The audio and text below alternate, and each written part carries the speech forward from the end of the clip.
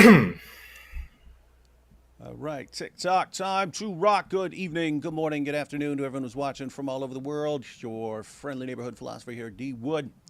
And with me now, got a Muslim that I um, was interacting with a little bit on Twitter. And then I forget if someone, I think someone suggest. Whoa. Yo, Yassine, do you remember if it was it someone else who said, why don't you guys just discuss it? Or is it one of us or something? No. I made the call to have a discussion. It was a little deep into our back and forth on Twitter. Me and you were having a back and forth, and somebody asked if I would have a debate with IP, and I told him that I don't think I would be knowledgeable enough or learned enough to have a debate with him. And I you came in and you said you would never have a debate with anybody, and I said we could have a discussion. We could get things going maybe that way. So yeah. Yeah. Well, I was thinking on this particular issue just because I've only seen a couple Muslims ever who were willing to debate what kind of what we were going back and forth on for a while, and so I was just thinking very slim chance that that's going to be up for debate. But then you said discussion, which is I don't know, it kind of depends, but lots of times I just prefer discussions to debates, but I also like debates too. So it's yeah, so it's Yeah. a weird situation. Now, your name is Yassine, but in the tweets we're going to look at, you've got your screen name there, and people in the chat are saying a Chinese Muslim. So what's is there a background? You don't have to share anything you don't want to, but is there a background to the screen name or? Yeah, no. So I'm half Chinese. I'm half Mediterranean. I was born into a Muslim family. Zhang Yang is just kind of my Chinese name, but I go by Yasin. That's Oh, my okay, that's my name.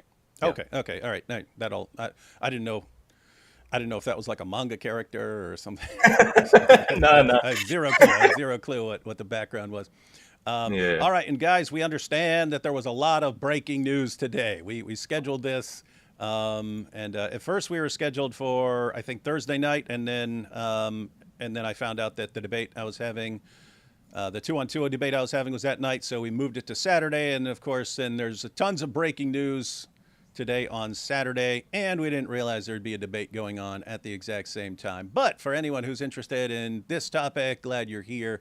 And Yassine, anything you want to give us any additional background on anything or share any thoughts before we um, sort of recap some of the Twitter back and forth, and then we can get into some things. No. I think they've understood everything.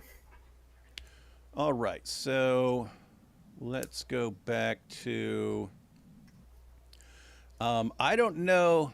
It was interesting. It was the that particular day. I don't know who started it, but someone took a reply to a Muslim, and then it like went viral because I started getting like thousands of messages about that. So someone apparently with like a big following shared that, and then everyone started sharing it. But we'll actually we'll go through. Yeah, I'll go where I saw your comment, and then I'll I'll kind of go back to what that comment was in context, and then a little bit of our back and forth, and then we can talk about stuff. But Yeah, for also sure. also yeah, also feel free to jump in anytime. I'm just going to be pulling up these tweets right here.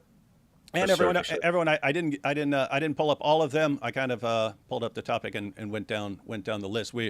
There's more than this, and we'll be discussing things. And yeah, so the point is, I don't have all the tweets here. I grabbed sort of the main one to kind of set the stage for what we're talking about. But so in response to my comment where it's kind of cut off there. Sure, I had sex with a 13-year-old girl when I was an 18-year-old atheist out on bod. You agree that this should be called rape. And so you shared that and said, quote, tweeted that and said, admitting to be a pedophile predator to own Muslims is mind blowing. And that lots of people, there were, A lot of people like that tweet. Yeah. oh yeah, and lots of people were saying similar things that day. So, Yeah. For sure. and so we'll go into that thread, that back and forth that was that led to my comment there. That led to my comment, my ex post. So we'll go back. So this was on my post. This is from last year, November 26, 2025. I don't even remember what was said in this short that someone shared, but I said the only way to defend Muhammad is to make things up.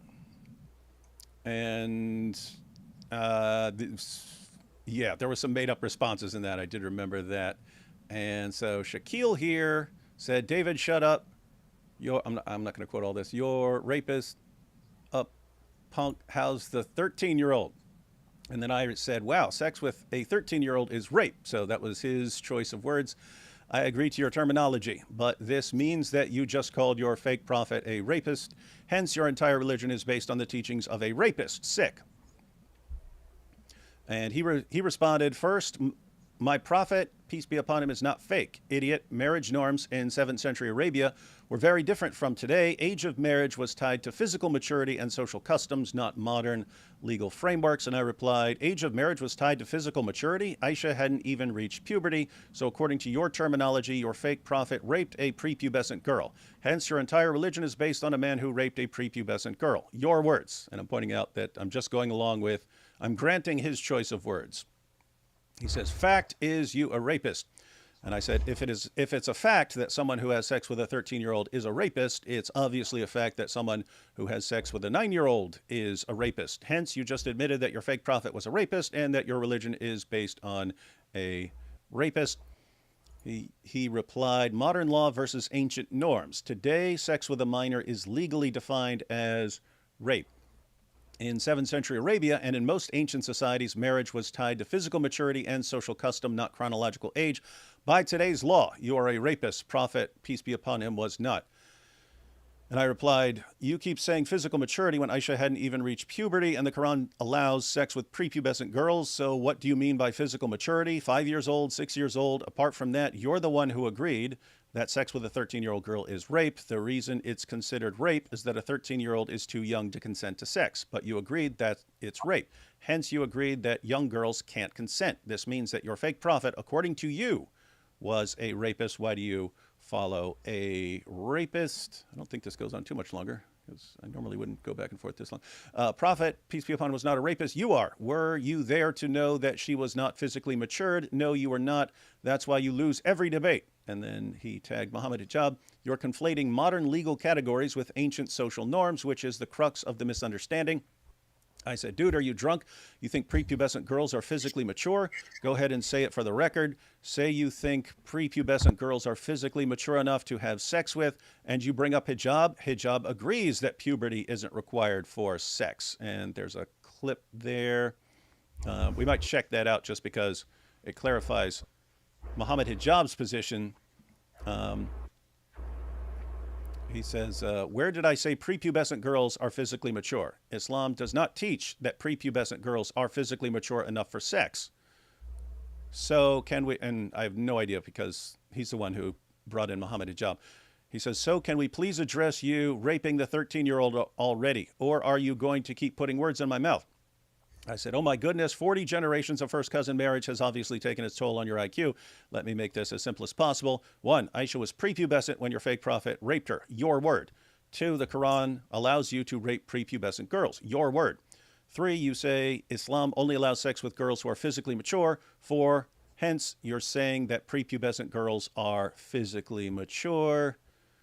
And okay, this is the end. He says, now can we please address you raping a 3-year-old? And I said, sure, I had sex with a 13-year-old girl when I was an 18-year-old atheist out on bond. You agree that this should be called rape. Your fake prophet had sex with a prepubescent 9-year-old girl when he was a 54-year-old fake prophet. Obviously, he is guilty of rape. You worship a rapist. So I'm repeatedly saying I'm just going with his terminology and so on. But this comment by me is the one that went super viral. Yeah, it went super viral. And then, so that brings us back to this. Admitting to be a pedophile predator to own Muslims is mind-blowing. So, yep, yeah. Anything you want to say about any of this so far?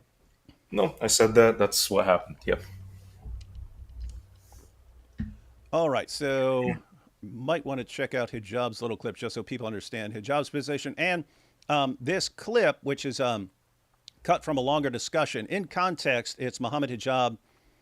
Muhammad Hijab's responding to Quran only Muslims, and he's pointing out that if you just go with the Quran, you get a certain idea. But if you go outside of the Quran to other things Muhammad said, you get a bit of a different perspective. But he does comment on 65.4, which is what the clip I shared with that guy.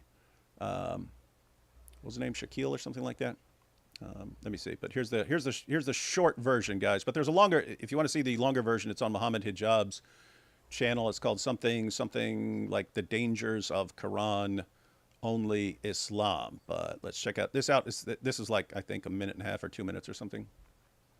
If you look just at the Quran, you will get the indication that you can have sexual intercourse with a 5-year-old. The reason why it's haram to have sexual intercourse with a 5-year-old is not found in the Quran at all.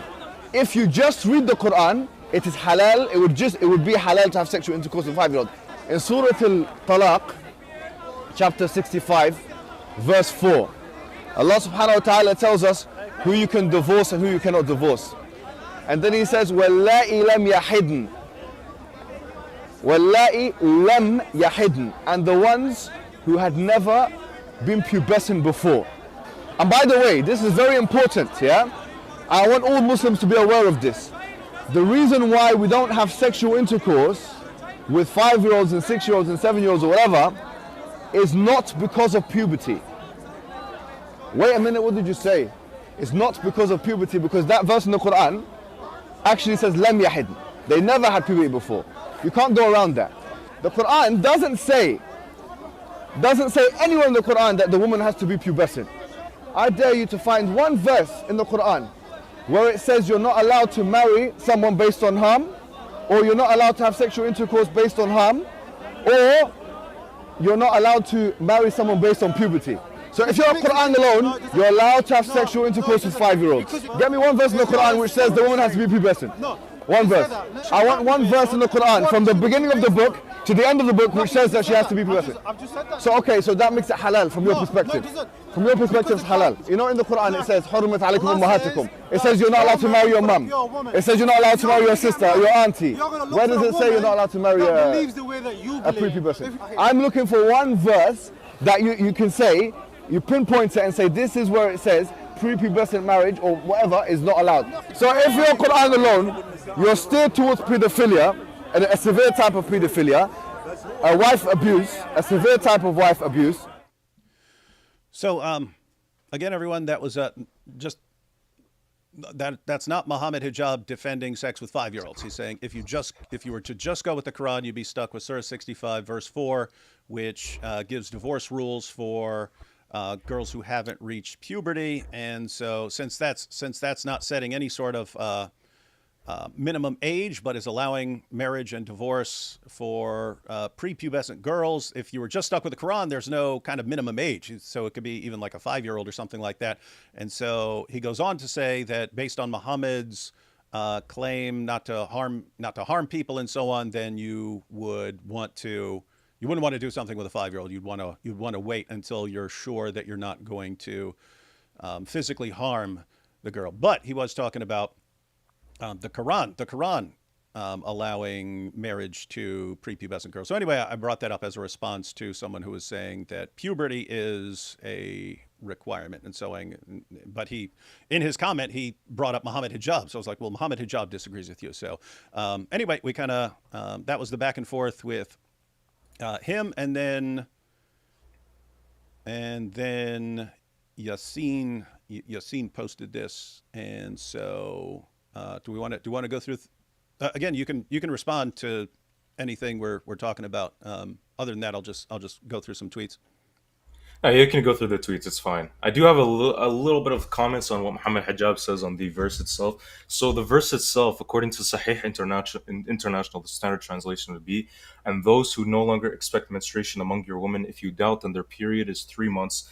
And also for those who have not menstruated, and for those who are pregnant, their term is until they give birth. So the verse here isn't any kind of permission or command to marry or have sex with prepubescents at all. So what it actually does in this verse is instead it regulates the iddah, which is the waiting period after divorce or widowhood, to confirm a non-pregnancy. So it's for three categories of women. So the first category is those past menopause, which is where the who no longer expect menstruation from. Two, those who have not menstruated, which is where lem yahidna comes from. And three, pregnant women. So the iddah itself, it basically kind of ensures clarity on paternity and protects the rights. It doesn't. It's a safeguard for the existing social practice in the 7th century and in Arabia, and it's not any kind of endorsement or kind of divine ideal for sex with prepubescent girls, right? So when we're talking about the verse itself, where it says those who have not menstruated, so what does that mean? So if we read the tafsir by Ibn Kathir and Al-Jalailin and At-Tabari, uh, it includes adult women with amenorrhea, so no periods due to illness or breastfeeding or malnutrition or other kind of medical reasons, and which was very common in pre-modern societies, right? So Ibn Kathir, specifically in his tafsir, Ibn Kathir, he says the same for the young, those who have not reached the years of menstruation. Their iddah is 3 months, like those in menopause.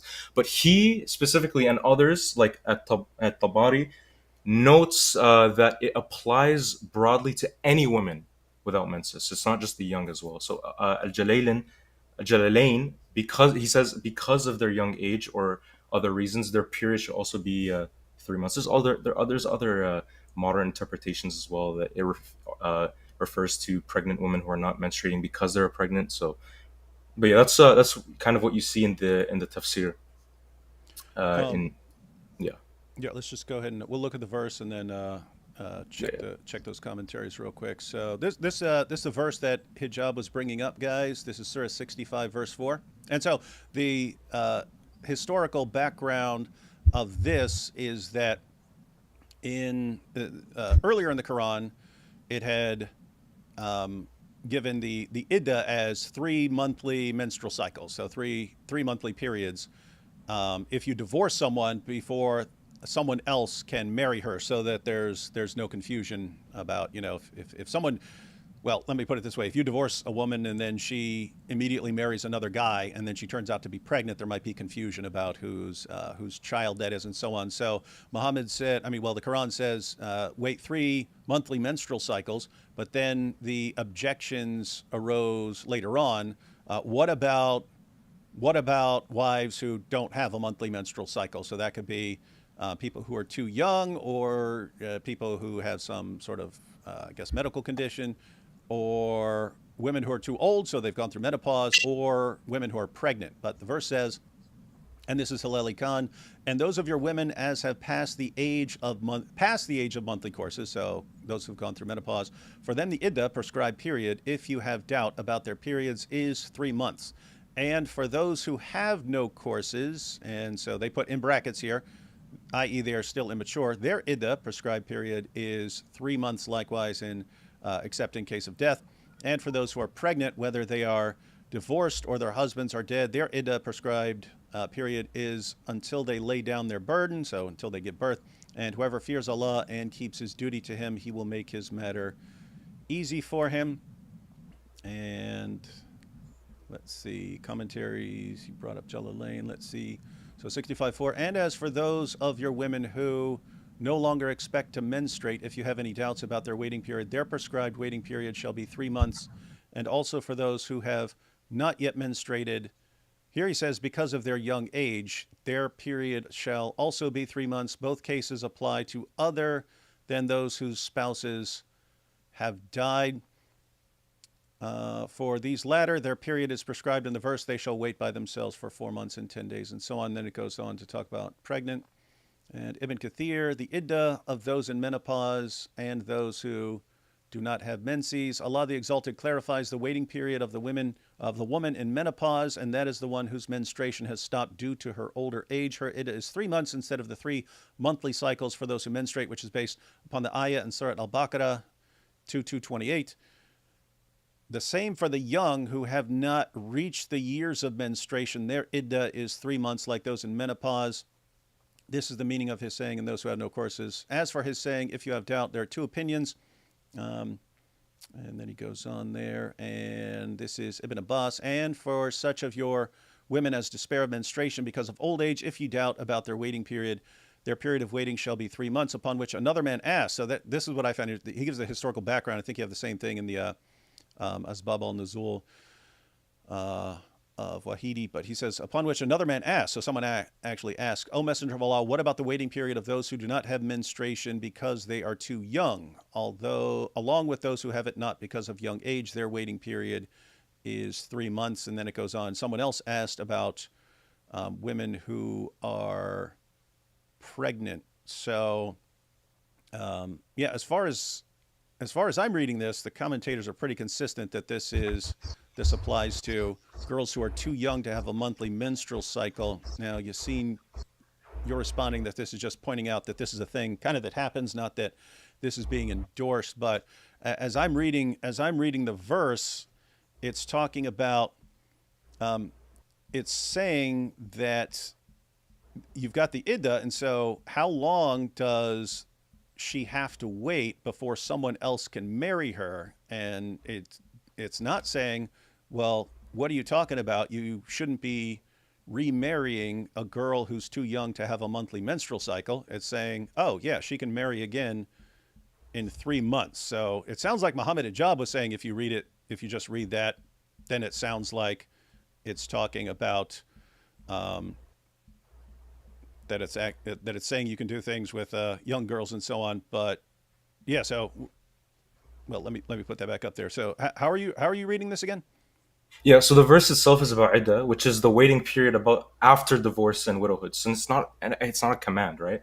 So when we read 65:4, it regulates the iddah for women who do not menstruate regularly. So the postmenopausal woman, which is 3 months. Those who have not menstruated, again, lem yahidna, also 3 months to confirm that there's no pregnancy, and pregnant women until the delivery. It does not mean that the Quran permits or encourages sexual intercourse with prepubescent girls, right? So the verse itself regulates an already existing practice because pre-Islamic Arabia had child betrothals and early marriages. So what it does here is it's providing legal protection, for example, paternity clarity or rights of any potential child. It does not necessarily command or idealize marrying or consummating with young girls. So let's look at similar verses. We have chapter 4, verse 92, and chapter 24, verse 33, or the verse about polygamy in chapter 4, verse 3. So we have the verses about slavery, the ones I mentioned. It regulates them, but it doesn't command them as ideals that you should fulfill eternally. It's just kind of there as a reform in a 7th century context. So there's no verse that says you can marry prepubescent girls. It doesn't set an age floor. It doesn't do any of that. The tafsir themselves, you're 100% right when you quote the tafsir, but the tafsir themselves note the possibility. It doesn't have, the Quran itself doesn't have a say on a minimum age, right? So let's go to chapter 4, verse 6 of the Quran. I already mentioned this to you, and you had something to say about it on Twitter. I Oh yeah, believe. You yeah. said, That actually, I think I screenshotted that, so I think that'll be coming up. But you can talk about it now if you want. yeah. So let me just pull up your tweet so I can see exactly what you said because I Oh, okay. do. So do you want to go? You want to go through the tweets? Yeah. I want to see what you said about 4:6 because you did have a comment on it that I did want to talk about as well. Yeah, I kind of yeah, I didn't label what the tweets were. I just kind of clicked a bunch of them, so we might have to Hmm. go through them. But I only screenshotted 5 or 6 from you and me, so we can just kind of go through these. We can go through these pretty quick. Yeah. So as far as 65:4, again, the idda is how long the girl has to wait before someone else can marry her. And so, if the Quran is saying that a girl before the age of puberty has to wait 3 months because she doesn't have you can't count out 3 monthly menstrual cycles because she doesn't have 3 monthly menstrual cycles, and it's saying she has to wait 3 months before someone else can marry her, it at least sounds like it's really allowing the next guy to marry her. So if you wanted to say like, well, maybe the first guy, he shouldn't have done it or something like that. But the Quran is saying, yeah, and if you divorce her, then she would have to wait 3 months before someone else can marry her. That sounds like it's saying, in other words, that verse could have gone completely differently. It could have been, what are you talking about? If someone has married a prepubescent girl and she gets divorced, she needs to wait until she grows up or something like that, or Yeah, until this she was goes through puberty. yeah, I believe this was talking about existing marriages. It's talking about the post-divorce procedure. It's not anything about premarital waiting time or permission to marry with or consummate with prepubescence, right? So the verse itself it assumes a prior marriage has already happened. Yeah, no, I agree with you that you could interpret the previous marriage like that. But I'm saying the idda is how long you have to wait before you can marry someone else. So that's why it's looking like it is saying you can marry a prepubescent girl. So it's someone divorces a prepubescent girl, how long does she have to wait before someone else can marry her? And the answer is 3 months. Do you see what I'm saying? Yeah, no, I totally see what you're saying. I understand, yeah. So you're right, it does set the iddah at 3 months. But the verse itself is saying if such a girl or woman is divorced or widowed, she has to observe a 3 month waiting period before she can remarry. But let me just give you a clarification. So Sure. the iddah of 3 months is prescribed after a marriage has already ended in divorce. So for the iddah rule to apply at all, the marriage must have been consummated because iddah exists to confirm there is no pregnancy from the previous husband. So Mm-hmm. therefore, the verse here presupposes that a consummated marriage with a prepubescent girl could have existed in that society. Otherwise, there would be no need to specify an iddah for her case of divorce. So it's not saying you must wait 3 months before marrying a prepubescent girl. It's saying if somebody already married and consummated with a prepubescent girl and then divorced her, she must wait 3 months before remarrying to rule out any kind of pregnancy. Okay. Um, all right, let's jump into our exchange here. So you said again, admitting to being a pedophile predator to own Muslims is mind blowing. And then again, guys, I didn't screenshot all these. I tried to get the main ones here for this topic. And I said, more like in a long live stream, I admitted to all kinds of evil things I did when I was 18 years old, out on bond between mental hospitals. One of the things I admitted was having sex with teenage girls. Muslims saw an opportunity to condemn me for my evil behavior, and this allowed me to show them that they should also condemn their prophet. And if you posting this helps people realize that Muhammad was a false prophet, I hope people will keep sharing. And I also replied down at the bottom there, let it be known that Zhang Yang has declared that any adult who has sex with a teenage girl is a pedophile and a predator. This means he would obviously agree that a 54-year-old man, Muhammad, having sex with a 9-year-old girl, Aisha, was a pedophile predator. And again, guys, there are more responses than this, but as far as why we ended up having agreeing to a discussion, average lifespan was lower. See the Cambridge Economic History of the Greco-Roman world. After surviving childhood, odds of greater than 35 or 50-50. Early marriage was seen as necessity defined by puberty. Quran 4:6. Okay, that's where 4:6 came in. Judging Yep. by modern norms is presentism. So at the time, it was moral. And I said, everyone, Zhang Yang just declared that a 54-year-old man having sex with a prepubescent 9-year-old girl can be perfectly moral as long as it was in a different century. So if you want to talk about 4:6 now, or talk about the presentism issue. Yeah, so 4-6 ties the marriageable age is tied to rushd, which is sound judgment or maturity, right? There's also verses in Surah Al-Baqarah, specifically specifically verse 231, and there's a verse in Surah Al-Nisa, specifically verse 19, where there has to be no harm in the marriage and they have to live with kindness as well, right? That those verses specifically are used by the scholars to derive that consummation before physical or mental readiness is impermissible to due to harm risk. You can agree with me that consummating a marriage with a girl who is uh, who cannot bear childbearing or sexual intercourse, or is not clearly incapable of marrying a man, you can agree with me that this would cause harm, obviously, right? Yeah, I believe that would cause harm. Yeah, so this is where the scholars, they derive that, okay, we can see that the Quran says that you need to have no harm in your marriage.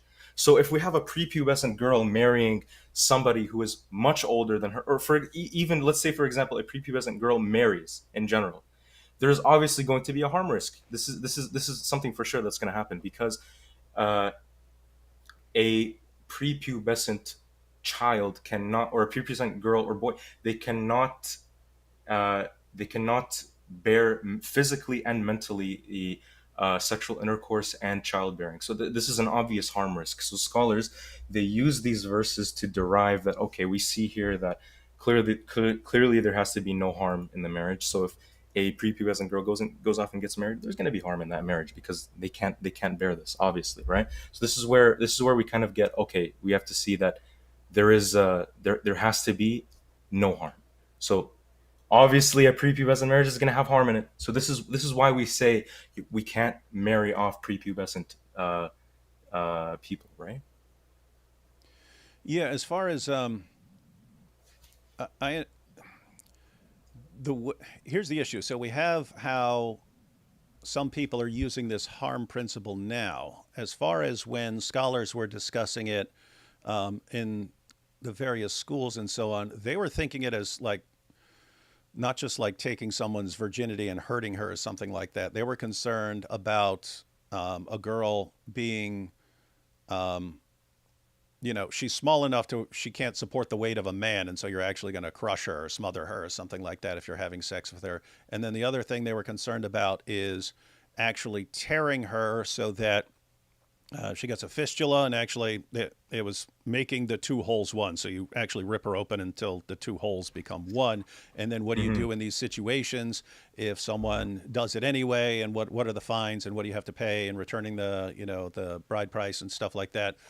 But they didn't seem to think of it in just like, because anytime you're taking someone's virginity or something, you're technically doing something to her. Um, so as far as I read the passages, it sounds like they were waiting until you're not going to do some sort of permanent damage to the Yeah, I girl. know, I So know so what you mean. Yeah, because you mentioned this in one of the tweets as well. You brought up how the scholars are concerned about two holes becoming one. Yeah, I remember this. I remember that you mentioned this in a tweet. Um, as far as I am concerned, hold on. I need oh to. hey You, well you can hey you can hey keep going. I don't I hey don't hey have a, I don't have a, I don't have a response at the moment, but you can keep going. okay yeah hey Yassine, Issa Issa, I did not invite him, but Issa just called in. Do you know Issa? Who's Issa? Issa Kabeer. He's a Sufi Muslim, but he kind of gets along with everybody. He just called in. Are you okay if he comes in? I don't know if he wants to say something, but Yeah, keep you keep can. You keep can. in mind he's super friendly. He gets I've never seen anyone not like Issa, but um, Sure, you can put him in. You can put him in. let's bring Issa on. Just let's see. Issa, why do you just invite yourself into everything, even when other people are having a perfectly nice conversation? And where are you Oh, in the I was just dark? saying hi. Oh, okay. No, no, I was just kidding. I'm just kidding, Sorry. Issa. I, You're I, you're you're always welcome here. I appreciate you. I thought you so too. Is your handle Hikmah Hunter? I just wanted to make sure. I didn't know if that was you. You talking to me? Yeah. Why would you be asking Am if I- my handle is Hikmah Hunter? What? Oh, because I saw it on YouTube. I saw someone with the handle. I wasn't sure if that was you. Do you mean me? Yeah. If you're asking if I'm Hikmah Hunter? Yes. Why would I be Hikmah Hunter? On what? Oh, I didn't know. I thought that was like your YouTube handle, like when you were on the stream. No big deal. All good. I was just curious if that was you. I Cool. have zero clue what you're talking about. On what? On some.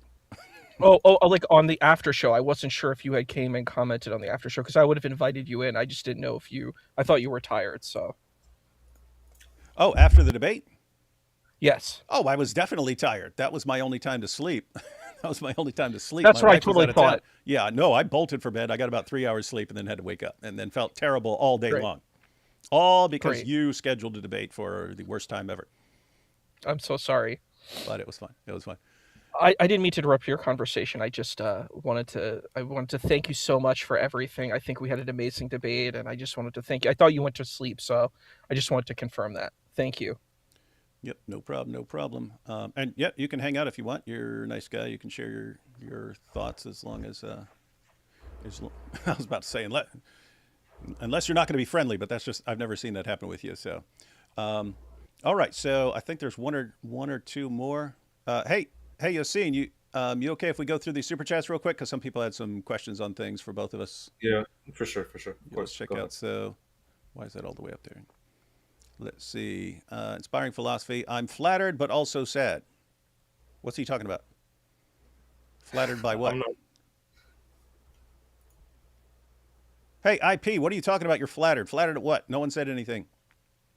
We'll find out later. Yo, David, this stream's vid description is unfinished. It is?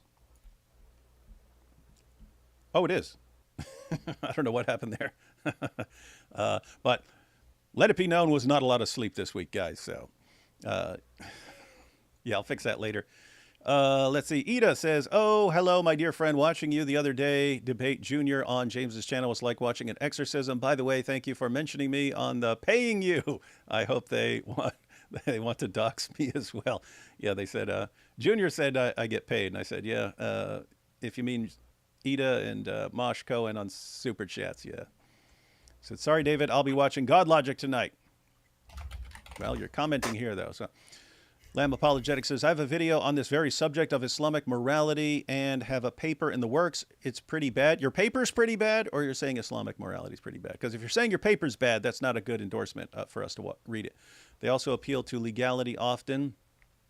Yeah, that's one of the things I want to talk about, because it is kind of an issue where it's true, and it's true that you can't just always judge the past, people in the past, by our rules in the present. We know things that people in the past didn't know. And so you can't just say, we condemn them for not knowing this thing, or for not following this rule that was invented later, or so things like that.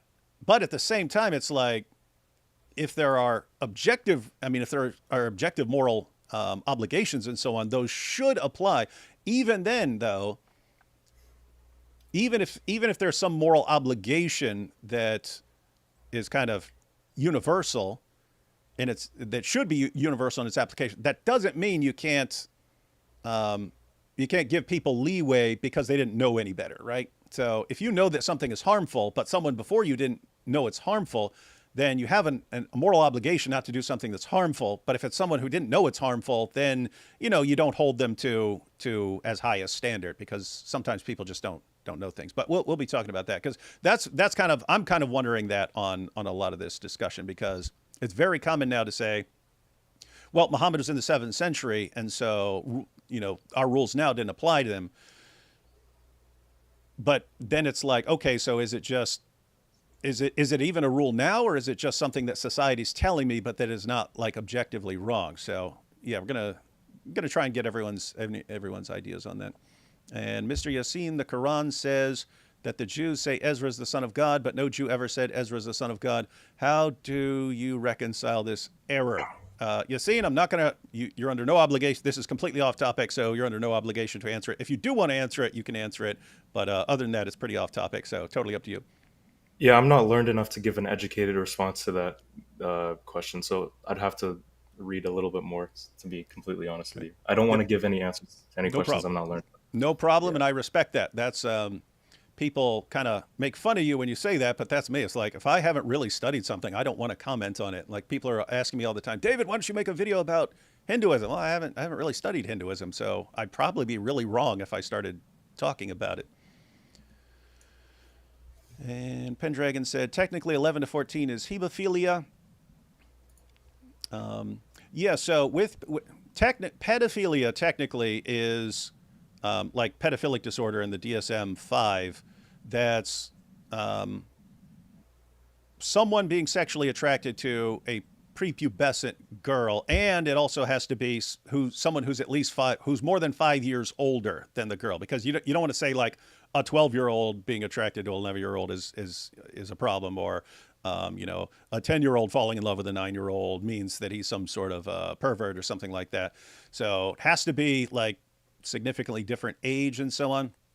But yeah, but then there's like the colloquial use where we say, hey, if someone's an adult and he is attracted to, even if it's not a prepubescent girl, if it's too young, more colloquially people say like pedo and stuff like that. So let's see. Norms of society change, but objective morals don't. Yeah. So the question is like, what's the connection? How do they overlap and so on? Lol, gotta love the gymnastics. They hate the book. I'm not sure what you're pointing to there. Tafsir, agree with David, and there's other chapters that claim you have to have consummated the marriage to get a waiting period for the next one. Yeah, so just to be clear, Yassine was pointing out that the Quran doesn't need to be affirming that the first marriage, which was obviously consummated, was good or right. And so the question is, where does the next marriage come in? But anyway, we can talk more about that in a bit.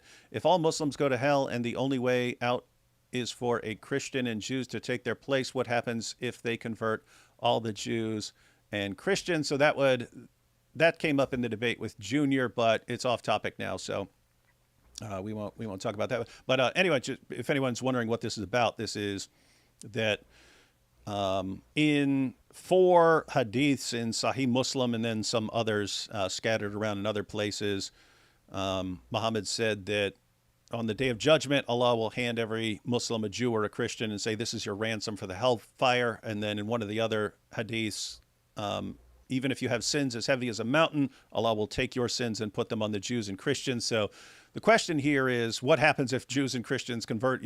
What would happen if Allah ran out of Jews and Christians, basically? And yeah, I don't know. It kind of we'll worry about that when we're addressing that topic specifically sometime.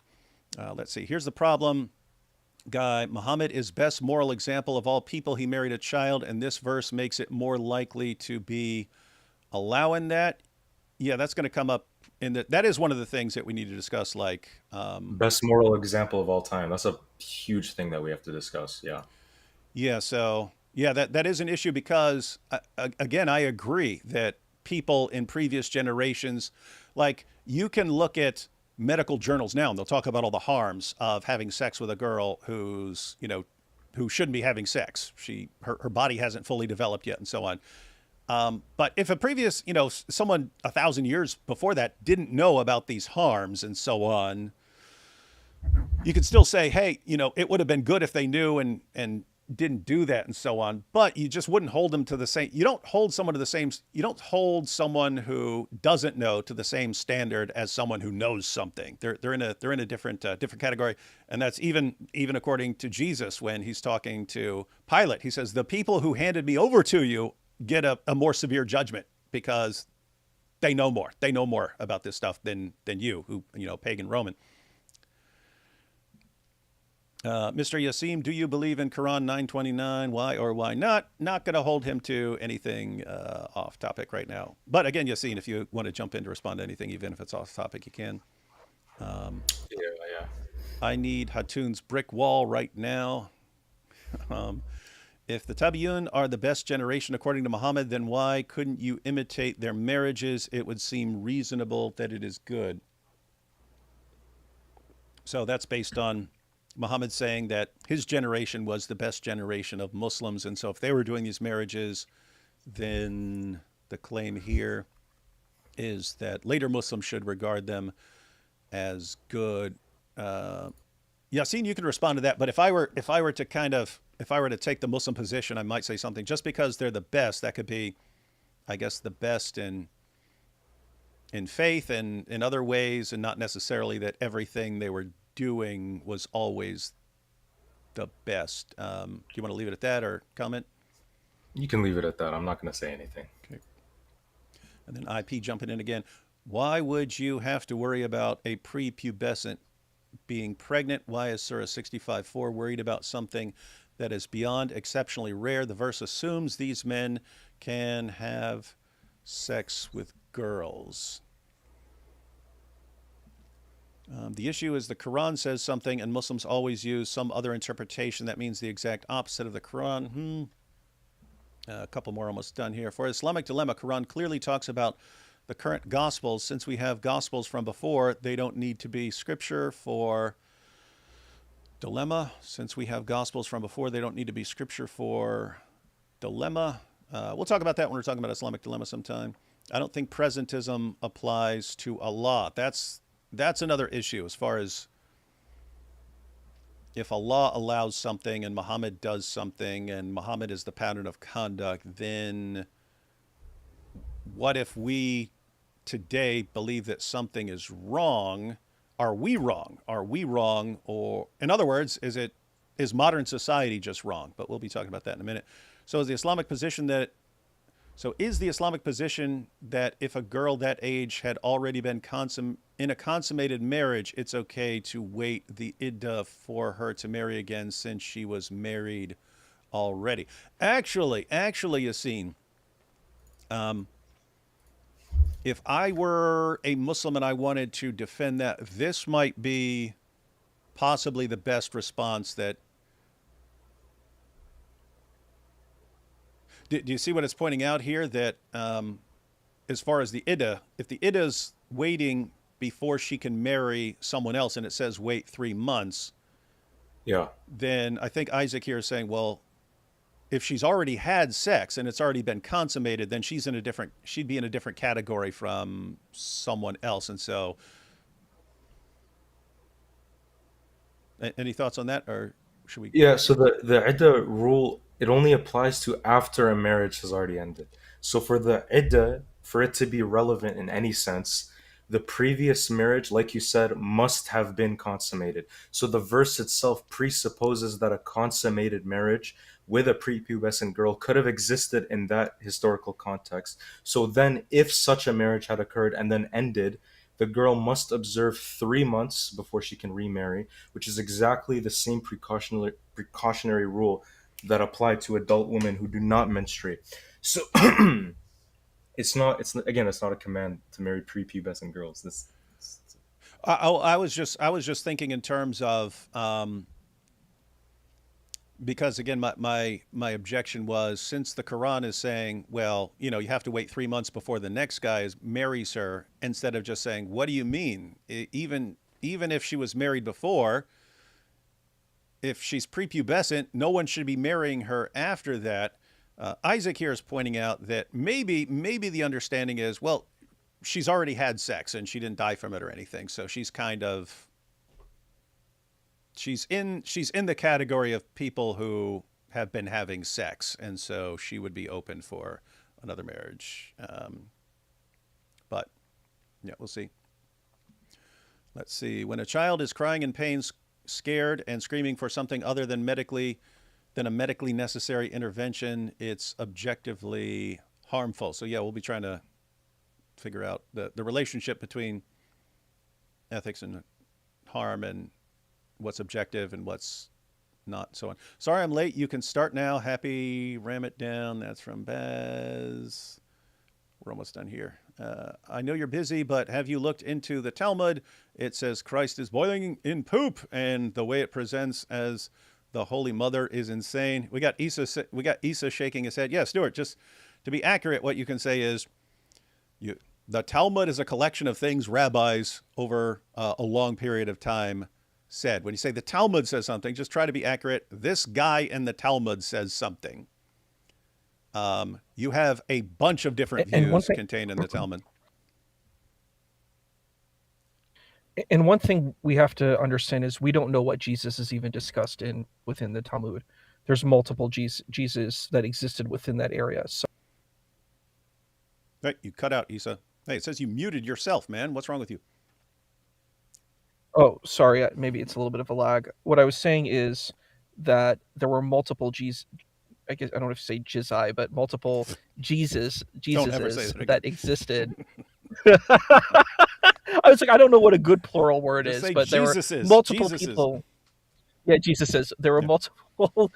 There were multiple people who were called Jesus within that region. So the person who's making that claim, would have to prove that that's Jesus of Nazareth of the gospel. I've never met someone who can make that claim. This is a part of anti-Semitic attacks against the Talmud. The Talmud is, like you said, it's a large collection of stuff, and there's a lot of legalistic stuff. A lot of people have never actually read the Talmud. A lot of it is very, very legalistic, talking about, like, if you have a talis or a talit, a prayer shawl, and it's out in the wilderness, who gets to have possession of it. That's the kind of stuff that you see there. So when you see this mentioning of a person called Jesus, we don't really know who it's referring to. You have that name, but the Jesus that I've seen in the Sanhedrin is not equal to that of the gospel. They're different people. They're significantly different. Like, the Jesus who you see in the Talmud is executed by the Sanhedrin, which is the Jewish court. So this is just something they should look deeper into this instead of making these kind of claims. Yeah, guys, and I've been saying that there's all sorts of messed up stuff in the Talmud.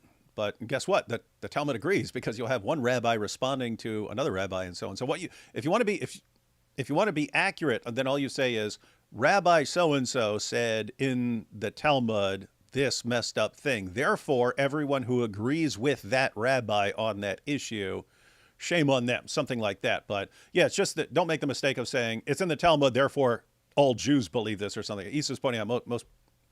That's my experience. Most Jews I talk to don't know much about what's in the Talmud, if anything. So anyway, I pointed out this would be like if you compiled everything that every Christian scholar has said on for the entire history of Christianity. You combined it into this big giant multi-volume set, and then you pointed to something in there. Could you point to something in there and say this applies to all Christians or something? No. I mean, you had Christians who were like, wipe out the Jews and stuff like that. I don't want to be saddled with that and so on, just because someone said it. So anyway, just to be fair, if that were the situation in Christianity and you had a collection of everything every Christian scholar has ever said, then if you wanted to criticize it accurately, you'd say, look, this Christian scholar said this messed up thing, therefore everyone who follows him and agrees with him on that topic believes this messed up thing. So I think that's fair. What's this guy's meta-ethical view? Is he a realist? Now that's an interesting question. So I would assume if you're a Muslim, you have to be a moral realist. So a moral realist for everyone is what? That's just someone who believes there are actual moral facts, because there are people who don't believe there are moral facts. Like when I was an atheist, I did not believe there were any moral facts. I believed it was all a bunch of idiotic nonsense made up by society and made up by people who were inferior to me, and therefore I did not have to follow anything that they said. Yeah, and that's so funny, because Christians and Muslims will go back and forth about their faith, but as soon as an atheist comes into the chat, it's like it's 2 against 1. They team up, and that's it. Like, what are you talking about subjective morality? Why are we even bringing this up? It's like, this is at least something that they can agree about. Like, I agree. There's objectively things that are morally wrong. Like murder is obviously morally wrong, right? Objectively. Mm-hmm. And then an atheist would argue, well, actually, in some societies, it's okay to murder people. So that's a subjective view, right? So I completely disagree with subjective morality, and I actually find it really funny that that's actually one thing that Christians and Muslims will actually team up on when they're debating in general. And if the Quran was divine truth, Muhammad would have known better, because Allah knows all the science and facts of the situation. Therefore, it wouldn't matter in the least what century it was or what the populace understood. So there it's that's pointing out that, like, even if what I'm saying is correct, that if someone doesn't know that something is bad or harmful, and if someone grows up in a society where something is just normal, like even if it's something that you think they should recognize that it's bad, don't underestimate the power of just like being raised in an environment where something is perfectly acceptable and everyone's doing it on, like, that has an effect on you. It's like everyone you know and respect in society, all the people you look up to, they're all doing this thing. So you grow up thinking that's perfectly fine, and therefore you'd want to take that into account if you're condemning someone from the past. But there is this extra issue that Allah is not in that category of someone who's in a state of ignorance. Allah would know, and Muhammad kind of having Allah's stamp of approval kind of sounds like he should be held to a high standard. But we can discuss that here in a bit. We got two more: Pakistan, Afghanistan, etc., celebrating Ramadan in the traditional manner. Yeah, I haven't been following what's going on there. I know, like, what, Afghanistan launched an attack or something. They've been fighting. Yeah, well, I'm sure we'll have some live streams about that once we figure out what's going on. That's a fair argument. I have little knowledge, so I'm speaking a little out of ignorance. My apologies. Oh, this is the guy who brought up the the Talmud. And one more. Lamb Apologetics said, if you're a realist, then how can objective claims by Allah entail immoral actions such as 65.4? Are Allah having contradictory moral claims? Now, I disagree with how Yassine is interpreting 65.4, but as far as how he understands it, Yassine, you don't think it's saying that, hey, it's perfectly fine to have sex with a prepubescent girl, right? No, I don't think it says that at all. Okay. So, and all right, so just the last couple back and forth. Let's see. We already read that one. Okay, so this was me responding to 4.6. I said, first, 4.6 is about giving orphans their inheritance. 65.4 is about marrying, having sex with, and divorcing prepubescent girls, so lie somewhere else. Second, what does average lifespan... Hang on, let me go back to your comment just so people know what I'm responding to. So average lifespan was lower. See Cambridge Economic History of the Greco-Roman World After Surviving Childhood. Odds of living past 35 were 50-50. Early marriage was seen as necessity defined by puberty. Surah 4, verse 6. Judging by modern norms is presentism. So at the time, it was moral. And then I responded, 4.6 is about giving orphans their inheritance. 65.4 is about marrying, having sex with, and divorcing prepubescent girls, so lie somewhere else. Second, what does average lifespan have to do with a 54-year-old man having sex with a prepubescent 9-year-old girl? Are you seriously pretending that he left her as a childless widow for the rest of her life because of average lifespans? Dude, you're exposing yourself like it's a sport. And now you're complaining about presentism. This means you think right and wrong are determined by which century someone lives in. So there's nothing inherently wrong with a 54-year-old man having sex with a prepubescent girl. It's just wrong based on the century. Yeah, guys, just so you know, this was kind of in the heat of the moment here. So, as far as saying lie somewhere else. And then we were like, hey, why don't we have a discussion about this? And so we're nice, being nicer now. And then the final one was yours. You said 65.4 addresses waiting periods, not endorsing child marriage. Presentism means judging the past by today's standards, not denying objective ethics. You're also projecting modern labels onto 7th century Arabia. Those 8 years in uni really didn't do much for you, huh? That was a little bit in the heat of the moment as well, yeah. Yeah, just so you know, I'm totally fine with all that. If you can. Yeah, Totally it's all fine with banter. it. It's all banter. Yeah. I did see a comment that I did find interesting, right? Somebody said, as an atheist, I would say I don't need a book or a commandment to know that murder is bad. I want to give up an example, okay? So, uh, let's say, okay. So to an atheist, harm is a subjective concept completely. So what you think is good could be different to another person's view of what good is. So how do you define what good is? And most people follow up with, well, just do to others what you would want done to yourself, or the idea that you can do anything so long as you don't harm anyone. And to both of these things, what if I want somebody to punch me? Can I go around punching people? And then what is harm? We've essentially just circled back, as this is also a subjective concept as well that differs from person to person. And some people may say, well, follow the law where you live. But again, laws differ from country to country and they can be flawed. So again, most importantly, they're also constantly changing. So let's give you an example. So suppose that I'm a member of the Italian mafia. I have people who work for me that kill people and deal drugs and buy and bribe the police. And I'm so rich that no one can oppose me and that the law is in my pocket and I'm able to feed my family, provide jobs to everyone that works for me so that they can feed their families, and now I believe I'm a good person. Why should I change? You might think that, oh, I'm not a good person. I kill people, I'll do this, but I think I'm a good person. That's your opinion. I provide jobs and food for more people than you do. And so, as you can see with this example, the idea of being a good person is completely subjective here.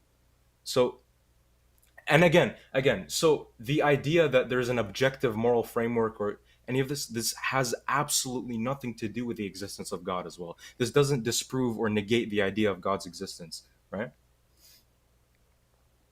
Yeah, and for I didn't see the comment, but yeah, that's very common for atheists and to say things like, "I don't need God telling me something is wrong to know that it's wrong." But yeah, again, if you're, I'm thinking of my perspective at when I was an atheist. I would have thought to myself, "You're just told all your." Let me put it differently. There's actually a parallel I see between rejecting the existence of God and rejecting objective moral values. So, if you look at what lots of atheists don't flip out. We get along here. We all get along here. We have fun here. Um, but there is an issue here. So, when atheists reject the existence of God, it's normally along the lines of, I don't see any reason to believe in God. I've never seen God. I don't see any good evidence to believe that God exists. So I'm not going to believe that God exists until I see some compelling reason to believe in God. That's sort of a very common um, atheist explanation of why they lack belief in God. But then Yeah, they don't apply that same reasoning to like objective moral values. I did. I applied the exact same reasoning. What this rule that I'm supposed to follow. Where did I get that from?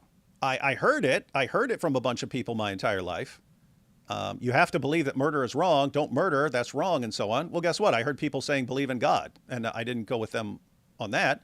And think about the same reasoning. I don't see any compelling reason to believe that God exists, so I won't believe in him. Okay, I don't see any compelling reason to believe that certain things are really right or really wrong. I'm looking at from an atheistic perspective, what would make a moral claim true? You can't say it's just biological. You can't say, well, we're just, biologically we're wired to think that certain things are right and wrong. That doesn't make it objective. I mean, lions are biologically wired that if a lion moves into a new tribe, it will kill all the other offspring. It will kill all the offspring from the previous leaders of the tribe, and then to make room for its own offspring. You don't say that's right because it's wired that way. I mean, there are organisms that reproduce mainly by rape. You don't say it's right. That's just what they're wired to do. So anyway, you can't say we're wired to think certain things, therefore they're objectively right or wrong. So you can't just say we're wired to think like that, and yet you may be biologically wired to think that that murder is wrong. So you're totally convinced murder is wrong. Well, guess what? That could just be the way you're wired, so that wouldn't make it right or wrong. Or more commonly, we just get a bunch of ideas from society. We're told all our lives that certain things are right and wrong. So the issue for me is if you're an atheist and you say, I don't need anyone's book or anyone's God to tell me that murder is wrong. Okay, what if you're sitting right beside an 18-year-old D. Wood who says, prove to me that murder is wrong?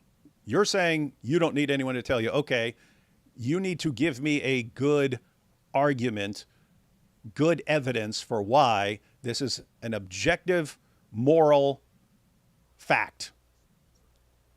Go.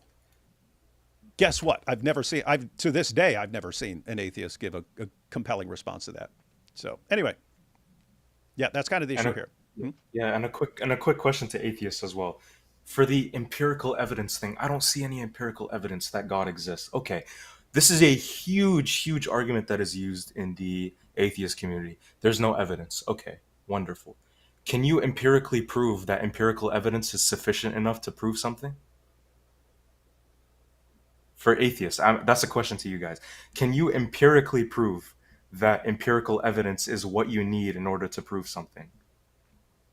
They're going to say no, or you can't answer that because it just doesn't work out like that, right? It's not something that you can necessarily answer. It's something that you can observe, something that you can see. It's not something that you can empirically prove.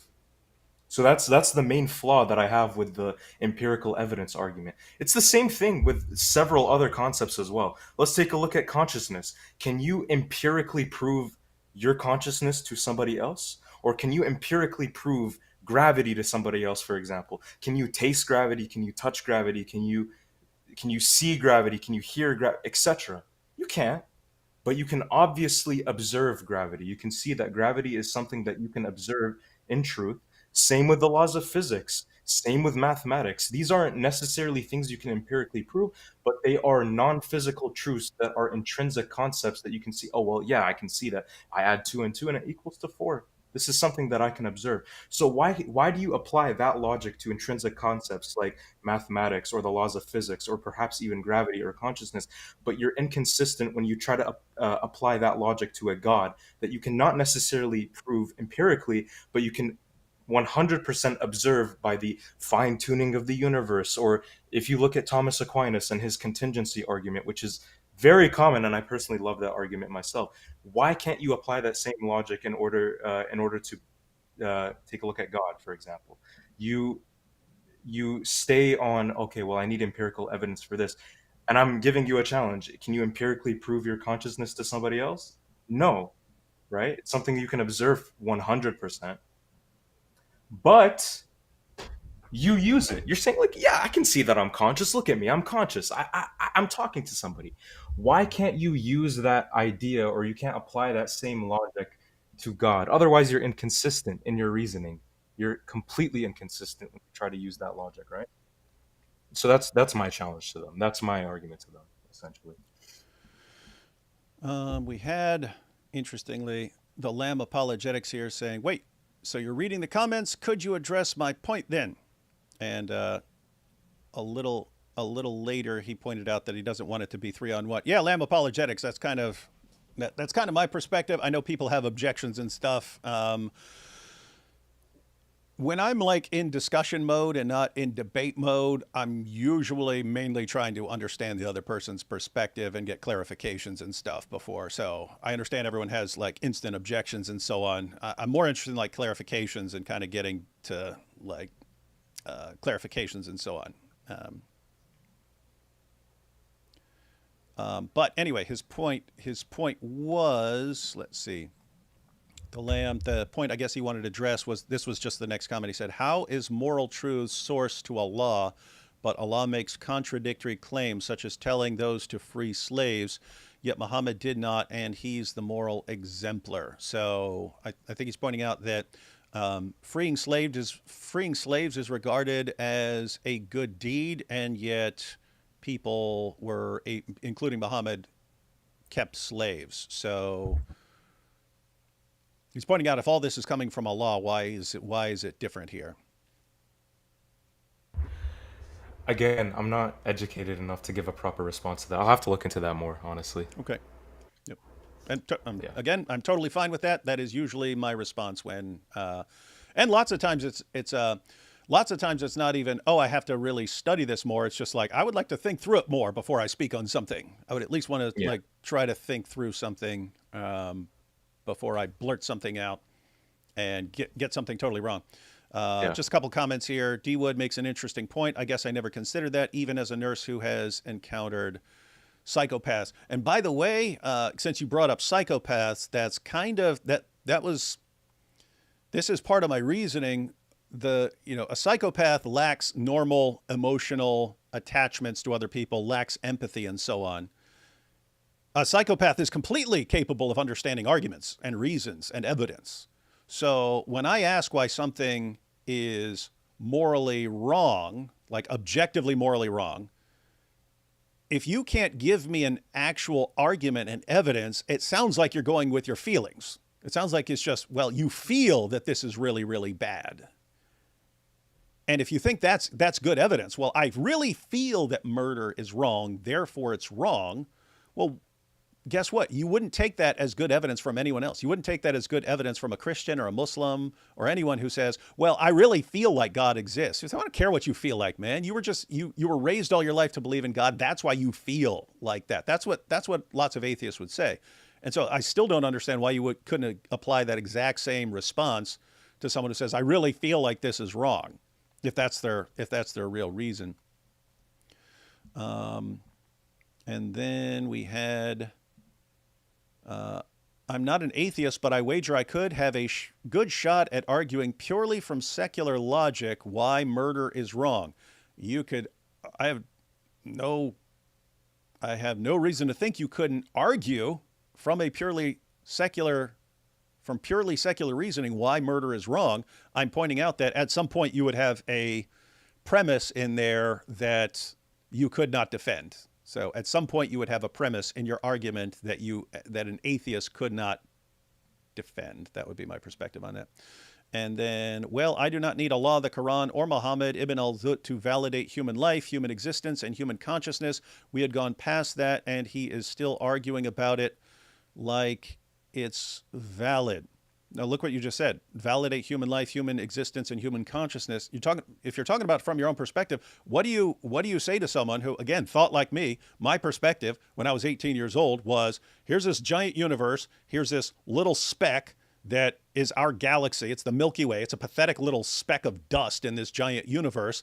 And in that little speck of dust, there's a way smaller speck of dust that's our sun. And going around that is this just completely insignificant little atom of a thing called our planet. And there are these little blobs of cells who've been wired in certain ways and are telling people that what they do is important and it really, really matters. What do you do with someone who looks at that and goes, what a joke? It's a joke to think that these little blobs of cells that are only there because their ancestors did a better job, banging and so on, that what they really do is super important and that their existence is so important. How is their existence more significant in the grand scheme of things than a bacterium?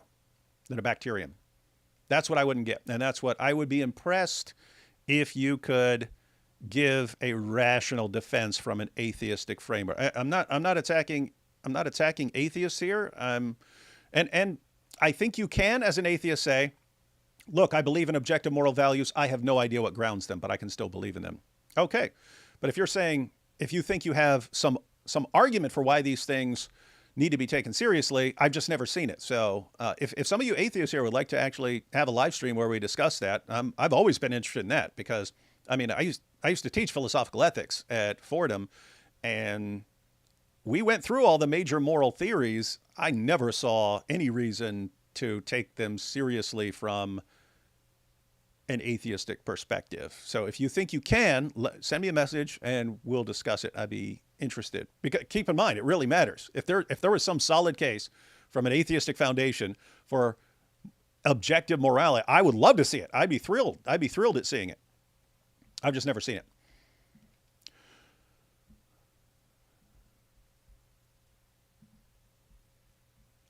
Let's see.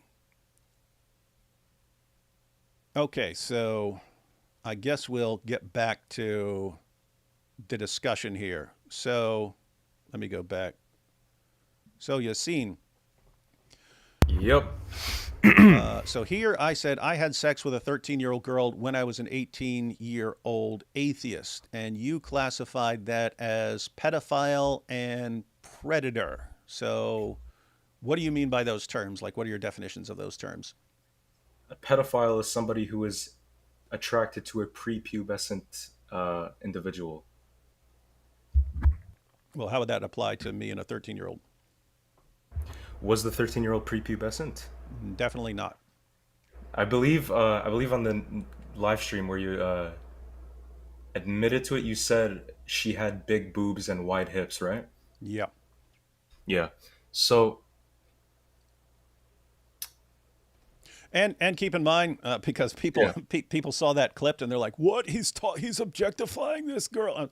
I said that specifically in response to a clip that we'd watched a while back from Muhammad Hijab, where he was saying, he was saying something along. He was defending it to Sneeko, I think, before Sneeko converted to Islam, but he was saying that if you have a teenage girl with big boobs and wide hips and so on, why would that be off limits rather than he's talking about problems with the law, and he's saying a 13-year-old with big boobs and wide hips versus, let's say, a 100-year-old woman who's very fragile. The law wouldn't say anything about whether a 100-year-old woman could get married, and yet it would be more dangerous for a 100-year-old woman than it would for a 13-year-old who had developed. And so anyway, guys, I was not under any circumstances defending sex with a 13-year-old as long as she has big boobs and wide hips and so on. The point of that was saying that she was not a prepubescent girl, and addressing Muhammad Hijab's claim and so on. But yes, but you said a pedophile would be someone who is attracted to prepubescent girls. So that would, as I mentioned, that would be the actual definition of the term. But so yeah, I said 13-year-old girl. So what definition are you using? Yeah, so pedophilia would have to be a person who is attracted to a prepubescent individual, yeah. Oh, so would you withdraw that then, since she wasn't prepubescent? I would honestly say this was something that was in the heat of the moment, but I will say it's still wrong. Why? So let's just bring in your main argument essentially. You say you had sex with a 13-year-old girl. Muhammad did it with a prepubescent 9-year-old girl as a prophet, right? So therefore, if you consider this 13-year-old girl as rape or pedophilia, etc., you would definitely have to consider this, your prophet doing this and that as pedophilia. I believe this is your main stance, your main argument, right? Yeah, and that's keep in mind. Regardless, I believe that adults should not be having sex with 13-year-old girls. But that as you get even younger, basically the younger you go, the more problematic it is. So all else held equal, a 12-year-old is, having sex with a 12-year-old is worse than having sex with, let's say, a 15-year-old. Having sex with a 6-year-old would be worse than having sex with a 12. You can say we say they're all wrong, right?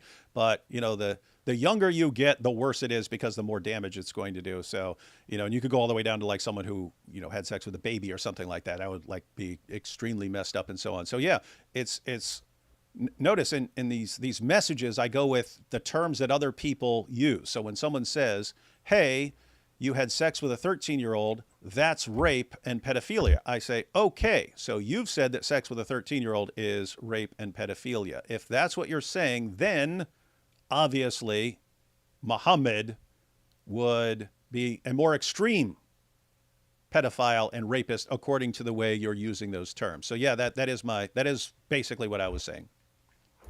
Yeah, I see. And also you pointing out this is heat of the moment. I totally get that. If I was reading, I get reading a comment and then making a quick response and so on. So Yeah.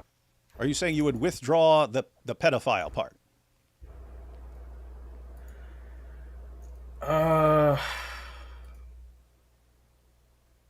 So you would say that she was definitely post-pubescent? She was absolutely, definitely, 100% post-pubescent. Okay, would you think she was mentally like, uh, how do I say this? Do you think she had sound capacity for sexual intercourse? Um, the only thing I would say about that is if a 13-year-old or a 14-year-old is trying to have sex with someone, I would think like, it's like a peer pressure thing. Like girls at that age are trying to be with older guys and stuff to like Yeah. impress their friends and stuff like that. And so I don't think that's like I don't think you're in your kind of in your right mind when you're thinking along those lines. That you've been just pressured by your friends and stuff to do things. But no, she wasn't like mentally. So she doesn't have any mental capacity to be having this sexual intercourse with you. You would say. I would say that 13-year-old girls should not be having sex, and that Yeah, I if think they're I think yeah we can agree on this. Yeah. yeah, and that if they're doing it, then their heads have been filled with some bad ideas, and the response of an adult should be, "Hey, you shouldn't be having sex, not to have sex with her." And you still say it's still wrong, right? Oh, absolutely. Yeah, Okay. and I did repeat it. I did repeatedly in the actual live stream where we were discussing all of this stuff. So yeah, there was no point where I was affirming that is acceptable. Yeah. So she's post-pubescent biologically because she reached thealarchy and menarche. Obviously, she had breast development, and I'm assuming she also had her period as well. So let's bring in mental competence. In this society, I don't think a 13-year-old lacks any rational autonomy and foresight for any kind of sexual intercourse, right? You would say did you say a 13-year-old doesn't lack She autonomy? lacks, she lacks, essentially what I'm saying, she lacks the mental capacity to be consenting to sexual activity. Well, I mean, there is a difference. Like some people would say, a 13-year-old can't consent. It's like, okay, tell me exactly what you mean, because I want to be clear. There is a difference between someone who consents and someone who is screaming and you tie her up and stuff like that. That there is a difference there. So, um, and in the state where this occurred, they don't have any definition of rape that is not forcible. It's in a different category. Sure. If you have sex with a teenage girl, it's called carnal knowledge of a girl between 13 and 15 or 13 and 16 or something like that. And then they have a more and it's like that carries like a year. So if you're an adult and you have sex with a 13 to 16, I think it's either 15 or 16, but at either 16 or 17, then it becomes she can legally consent. And then if it's 12 or younger, and I only found this out like after the live stream where I was saying things about what the penalties would be and stuff, and I was just wrong. People actually looked up the law and were like, no, it's not actually statutory. You don't. That's not the law in Virginia. It's carnal knowledge and so on. But yeah, so a 13-year-old can obviously say yes, and a 13-year-old can want to have sex and so on. The normal reason for saying that you don't take their consent seriously is they're still young. Their Not, brains are their brains are still they're not developing. exactly, they're not mentally mature enough to understand the consequences and psychological things that could be happening in the aftermath, like trauma or regret, etc. Right? So that's where I'm putting it. Right? I'm asking you, was she mentally mature enough to understand something like that? Right? Um, Yeah, so the idea is you just have basically have a rule. A 13-year old has not developed mentally, psychologically enough to be making those kinds of decisions, and therefore, even if she consents, you don't say, "Well, she consented, therefore it's fine." No, she consented, and her she's not psychologically developed enough to be making those kinds of decisions for herself. And so, I mean, it happened. Like my mom was 15 when she got pregnant with me. So I would say something similar there. She shouldn't have been. I mean, in a weird way, I'm glad she did because I'm here. Yeah, I would still say, yeah, teenage girls should not be having sex until they're more developed. Yeah. Okay. So, what would you define rape as philosophically and ethically? I mean, if I'm defining it, I would call it like forcing yourself on someone who does not want to have sex or something like that. When someone wants to say, well, if a girl can't consent, then you're technically doing it against consent because her consent doesn't count and so on. So when someone wants, when lawmakers want to call that statutory or something like that, Yeah, I don't, statutory. Yeah, that's below an arbitrary age cutoff. I personally like. I would define rape as sexual intercourse that is obtained through coercion, force, threat, deception, or incapacity to consent, where consent is absent or vitiated, and then that results in objective violation of bodily autonomy and dignity. And then there's also modern legal definitions. They include like you mentioned, statutory rape, which is age-based incapacity, and regardless of any actual consent that they provide. Like a 13-year-old saying, "Yes, I consent," but they're 13 years old, so the statutory law would say, "Well, she's 13 years old, she can't consent," right? So we have to distinguish uh, between the criterion here. So there's force and coercion based rape, which is violent assault, and there's also incapacity based rape, which is drugged, unconscious, severely mentally impaired, and there's also statutory. Statutory would be a legal construct, and it varies by society, by the era, and by jurisdiction as well. And in my personal opinion, it's not intrinsically evil if maturity markers such as biological puberty and mental competence and willing participation and guardian oversight are met, and there's absolutely no harm that occurs in general. And that's where things get interesting, because and that's why things are that's kind of the basis for not just my discussion with you, but like basically hundreds, maybe thousands of Muslims. As soon as the clip circulated, I had sex with a 13-year-old girl. Then when I was 18, then it was this guy's a rapist, he's a pedophile, but they're just laying these claims down. This is a pedophile. Yeah. And it's just, Yeah. okay, if that's your standard of a pedophile, or if they're saying that's rape, and okay, then you are saying that a 13-year-old cannot consent, and therefore it needs to be in the rape category. And my response in all of these, it would be one thing if it was an atheist saying it, or it's just some sort of generic theist saying it, or someone else saying it. But when a Muslim is saying it, hey, wait a minute, sex with a 13-year-old is pedophilia. Okay, what do you do with Muhammad? Or if you say a 13-year-old cannot consent, well, why do you think that a 9-year-old can consent? And so it seems really, I don't know. It seems like I'm just gonna tell you what it really seems like to me. It seems like when you criticize Muhammad, there's this natural inclination to defend it. And yet, if anyone outside of Islam, especially someone that people don't like, especially someone that Muslims don't like, does something, suddenly they just instantly know it's wrong.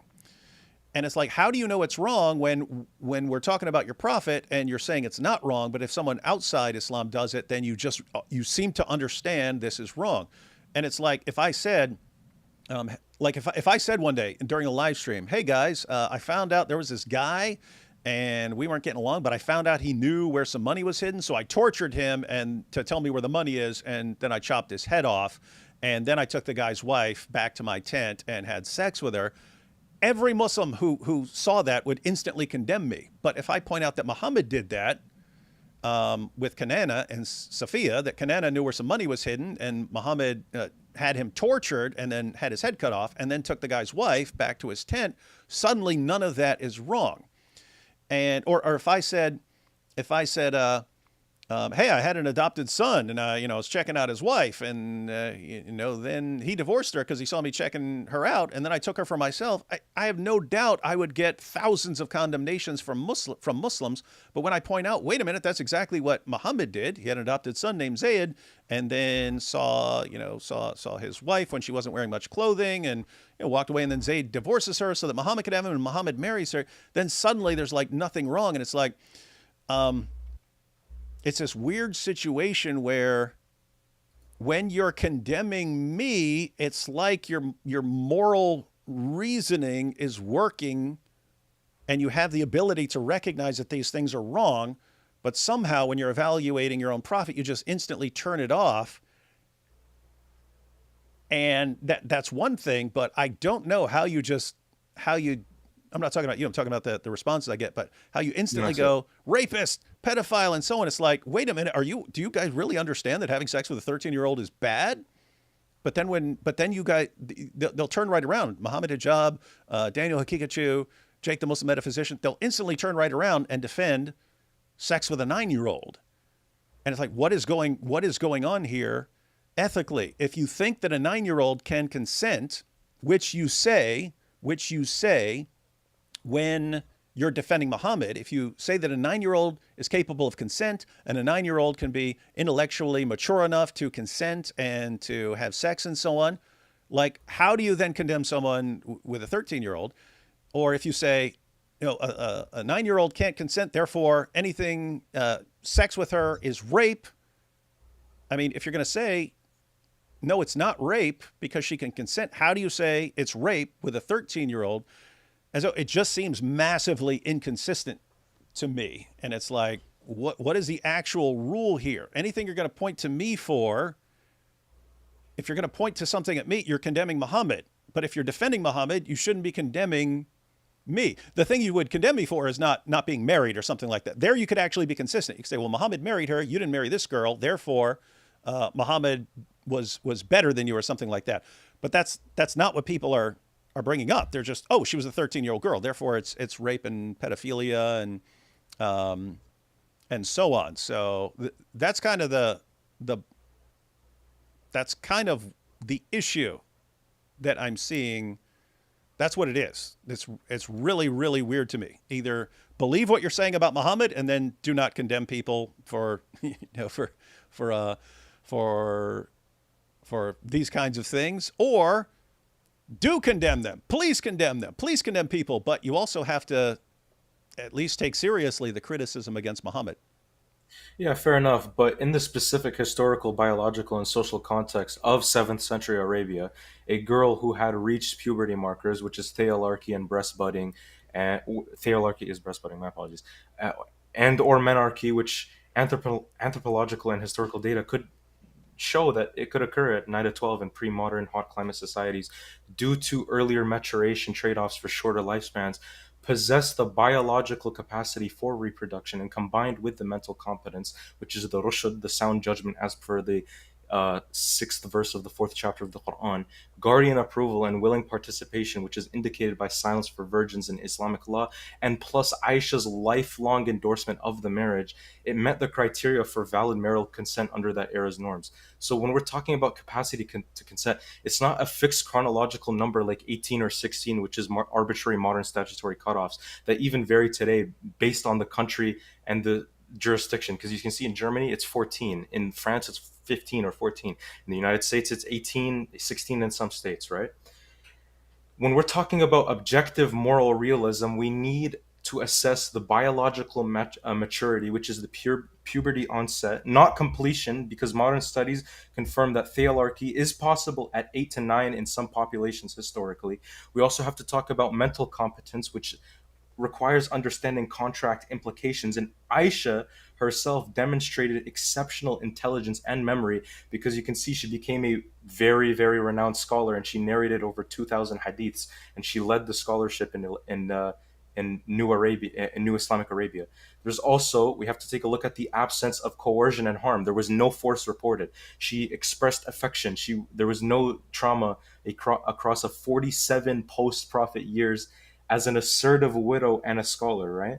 There's also the fact that she became one of the marriage's biggest defenders of all time as well. And there was also a guardian and societal framework as well, because Abu Bakr, her father, approved the marriage, and there was a public contract, and people in that time as well generally accepted the marriage. Even the Prophet's biggest even the people who opposed the Prophet the most had absolutely no problem with this marriage, because it was normal in that era. So we're not claiming that any 9-year-old today has capacity to consent, right? No. Because modern nutrition itself delays puberty. Historical menarche averaged around 14 to 16 in medieval Europe and in cooler climates, and it's 12 to 15 in classical medieval sources. And laws also reflect that as well. So we're not endorsing replication or any of this, because fiqh adapts via maslaha, no harm. What we're doing here is rejecting presentism. We're judging 623 CE by 2026 secular standards, while we're also excusing equivalent historical practices. For example, medieval Christian canonical law allowing consummation at 12. Aquinas, he allowed betrothal at 7 if reason was present. And again, we talked about Numbers 31 in our Twitter discussions. We can get into that a little later. So, David, I just have a counter question for you. So, what non-arbitrary culture-independent threshold for consent capacity do you propose? And why did virtually every society, including biblical, Jewish, and Christian ones, set it lower until the 20th century? If puberty plus competence plus no harm equals to capacity, then why not do you acknowledge the same contextual ethics without an anachronism? So cultures. Well, let me put it this way. Roman society, you had to be 12 was the minimum age. Jews also set 12 as a minimum age, and then church canon law set 12 as a minimum age. And so already there would be. Are you in the middle of a? Are you getting arrested, Issa? No, I'm not. Okay. You're good. I see. I'm very interested in this. What's happening here? No, I just see sirens flashing in your face, and I'm like, oh, they're about to haul Issa in for. Anyway, lots of sirens going on there. But anyway, as far as so looking at 12 for Christians, Jews, Romans, and so on, they would already have some serious issues with 9-year-old with a pattern of conduct. Consummating a marriage with a 9-year-old. But as to what you're pointing out here, we have better knowledge now of problems that arise. If a girl who's 12 years old, a 12-year-old can get pregnant, a 13-year-old can get pregnant. Not all of them, if they're post-pubescent and so on, they can get pregnant. But a 12-year-old can get pregnant, a 13-year-old can get pregnant, 14-year-old can get pregnant, 15-year-old can get pregnant, and so on. Risks for all kinds of harms are significantly higher the younger you get. And all the things tend to level off between 18 and 20. That's when women are at their safest. They're at their safest after the 18 to 20 range. And the younger you go before that, the more problems. Like, again, a girl's breasts start to develop. That's before her hips widen and her birth canal widen. She can still get pregnant young. She can still get pregnant. But guess what? If she gets pregnant before her hips have widened and before her vaginal canal have widened, then the baby can't get out and you have to actually cut her open. You don't have that same problem if you wait a couple of more years. And so when I look back to previous societies, setting the age at 12, minimum age at 12 or 13 or something like that, keep in mind, Mike Jones keeps messaging me and saying things like, it was biologically impossible. Come on. Mike says it was biologically impossible for any 9-year-old in the medieval period to have reached the age of menarche. You're going to have to prove that, Mike, because when you say biologically impossible, that sounds. I would have to know how you're getting that, because I wouldn't say that. You'd have to show that. And you said the study, evolution, development, and timing of puberty proved this. Well, again, I'd have to see that. But yes. So as far as the question here, it's lots of things that people wouldn't have noticed. So they can notice that a girl whose hips haven't widened, I would expect them to have noticed this at some point and thus, raise the age to 12 or 13 or something like that as far as minimum ages. Keep in mind, that's the minimum age. Mike has shown that average age of first marriage back then was, I think, 19 or 20 or something like that. So people weren't just pouncing on 12-year-olds as soon as they reached the age of 12. They tended to wait.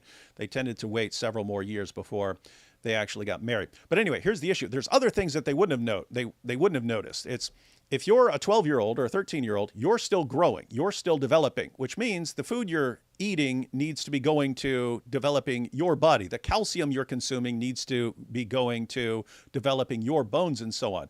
If you're 12 and you get pregnant, then all of a sudden now your nutrients are going to developing the baby and you need those nutrients for yourself.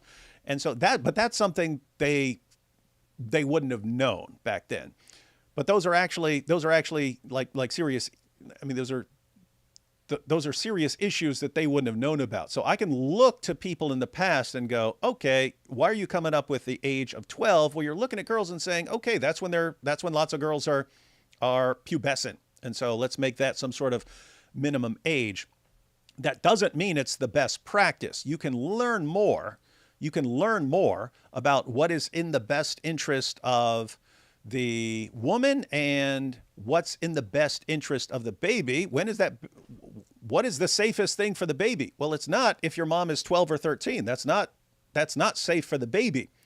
18 to 20, getting to that age, that's what's safest for the baby. That's what's safest for the woman. And so if we're talking about, not harming, and we don't want to harm women, and we definitely don't want to harm the babies, then it's significantly better to wait for that age. And so that's a situation where we can look back to the past and say they didn't know a lot of this stuff. They did the best they could, so we don't want to act like they should have known things that they didn't know. But at the same time, we can say this is actually better. We know now why these laws from the past were actually more dangerous for the girls and for their babies. And so we should have higher ages that are safer for the women and for the babies.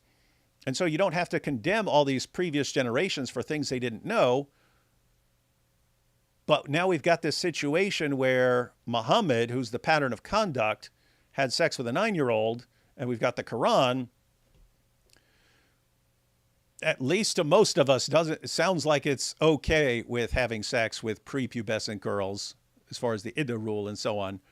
And we say, wait a minute, seems like Allah and Muhammad should have known better, if Muhammad's the pattern of conduct. So that's kind of the issue.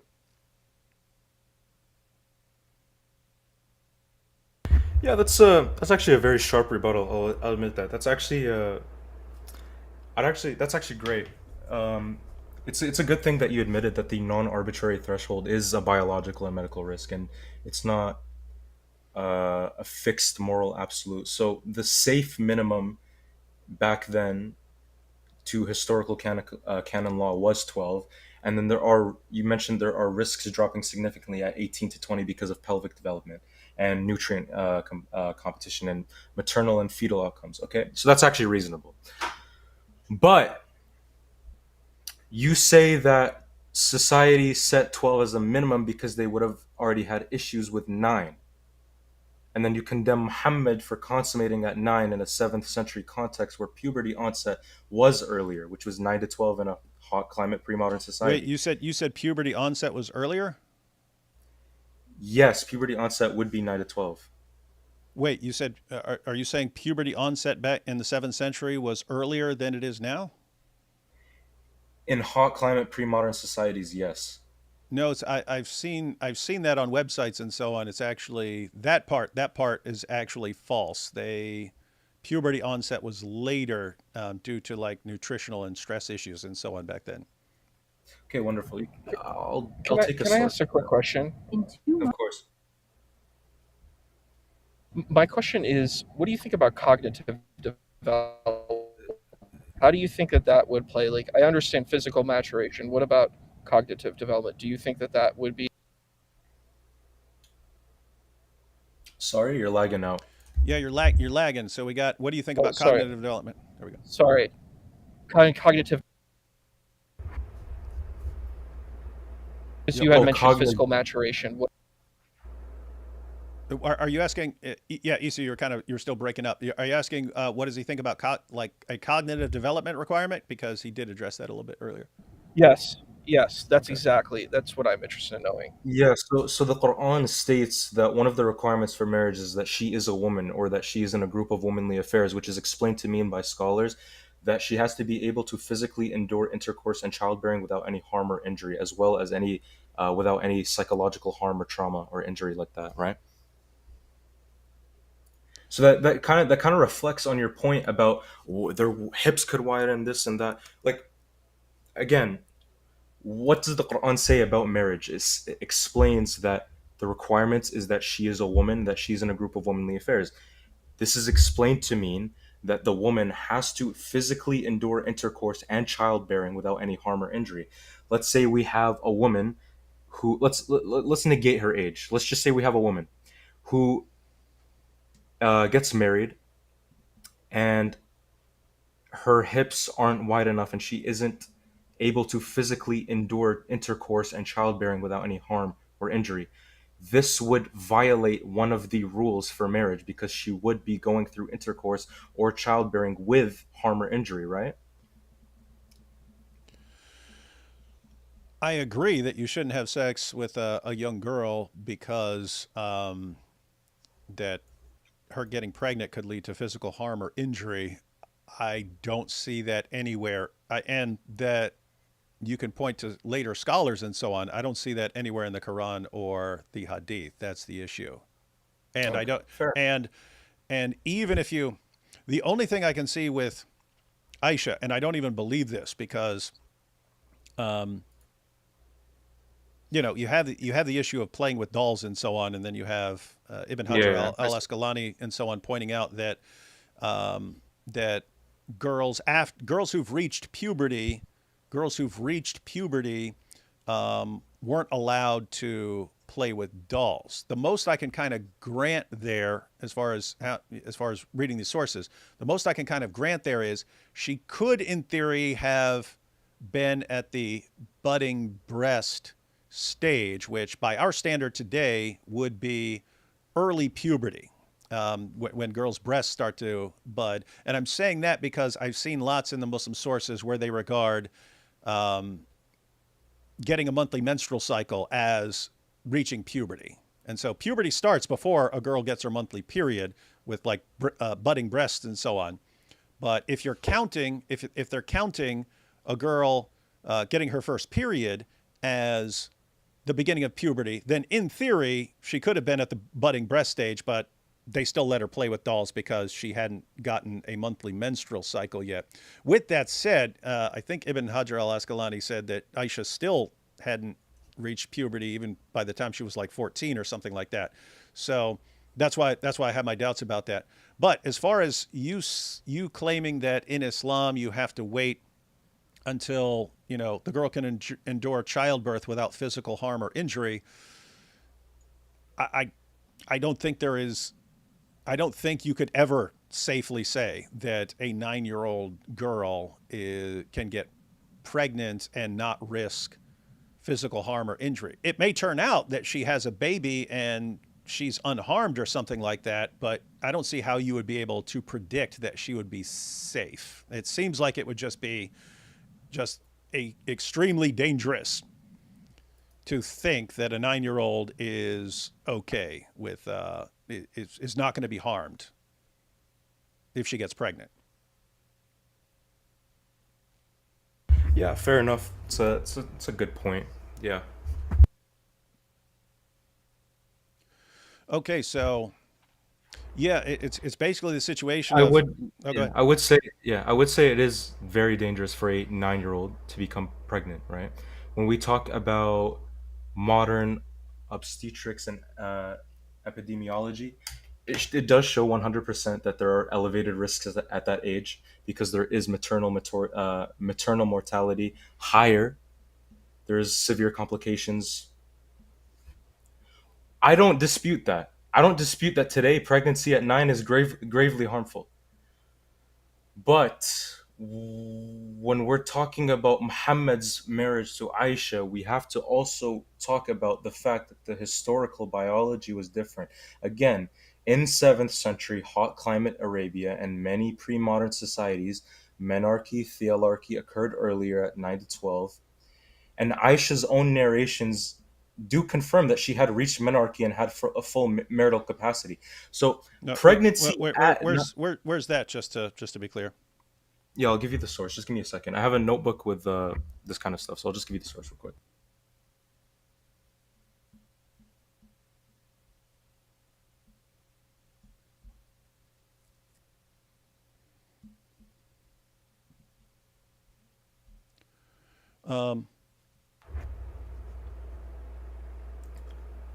You gonna take a minute to look that up, because I can go through some super chats real quick if you're looking for something. Yeah, yeah, of course. I'm just looking through my Okay. notebook real quick. Go ahead. Let's see. So the Lamb Apologetics said, if you're a realist, then how can objective claims by Allah entail immoral actions such as 65:4 or Allah having contradictory moral claims? So if you're a realist, then you would normally, especially if you're a theist, if you're a theist and a moral realist, then you would generally believe that moral obligations are grounded in God somehow, that right and wrong are somehow grounded in God. And so if you're a realist, then how can objective claims by Allah entail immoral actions such as 65:4?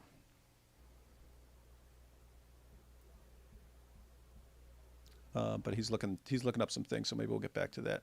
Let's see. Yes, so if you go to Sahih al-Bukhari 293, Aisha narrates, we set out with the Prophet ﷺ with the intention of performing Hajj only. When we reached Sarif, I got my menses. Allah's Messenger ﷺ came to me while I was weeping, and he said, "What is the matter with you? Have you got your menses?" I replied, "Yes." He said, "This is a thing which Allah has ordained for the daughters of Adam. So so do what all the pilgrims do with the exception of the tawaf around the Kaaba."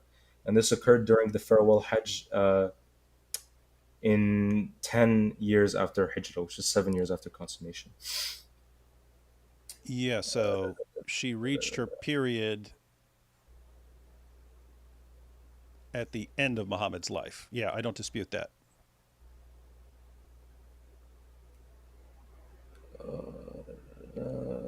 I have an okay. I'm just gonna send these in chat so you can see them easier.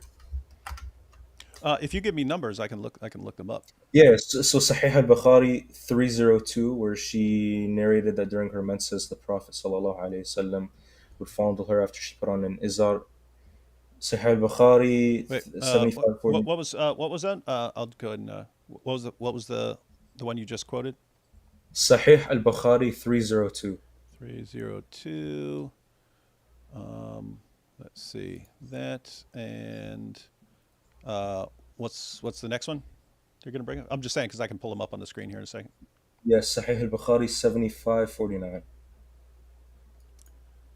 7549.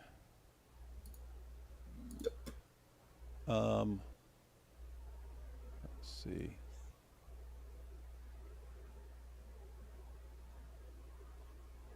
Okay. So let me bring these up for everyone here.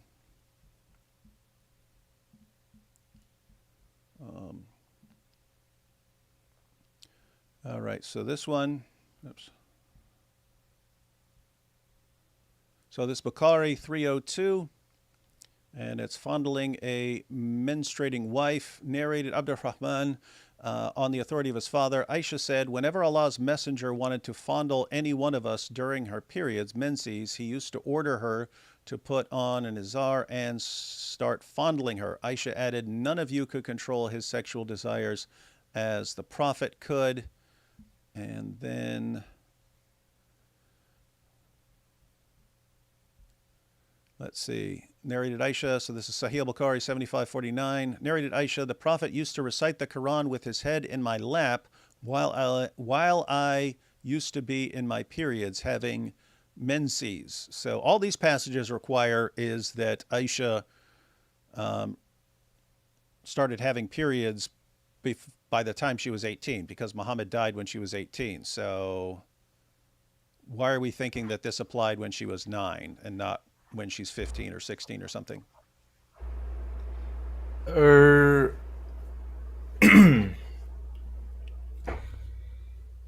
Sorry, could you repeat that? Oh, so yeah, so we have these passages about Aisha having a monthly period, but how are you saying that she was 9 when she's talking, I mean, when this applied, and not when she's 15 or 16 or 17 or 18, because he died when she was 18?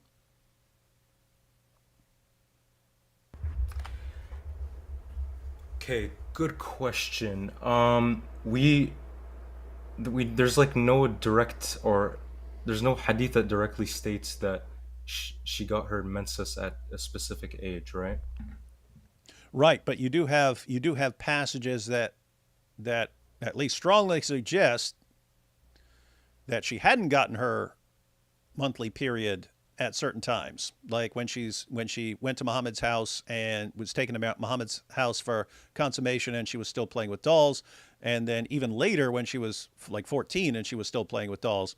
Again, Ibn Hajar al-Asqalani is considered the greatest hadith scholar of all time, and he said that once you reached puberty, no more dolls, because those were considered images. They did not apply it to a girl before she had reached puberty, and therefore it's just not applied. It's not applied to girls before they reach puberty. And so any of these passages about Aisha playing with dolls, he interprets those as Aisha hadn't reached puberty. And so if we don't have anything saying here's the age at which she reached puberty, but we have some passages saying that she definitely reached puberty at some point, because she talks about having a monthly period and Muhammad fondling her and so on, then it seems like the best explanation for all the passages is she hadn't reached puberty by 9, hadn't reached it by 10, hadn't reached it by 11, and so on.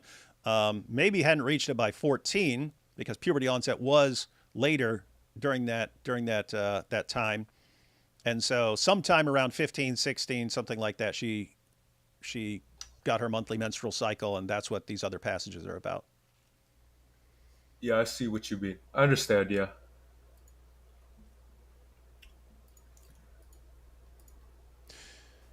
And that would seem to line up with that would kind of line up with our interpretation of the Quran, that it's not actually requiring puberty to consummate a marriage. Yeah, I see And what you're talking. yeah, and others. Let me go back here. Let me see if I can find this passage. This is also Bukhari, but this is one that I've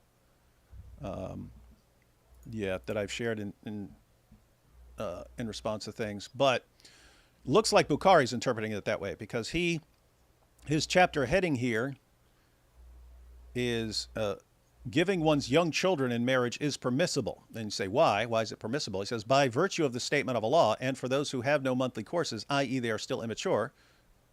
Surah 65, verse 4. He Yeah, says, in the iddah yeah, for the girl before puberty is 3 months in the above verse. And then he goes on to Muhammad's marriage to Aisha, narrated Aisha that the Prophet wrote the marriage contract with her when she was 6 years old, and he consummated his marriage when she was 9 years old, and then she remained with him for 9 years, i.e. till his death. yeah. I see that.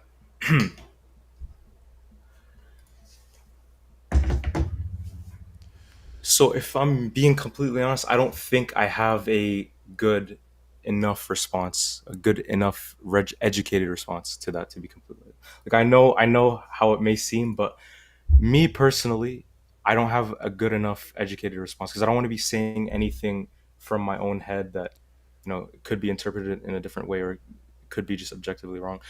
I'm not educated enough to give you a good response to that, to be completely honest with you.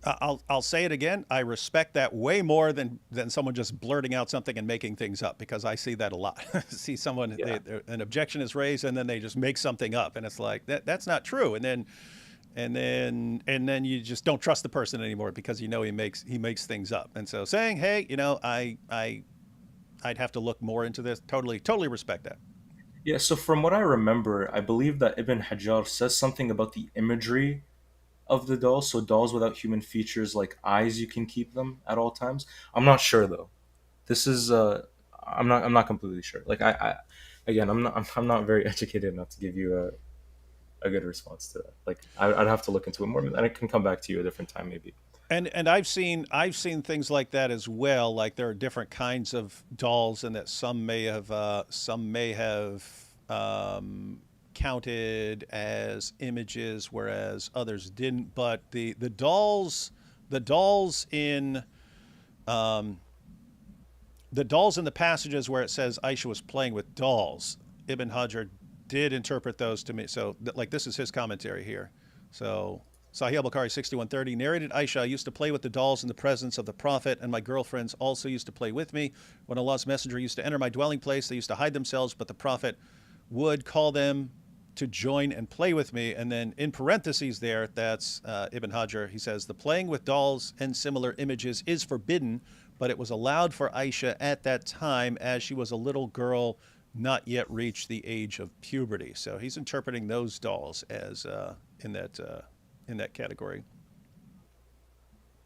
Yes, I do see that. Yeah, so that's kind of the issue. Um,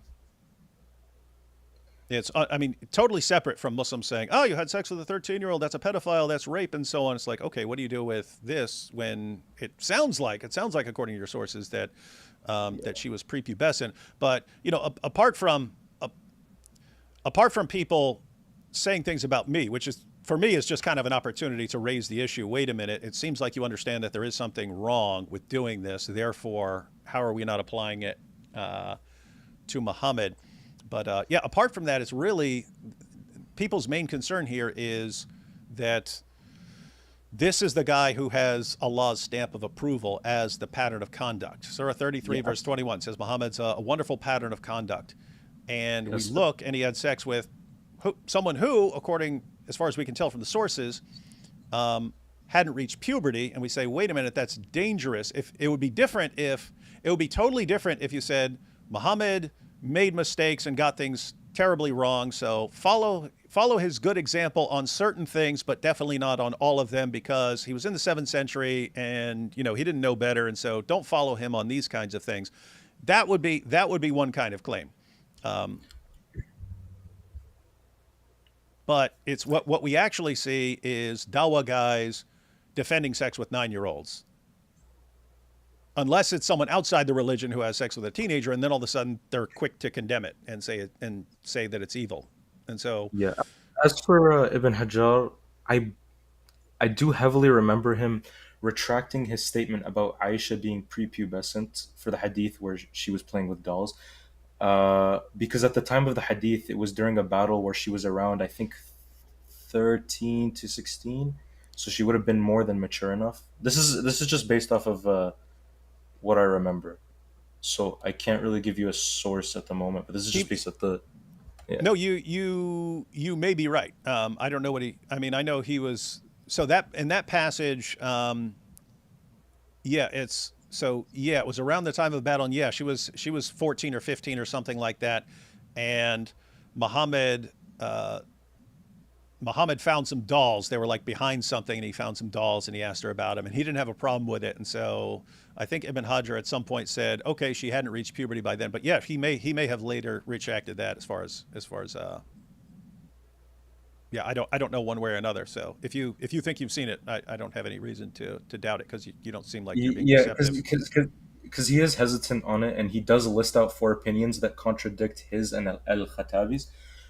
This is just based off of my knowledge. However, I can't give you a source at the moment, but I can, in a later time where I can just DM you the source and where I got it from, because I don't want to be speaking completely just out of my mind, and I actually want to provide sources for you. But this is just far as I remember that he does retract his statement about her possibly being prepubescent as well.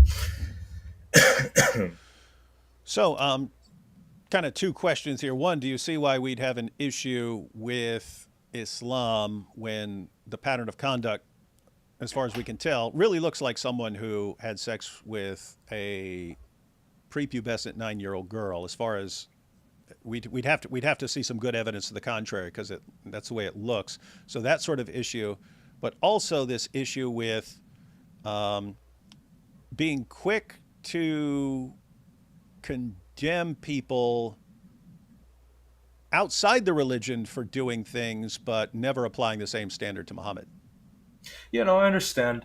For the eternal example thing, it's usually like when it's not telling you to go and marry a 9-year-old today. Like this is just based off of the assumption that the criterion was just solely based off of age, that you have to go and marry a 9-year-old. No, no, no. The criterion for marriage was based off of physical maturity, mental maturity, compatibility, compatibility. What else? If I can just get off the top of my head, mental maturity, physical maturity, consent of the woman, involvement of a guardian, ability to provide, no harm or oppression, and compatibility. So these are the criterias for marriage. So Yeah, and what? what? Yeah, just again, I see those requirements from later Muslim scholars. I'm saying I don't see them in the sources. I see things like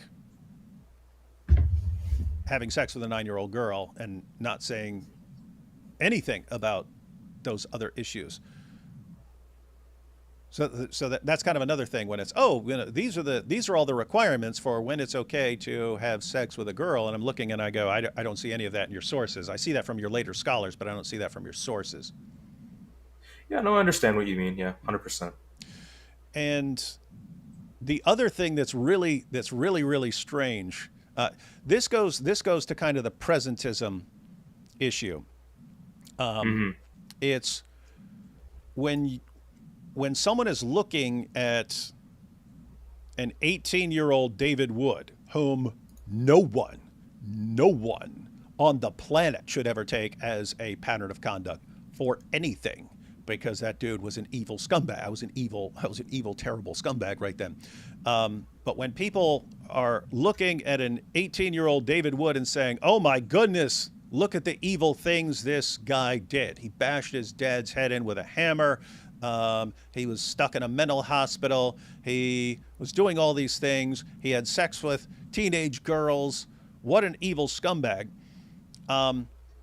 It's just really, really, really strange to say, okay, here's the standard I'm holding an 18-year-old psychopath atheist to, but I won't hold Muhammad to even that standard. It's like, wait a minute, the standard you're holding an 18-year-old atheist psychopath out on bond between mental hospitals, the standard you're applying to him to say he's wrong, you can't even hold Muhammad to, because Muhammad was worse. Not worse in every way. I was doing things that Muhammad never did and stuff. But on this particular issue, it's like, wait a minute, if you judge Muhammad based on the standard you would apply to an 18-year-old atheist psychopath, and Muhammad was still worse, how do you not see that as a problem? In other words, if you judge Muhammad by the same standard that you would judge an 18-year-old atheist psychopath by, Muhammad fails.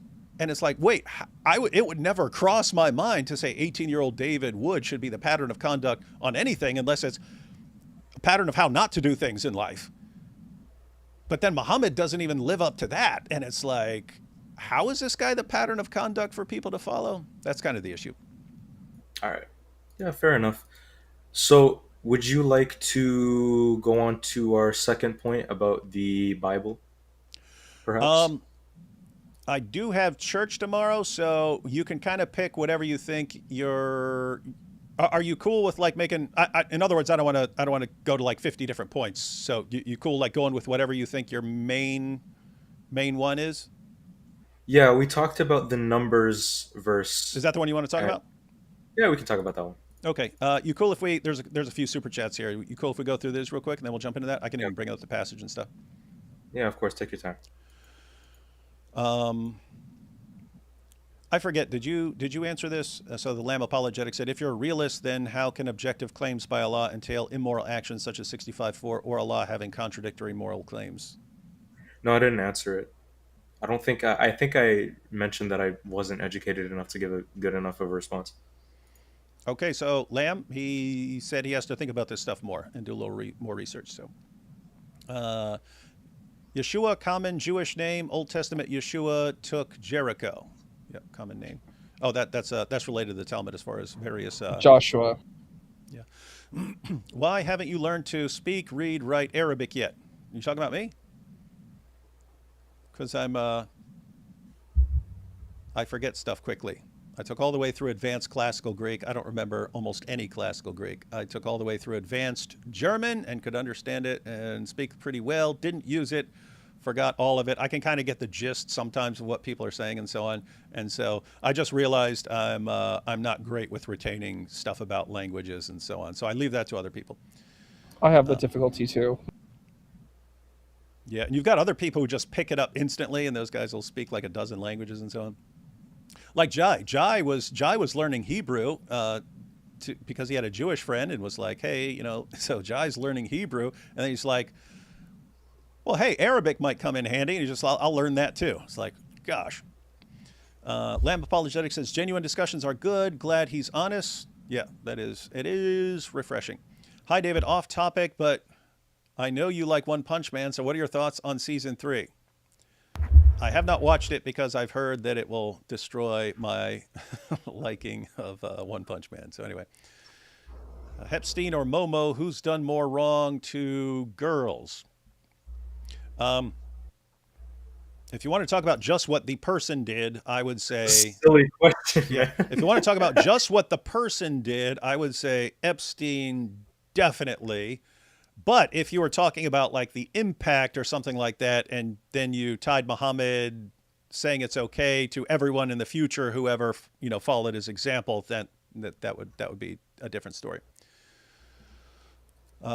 Let's see. Unix said, I was 18 and zooted 60 housemaids. Is it normal?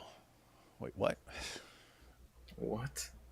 A 60-plus-year-old housemaid. What's wrong with you? You said, is it normal? No, that would not be normal.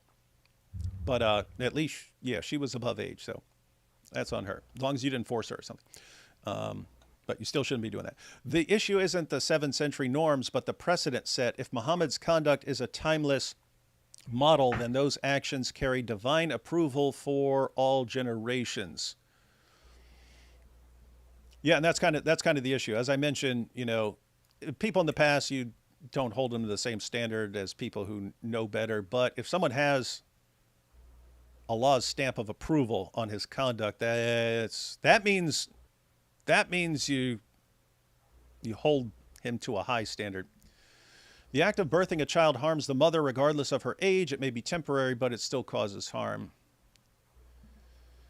The Iranian leader is dead. Long live the king. Yeah, it will be wild seeing what happens here in the aftermath. I don't know why you keep saying command. No one is saying that, but allows. There's a difference. I don't know why you keep saying command. I don't understand what you're saying here, Station. I don't know why you keep saying command. No one is saying that, but allows. There's a difference. Oh, he really is dead. Wow, they actually confirmed it.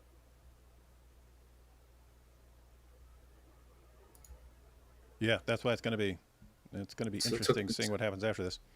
It took a while because Israeli media and Donald Trump were the main people who were talking about it, but it actually took a long time. It was Iranian state TV. They confirmed his death. Wow, that's insane.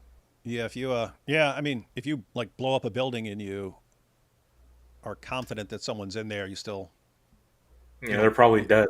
Yeah, it takes a lot. Yeah, I mean you'd think that and you'd say it, but yeah, getting complete confirmation, like having a body or something like that, would take a while. But yeah, I've seen it a lot confirmed. You can't blame this on Muhammad's ignorance because of the hadith that show that Allah revealed to Muhammad to marry Aisha. Oh yeah, that's a different kind of issue. But yeah, Muhammad said that he had a dream or vision where Allah was giving him Aisha, and so yeah, you can't appeal to ignorance in those situations. So yeah, that is kind of the issue, everyone, with Muhammad on this issue. All right, so you want to go to Numbers 31? Yeah, we can go to Numbers 31. I think I mentioned it to you in our Twitter. Yep. Replies. Let's yeah. see. So. Oh, go ahead. Yeah, my stance is. I believe that Numbers 31, specifically verse 17 and 18, commands sexual exploitation of child captives. That's my stance. Okay. And I don't. So let's go ahead and check this passage out. Wonderful. Get it up here. Let's see. All right. So just for context, guys, this is vengeance on Midian.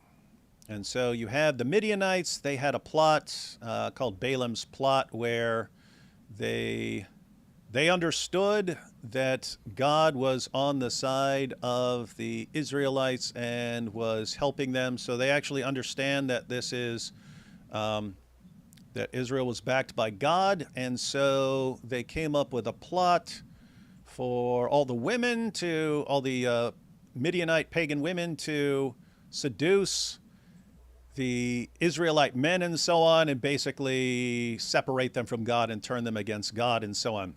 And then you got verse 15 there. Moses said to them, "Have you let all the women live?" So at first they let the women live because that would have been standard to let women live. But these weren't random wives of soldiers. These were women who they were part of the plot. So Moses said to them, "Have you let all the women live? Behold, these, on Balaam's advice, caused the people of Israel to act treacherously against the Lord in the incident of Peor, and so the plague came among the congregation of the Lord. Now, therefore, kill every male among the little ones," so even the male children, "and kill every woman who has known a man by lying with him," because they were the ones who are in the plot. "But all the young girls who have not known man by lying with him, keep alive for yourselves." So the girls who have not had sex weren't part of Balaam's plot, and so they were spared, and then they would have been incorporated into the community of the Israelites. So give us your thoughts on this, Yassine. Yeah, so let's I'm just gonna read the verse again. So it would be, "Now therefore kill every male among the Taf." This is a Hebrew word. "And kill every woman who has known a man by lying with a male. But all of the Hataf benashim who have not known the lying of a male, hayu lechem." So I'm just getting these from the Brown Driver Briggs lexicon. So taf is a collective word meaning children or little ones or infants, and it's always young dependents, and it's used for boys killed in verse 17 as young boys. So it would be the identical age range for the girls in verse 18. So I think you agree with me that they're talking about young girls here. Benashim, another Hebrew word, means among the women. So it's specifying the female children that are attached to the adult women captives. Hayu is a heful imperative of hayya, which means to cause to live or preserve alive. And lachem is dative, a dative word. It means for you or for your personal benefit or as your property. So Uh, again, you explain the context. It follows the Midianite war. God commands vengeance, and the Israelites kill all of the adult male and the children, and they take the children as captives. And then Moses issues the child killing and the girl keeping order. And then later, they count 32,000 virgins as spoil in verse 35, and then they divide them as property between verses 25 and 47, including portions to priests and Levites. So I'm going to connect this to Deuteronomy 21, chapter 21, verse 10 to 4. And the key verse here in Hebrew is verse 14. So the verse here reads as, "If you have no delight in..." One second. You want to pull it up? Yeah, Yeah, one you want to second. pull Yeah. it up? Yeah, pull it up here. And here we go. Marrying female captives. Yeah. So the verse here reads, "If you have no delight in her, you shall not sell her because you have anatah," or as you would see in English, it would say, "Since you have humiliated her." So it's it's a good translation because anatah literally means humbled or afflicted or violated her. So anna in Peel means sexual violation in or rape in war captive context. It's the same root as afflict in rape laws. For example, in Genesis 34:2 or Deuteronomy 22 24, 2 Samuel 13:12 or 14. So the law assumes that you take the beautiful captive home, let her mourn for 30 days, and then you go into her, as it says in this verse, and make her wife. And if you tire of her, you free her, but you already humbled her sexually. And this is the only biblical regulation for female war captives, as far as I know.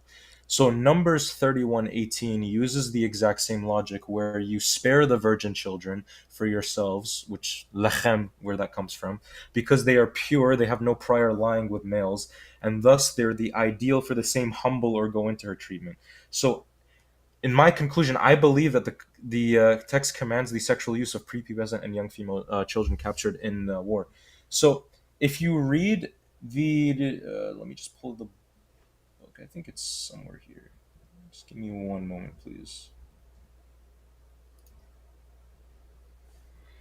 Yeah, so the lexicon understanding here uh, of the I'm just getting this from the Hebrew and English lexicon of the Old Testament. So the lexicon understanding here is their youth, the time of being young or a child, right?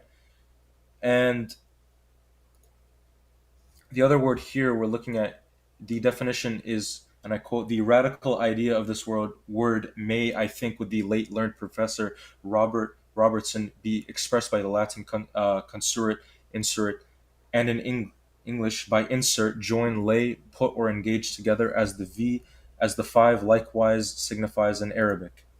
So the commentaries do affirm that these were children. So Matthew Henry's concise commentary reads, and I quote, 31:13 to 18, the sword of war should spare women and children, but the sword of justice should know no distinction by that of guilty or not guilty. This war was the execution of a righteous sentence upon a guilty nation, in which the women were the worst criminals, the female children were spared, who by being brought up among the Israelites were not tempt them to idolatry. Keel and Delitzich biblical commentary on the Old Testament reads, and I quote, treatment of the prisoners, where Moses went out to the front of the camp with Eleazar and the princes of the congregation to meet the returning warriors.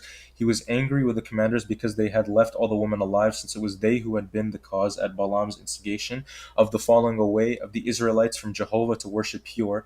And he commanded all the male children to be slain, and every woman who had lain with a man, and only the young girls who had hitherto had no connection with a man to be left alive. Benson's commentary reads, and I quote, Numbers 31:17, kill every male among the little ones, which they were forbidden to do to other people, according to Deuteronomy 20:14, except the Canaanites, to whom this people had equaled themselves by their horrid crimes, and therefore it is not strange nor unjust that God, the supreme Lord of all men's lives, who as he gives them, so take them away when he pleaseth, did equal in did excuse me, sorry, did equal them in the punishment, kill every woman, partly for punishment, as having in general either prostituted themselves to the Israelites, or some way been accessory in enticing them to idolatry, in which they were so confirmed that there was no hope of reclaiming them, and partly for prevention, like the mischief in the future, for had they been saved alive, they would have probably continued to lead the Israelites into the sin of fornication and poisoned their minds by their superstitions. The female children were to be spared because, being young, there was some hope they might be reformed from idolatry. And let's get some more lexicon understanding. This is from an English and Hebrew lexicon by Selig Newman. It's we agree that they're being referred to as children or infants, right? So, according to the beginning of Jewishness by J.D. Cohen, we can read here that it says, Moses enjoins upon the returning of warriors to kill their Midianite female captives who have lain with a man, but spare for yourselves every young woman who has not had carnal relations with a man. We may be sure that for yourselves means that the warriors may use their virgin captives sexually. And the footnote here says, I do not know why the new Jewish versions omit for yourselves. The Hebrew lechem is unambiguous, that the intent for yourselves is sexual or matrimonial is obvious. The passage is clearly understood by R. Simeon and B. Yohai in the Citrate Adlock. And according to Christian Holiness, Human Sexuality by Marilyn McCord Adams, it reads here, quote, the one woman, one man relationship of Eve and Adam becomes one man and two women in Genesis 4:19, one man an untold number of prepubescent girl war captives in Numbers 31:18, and several other texts. It appears that God has left it to humanity to decide who are appropriate intimate partners and under what circumstances. Furthermore, it reads, for yourselves to be sold, and I quote, it reads, for yourselves is to be understood to be sold as slaves to any other nation or to be kept as servants, or taken to be their wives after such preparation as the law required, according to Deuteronomy 16, 17, etc. This was a peculiar case. Um, so one man and an untold number of prepubescent girl were captives. Blah blah blah blah. According to Reframing Her by Judith E. McKinley, it reads here, and I quote, concern regarding the potential mother. So in the war against Midian, Moses says to the people in Numbers 31:18 that of the captured Midian women, all the young women who have not known a man by sleeping with him keep alive for yourselves. At times, it seems as if the Bible wants to turn a blind eye to the matter altogether and allow romance a free hand. Joseph may marry Asenath, according to Genesis 41:45, and Moses himself chooses a Midianite, Zipporah, romantically met by a well in Exodus 2:21. Ellicott's Bible commentary reads, and I quote, the women, children, or the young females are spared and are taken as slaves or wives, being probably adopted into the Hebrew nation as proselytes, excuse my pronunciation, for the reason of such wholesale slaughter. And they cite Deuteronomy 21:10-14.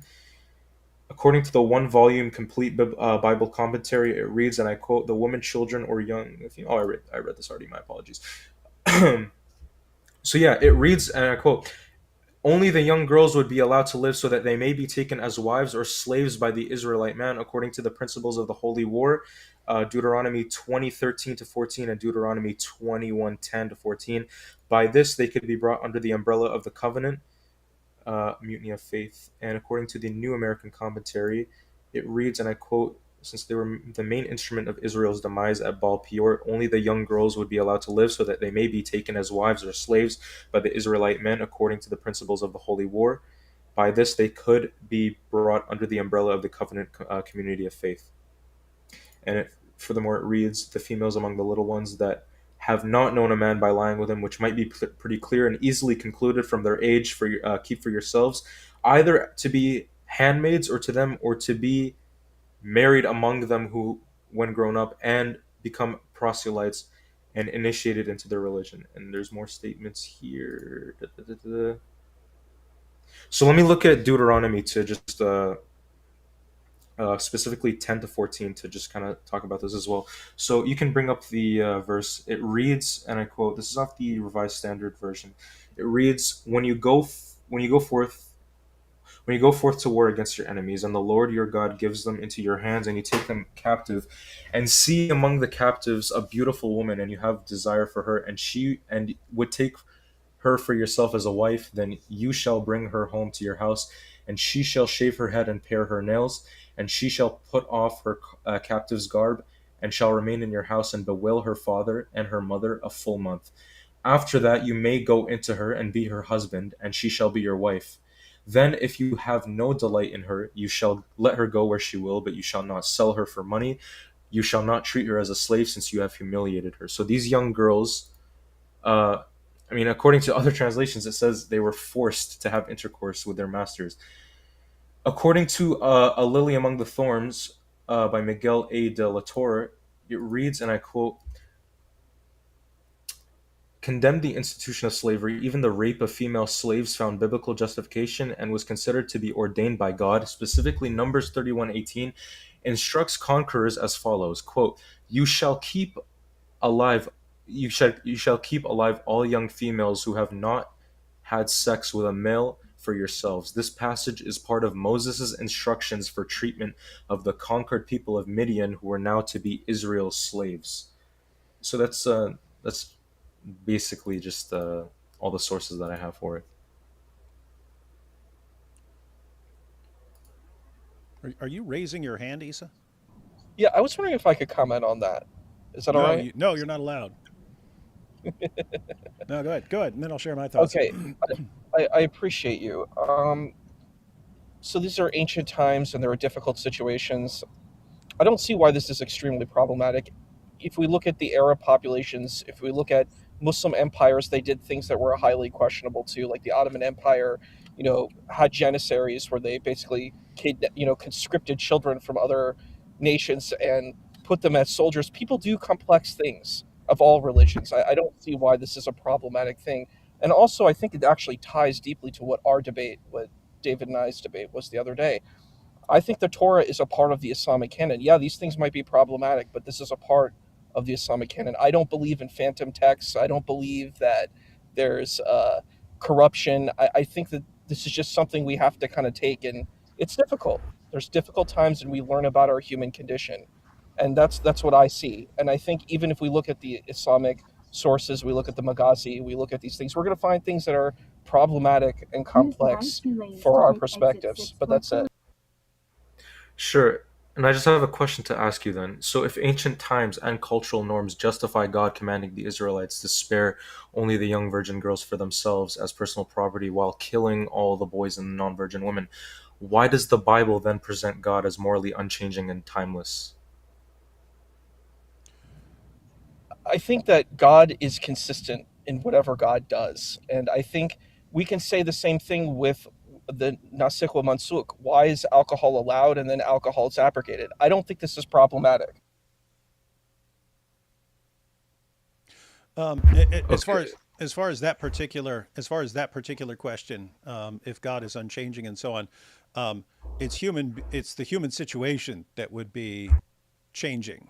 It's just like if I say, I have this rule for my 7-year-old son, but when he's 10, I have a different rule. Like if let me just say, you have to, if you run to your friend's house, you need to be home by 8 o'clock or something like that. And then if it's my 16-year-old, I'll have a different rule. And if he's 18, is not going to be a whole lot of rules about what time he needs to be home and so on. So it's not me who's changing. It would be my son who's changing it in different situations. And so as far as a situation now and a situation 1400 BC, or even in 7th century Arabia, you're talking very different kinds of situations between now and, let's say, 7th century Arabia, or 1400 BC Middle East.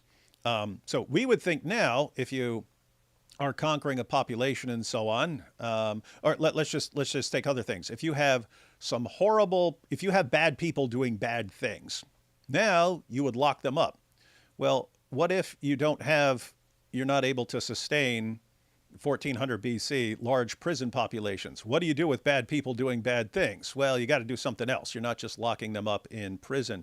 Now, if there's some war, something like that, who would take care of girls, let's say, or some sort of relief agencies or something like that?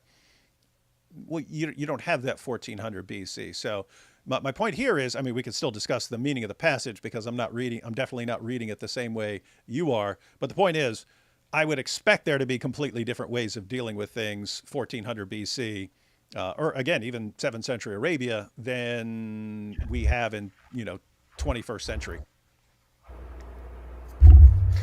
Okay. So you gave an example, your 7-year-old and your 10-year-old, and you have different rules and they change. Okay.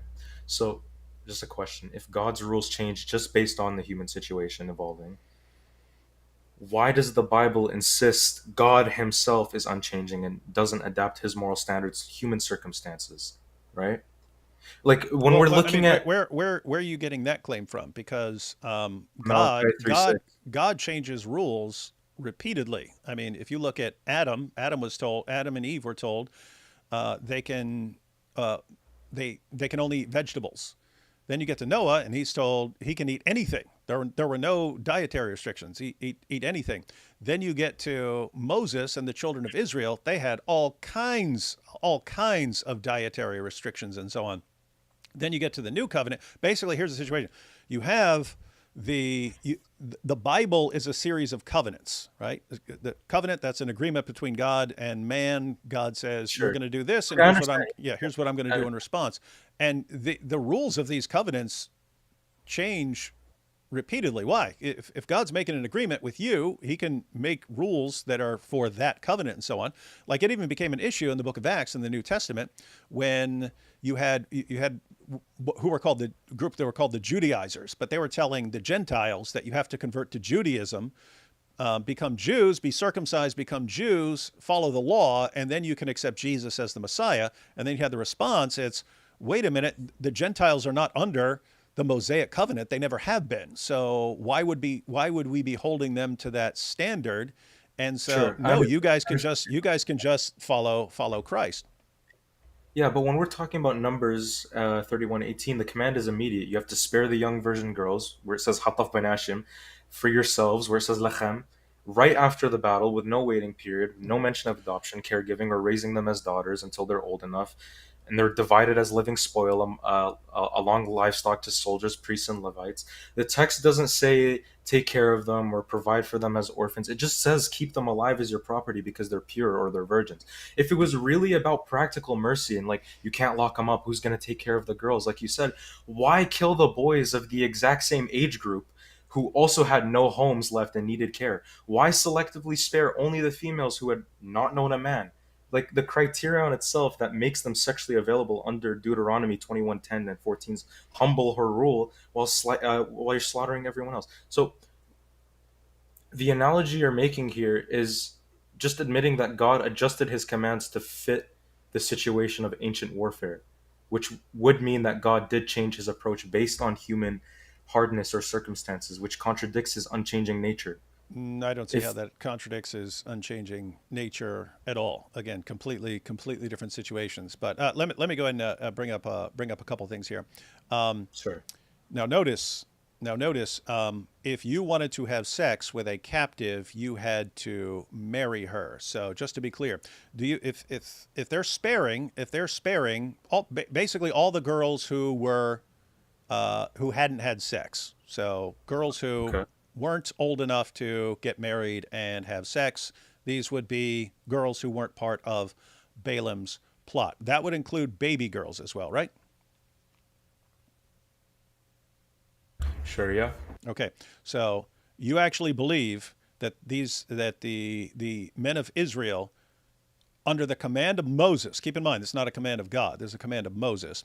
You believe that the men of Israel were marrying babies and having sex with them. I mean, again, if we look at the history of Jewishness, the book that I brought up, it Yeah, but it right before you quoted his note, and then you left out the part where he pointed out, because he takes it as obvious that this has to do with sex, but he points out in the note that lots of Jewish and Christian commentators just took this as keep them as servants, but he believes that it is about sex, which, by the way, I don't object to. That is how it sounds to me. It sounds like you are making these girls your wives, but I see zero reason to think, given that in Judaism 12 was considered a minimum age for marriage. I have no reason to think that we captured all these girls who were too young to have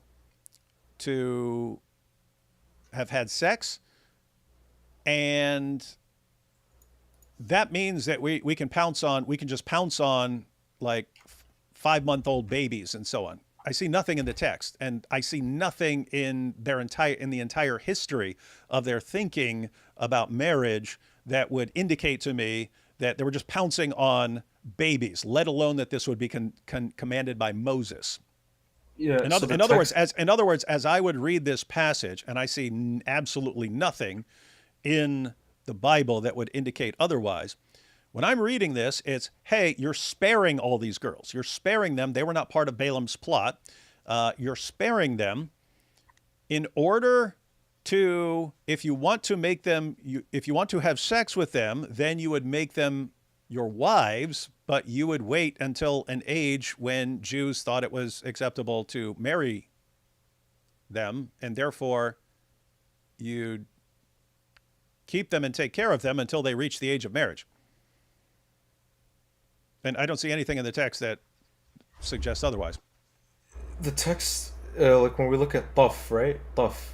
What's this word mean? It means It means young girls. Even I'm and even not doubting that this is talking about young girls. This is talking about everyone from a baby all the way up to whatever age they got married at. So these were Yeah. the So girls. These were the girls who had not known a man, which means they were yeah. not part of Balaam's plot Yeah. to seduce the Israelite men. And so yes, this is saying keep all of them. As far as reading that as, oh, there's a 5-month-old baby, now I can take her back to my tent, and not, hey, these are the girls we're keeping for themselves, but we have to marry them, and therefore we have to wait for an appropriate age of marriage, and therefore we keep them.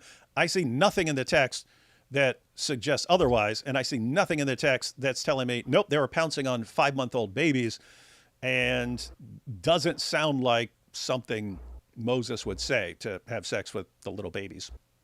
The word for the spared is hataf benashim, which means the little ones or the children among I, the I women's. grant I grant okay, just listen. Yes. Like Yeah. suppose I have an army and I go out and I conquer people right now and I say, hey, um, keep all the girls 12 and under, for yourselves. That could mean yourselves right that second and we're all going to pounce on them, or we're keeping them to incorporate them into the community. They will eventually be our wives, but we're required to marry them, and we don't marry babies.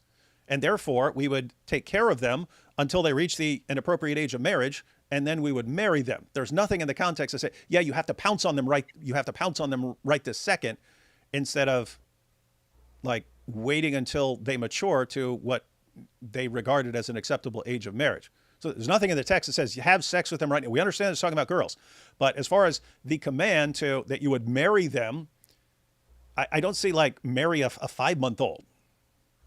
It seems you would wait until they're an appropriate age for marriage.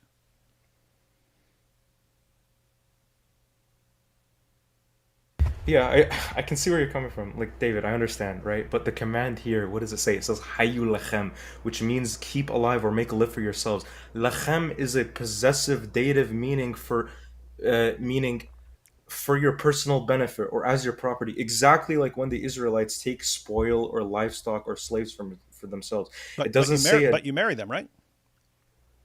So they're Correct, becoming you your marry them. wives. And he even says if you change your mind, things don't work out and so on, you have to let them go as free people. That's not if they're just your personal playthings to do with whatever you want, then it wouldn't be this, no, you have to let them go as free women. Look, I understand. You're right that the text doesn't explicitly say marry a 5-month-old or have sex with infants immediately, but also it doesn't say wait until they're at an acceptable age for sex or raise them as daughters until maturity, Yeah, or it so doesn't provide. yeah, hang Yeah, on. Yeah, so the assumption there would be that they weren't they didn't think of any sort of age at which marriage is appropriate, right? Like, and keep in mind, if you're giving a command, hey, if you take these captives, then if you want to have sex with them, then you have to marry them. They have to become your wives. You don't, if they actually have an understanding that you don't marry them until they're mature, then you don't need to say that. That would have been understood. So the question is there something to indicate that they didn't have that understanding, that they didn't think of some, an age of marriage? I see nothing in the text. So in other words, it would be like now, if I were a military leader and I was saying, okay, let's suppose there's some breakdowns in society and so on, where you don't have relief agencies and so on, and I say, hey, we just conquered these people. The adults all died. Keep the girls, and you're going to marry them. You're going to marry them. Well, it would be understood that you're waiting to marry them until the law says you're allowed to marry them and so on. So it wouldn't be any indication. And if you just looked at that later on and said, oh, that means they were marrying babies. Well, no, you wouldn't be allowed to marry babies. You wouldn't be allowed to marry babies in our culture. And so I don't see why you would need to say something where all indications are otherwise, that Jews didn't view babies as marriage partners. sure. You mentioned that the Jewish law is that the minimum marriage age for girls was 12. Yep. Okay. Do you have a source for that, if I may ask? Oh, that's all over the Talmud. Okay, okay, fair Yep. enough. So, look, when we're talking about this, we have to understand the command is given: keep them alive and make them live for yourselves. Okay, Mm-hmm. and this happens immediately upon return from the battle, where the 32,000 virgins, including the youngest ones, are counted and they're divided the same day as living plunder to soldiers, priests, and Levites, right? So there's no waiting period, there's no adoption clause, there's nothing like this. When we're talking about why would you go and assume that they're going to go and marry, so we're this is where I bring up Deuteronomy 21:10 to 14. This is the Bible's only regulation for female war captives. It allows taking a desirable captive home, a 30-day mourning period for her parents, and then you go into her sexually, and humbling her, and then full marriage if desired. There's no minimum age specified, even for the young girls. The law assumes it's quick sexual integration after the short wait. And then Numbers 31:18 applies this exact same logic to the virgin female children. You spare the purest or the youngest for yourselves because they're ideal for the same treatment. So if the group included infants and very young children, like you said, a 5-month old, and as multiple commentaries note, the average age was likely low due to ancient mortality, and the command is to keep them for yourselves as immediate property, with Deuteronomy 21's 30-day wait before potential sexual humbling or marriage. Why do we have this multi-year wait until acceptable age when the text has none, right? If you Why? well, if you look at Deuteronomy 21, there it's clearly talking about women. It says women, right? And you still had to wait 30 days. So notice there's nothing about even waiting 30 days in the Numbers passage, but you have that in Deuteronomy. So you're still showing concern for someone who's going to be your wife. You're giving her 30 days to mourn for what has happened to her people, right? So there's concern for the well-being of a grown woman, right? And you're going to wait. You're going to wait out of concern for the welfare of the grown woman.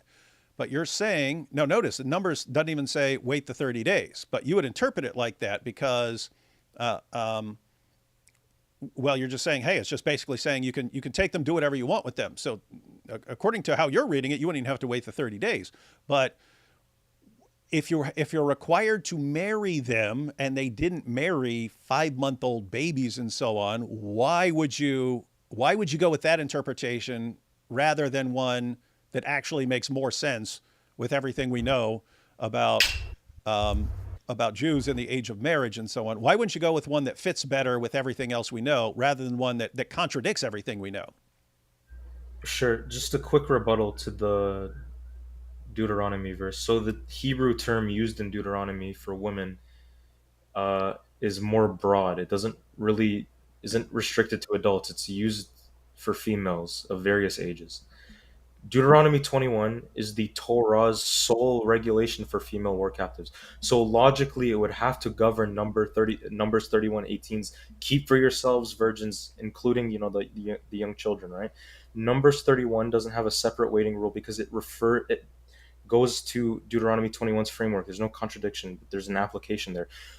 Scholarly sources confirm Deuteronomy 21 regulates captives without an age minimum, and Numbers 31 ties in via purity and possession. So there's nothing about this here, right? So, like, again, you're correct. You're 100% correct that Deuteronomy 21:10 to 14, it uses woman, a beautiful woman among the captives, but the word here simply means female or woman in a general sense. It doesn't strictly mean adult or post-pubescent. It's used very broadly in the Torah for females, including captives in context, without age specification. And so your conclusion is that they married babies. They would just marry a 5-month-old and have sex with a 5-month-old. No, allow me to finish. So the law, it never says only adult women, or it doesn't set a minimum age. It regulates any desirable female captives that the man wants to take as a wife. So Numbers 31:18, it doesn't. Again, you mentioned they didn't wait 30 days in Numbers 31:18. It doesn't repeat the 30-day mourning rule because it's not a separate law. It's applying the existing Torah framework for female captives in Deuteronomy 21 to the specific virgin girls or children spared for yourselves. The spared are Hataf Benashim, the little ones, or the children among the women. And again, I'm getting this from Brown Driver Briggs Lexicon. It defines tough as children or little ones, and or infants, including prepubescent girls and babies, and as virginity was automatic for them, the same word for the young boys killed in verse 17. So since Deuteronomy 21 is the Bible's only rule for what happens to female war captives, which is mourning 30 days, then go intersexually, then why assume that Numbers 31's youngest virgins get a different unmentioned multi-year wait? The text literally commands an immediate keeping for yourselves as spoil, with the purity and virginity as the sparing criterion for sexual availability under Deuteronomy 21's rules. So if Deuteronomy 21 clearly only applies to adult women, then where does the Torah say that? Why is there no age restriction when sparing includes the infants or the young children? As the tough requires. And why kill an innocent boy tough as if this was just a merciful long-term care and it's not just selected for men's benefit? Yeah, several things. As far as the boys, those would have been the Midianites. So on the sort of surface interpretation, we can talk about a different interpretation here in a moment. But as far as the surface interpretation, it was, if you have been evil enough, then God just says, all right, I'm ending your group. I'm ending your group. You've had centuries to repent and you're not, and each generation gets worse. Again, this is where we're talking about, not having relief agencies and so on. If you keep alive all the boys who weren't at war or something like that with you, guess what? Those are the kids who are going to be killing you once they grow up. So that's the reasoning as far as the surface interpretation. God's wiping out the group. Guess what? Those boys, their lineage as Midianites would have been traced through the boys. Those would have been Midianite boys, and those Midianite boys would have grown up and been Midianites. The girls, they could be incorporated and so on. So as far as like on this issue, it's okay. You just don't see, you have tons of stuff. You have tons of stuff in the Torah about this guy married this guy married this woman, this guy married this woman, and then this guy married this woman, or sometimes multiple women and so on. You just never see marrying a baby. You never say, oh, my 5-month-old baby is ready for marriage. You never see that. And so the idea that just out of nowhere, they had this idea that you can marry 5-month-old babies or 4-year-olds or 6-year-olds or something like that. We just don't see it. And so the burden of proof would be on you. And you can't just look at the passage and say, well, I'm assuming since it doesn't say otherwise. No, all you have is you have no indication anywhere ever that they thought of a 5-month-old baby as someone you would marry. And by the time you actually get, by the time you get to the rabbinic rulings and so on, 12 is the minimum age for marriage. And so you can believe it. There's just no case for it other than saying, well, it sounds like that. But again, you've got the passage. It's not saying, hey, pounce on them, have sex with them right now. It's okay. Spare the girls who weren't part of Balaam's plot. They're going to be for you. That can be interpreted two ways. One is consistent with everything else we know, and one goes against everything else we know. And you're saying go with the interpretation that goes against everything else we know. And I'm saying you can do that, but you can't expect us to do it when we're just not seeing it. And we would look at that and go, that just doesn't make sense in light of other things we know about the culture and so on. But kind of a separate issue here. I did want to take a look at one more passage to give you a completely different line of thinking on this. But just to be clear, so in Numbers 31, this is Moses issuing the command. And you had people who think that you've had commentators who think Moses just was enraged and and ordered them to do things that were beyond what God commanded. I'm not taking it that way, but it is Moses ordering this. All God does is he says get vengeance against the Midianites, and then you had what the people did, and then Moses said no, go further than that. So this is Moses. But just to be clear, you're a Muslim and you believe in Moses as a prophet. So do you believe, like historically, that Moses ordered the Israelite men to have sex with 5-month-old babies? No. Then why are you saying this? Because that's what it appears to be like based off of the passage, right? No, you could have that as an interpretation because it doesn't say wait until they're at an appropriate age for marriage. So you can interpret it that, but you're interpreting Moses like that, and you believe that Moses is a prophet from God, and you're interpreting Moses as ordering that. Okay. Moses is God's appointed prophet and commander, yes. I don't believe that Moses commanded this, me personally. I don't think that Moses would have commanded that. Wait, what? I don't believe that Moses would have commanded this, But the Quran says that Allah revealed the Torah. right? Yeah, It does. yeah. We don't believe in the Torah. You don't believe in the Torah? We don't believe in what the Torah is nowadays. Are we bringing up Islamic dilemma now? I don't know how you wouldn't bring up the Islamic dilemma. We can talk about it if you want. No, I mean, okay, so we have the Dead Sea Scrolls. Yeah. We know what the Torah And was. You don't have a Torah that doesn't have numbers in it. I mean, unless you had a fragment that was just like a passage from Leviticus or something like that. You don't have a Torah that doesn't have Numbers 31. And so it's like, so we know what the Torah, we know it's always been in the Torah, but we look at the Quran. I'll just go through this real quick. You're familiar with the Islamic dilemma, just for anyone who's watching who isn't. Yeah, I'm But familiar. yeah, so Surah 2, verse 40 to 44. O children of Israel, call to mind my favor which I bestowed on you, and be faithful to your covenant with me. I will fulfill my covenant with you, and of me alone should you be afraid. So he's talking to the children of Israel here during the time of Muhammad. He says, and believe in what I have revealed, verifying that which is with you. So the Quran is verifying what is already with them. And you get down to verse 44, what? Do you enjoin men to be good and neglect your own souls while you read the book? Have you then no sense? So talking about the book. And verse 85, talking about how they're following parts of the Torah but not following other parts of the Torah. It says, yet it is you who slay your people and turn a party from among you out of their homes, backing each other up against them unlawfully and exceeding the limits. And if they should come to you as captives, you would ransom them while their very turning out was unlawful for you. Do you then believe in a part of the book and disbelieve in the other? What then is the reward of such among you as do this, but disgrace in the life of this world, and on the day of resurrection they shall be sent back to the most grievous chastisement, so hell. But look at what he says here. He's talking to the Jews, and he says, do you believe in part of the book and disbelieve in the other? He's talking about the Torah here. So do you believe in part of the Torah and disbelieve in the other? He says he'll send you to hell for doing that, and it's exactly what you just said. You believe in part, but not this part.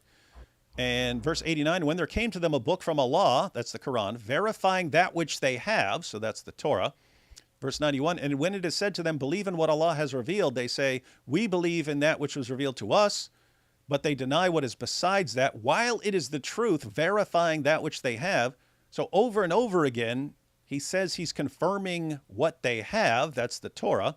101, and when there came to them an apostle from Allah, verifying that which they have, a party of those who were given the book, threw the book of Allah behind their backs as if they knew nothing. 121, those to whom we have given the book, read it as it ought to be read. So in context, that's talking about the Jews. There are people who have the book and read it, and other translations say with a correct recitation. So you can't be reading the Torah with a correct recitation if you have a corrupt Torah that's filled with false things. And so this continues throughout. You have Surah 5, verse 43, which orders Jews to judge by the Torah, and that Torah would include Numbers 31. Chapter 5, verse 68, Allah says, you, O people of the book, you have no ground to stand upon until you stand fast by the Torah, the gospel, and all the revelation that has come to you from your Lord. So they have no ground to stand upon unless they stand fast by the Torah. And in Sunan Abu Dawud 44:49, Muhammad orders the Jews to bring him a copy of the Torah. He says, I believe in you and in the one who revealed you. And apart from that, you've got the claims of Allah that no one can change his words and so on.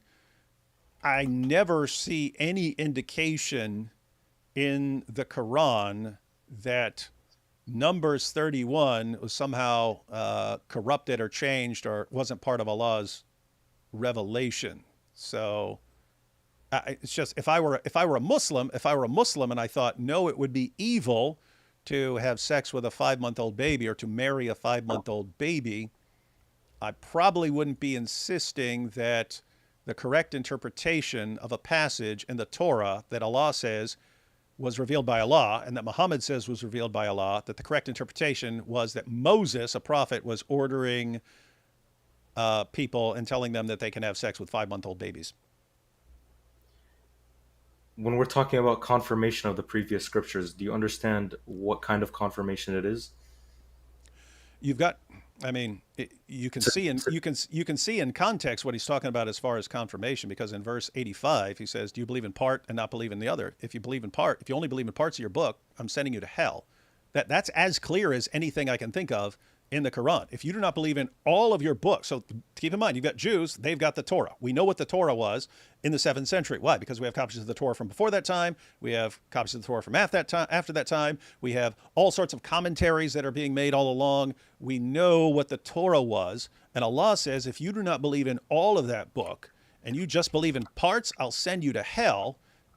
If that's not him putting his stamp of approval on Numbers 31 as the word of Allah, then I don't know what is. So you would have to rethink what you think is okay with Allah, or you maybe shouldn't be going with the interpretation you're giving it.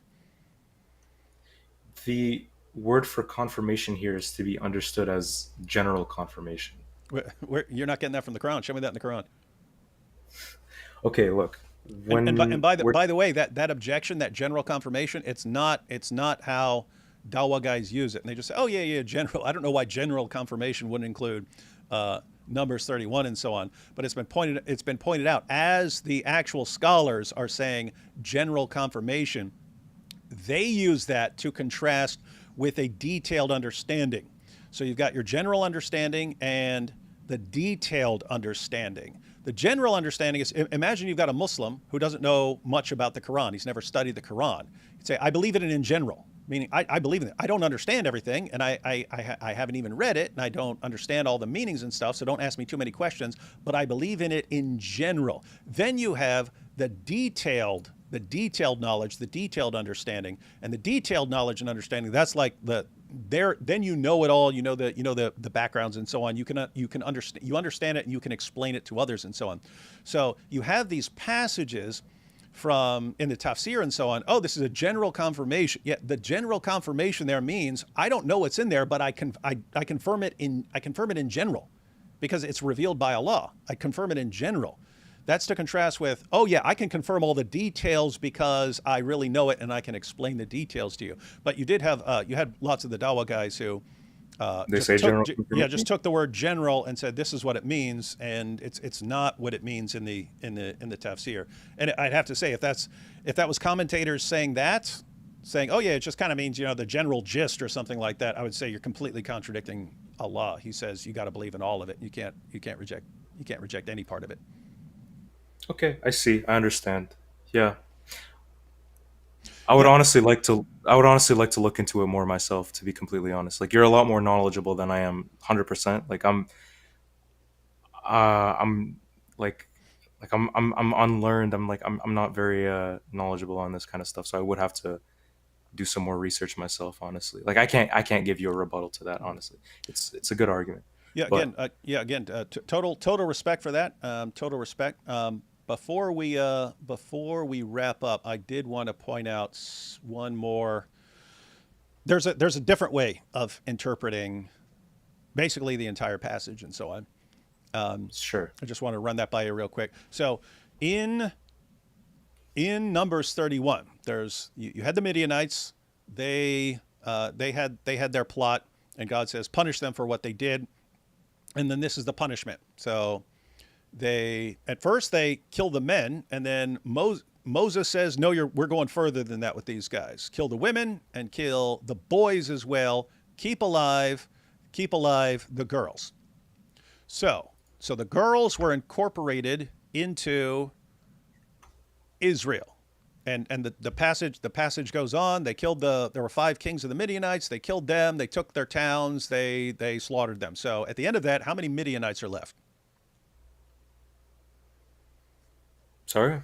How many Midianites are left after all this? I mean, you take the girls, but the girls are incorporated into Israel, so they lose their national identity as Midianites. So at the end of all this, at the end of this, It would be zero Midianites, no?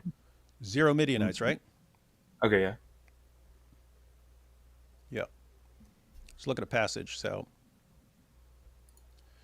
this is Judges, Book of Judges, chapter 6. So it goes Genesis, Exodus, Leviticus, Numbers, Deuteronomy. Then you have Joshua, then Judges. So Joshua is Joshua taking the land of Canaan. That's after Moses dies. And then the follow-up to Joshua is the book of Judges. And here you have chapter 6, the Israelites did evil in the eyes of the Lord.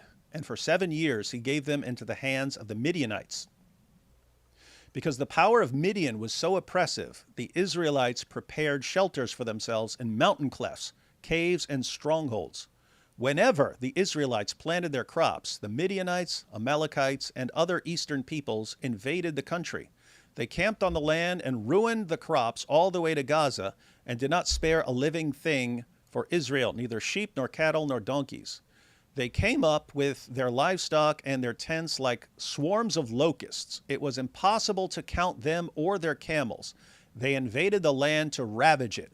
Midian so impoverished the Israelites that they cried out to the Lord for help. So the Midianites invaded, and they were so numerous that it says the Israelites prepared shelters for themselves in mountain clefts, caves, and strongholds. So they have to go hide in little cracks and rocks and stuff from Yeah, I see that. the I can Midianites. understand.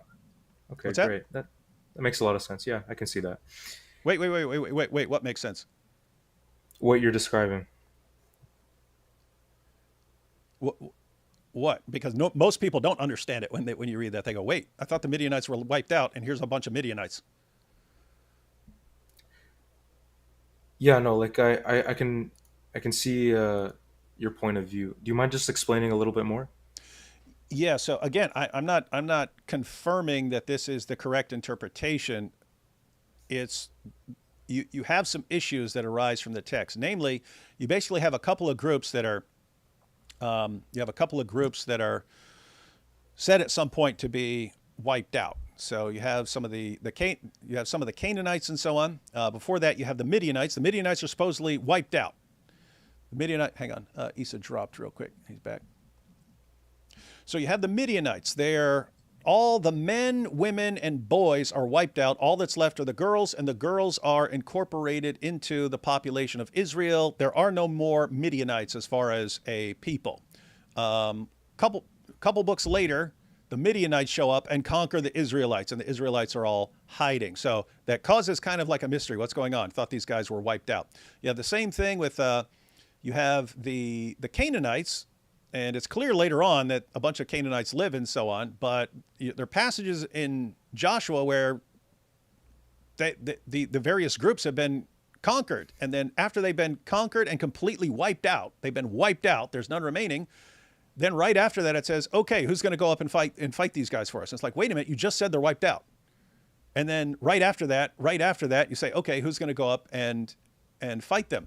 You even have, like when they conquer Jerusalem, it says they killed them all and set the entire place ablaze. And then they have to figure out who's going to deal with the Canaanites in Jerusalem that they just conquered and killed everyone and set the whole place ablaze. And it's like, what is going on here? You have the same thing in 1 Samuel 15:3, where God says, completely kill them all, men, women, and children, kill them all, and their animals too. And so the Amalekites are completely wiped out in 1 Samuel 15. Later in the book of Samuel, later in the same book, David has to go out and fight the Amalekites. And so this keeps on happening, that you have these groups that are supposedly like completely wiped out, and then they're there again later. And so that's kind of one issue. A separate issue is when you read, you have these commands in the Torah to completely wipe out the Canaanites. Just kill them all. Don't leave alive anything that breathes. And yet these commands to kill them all, completely wipe them out, are used interchangeably with commands to drive them out of the land. You're gonna drive them off the land and make them go live somewhere else. And it's like, wait a minute, those are two different things. It's one thing to completely exterminate a population. It's something else to drive people off the land and make them live somewhere else.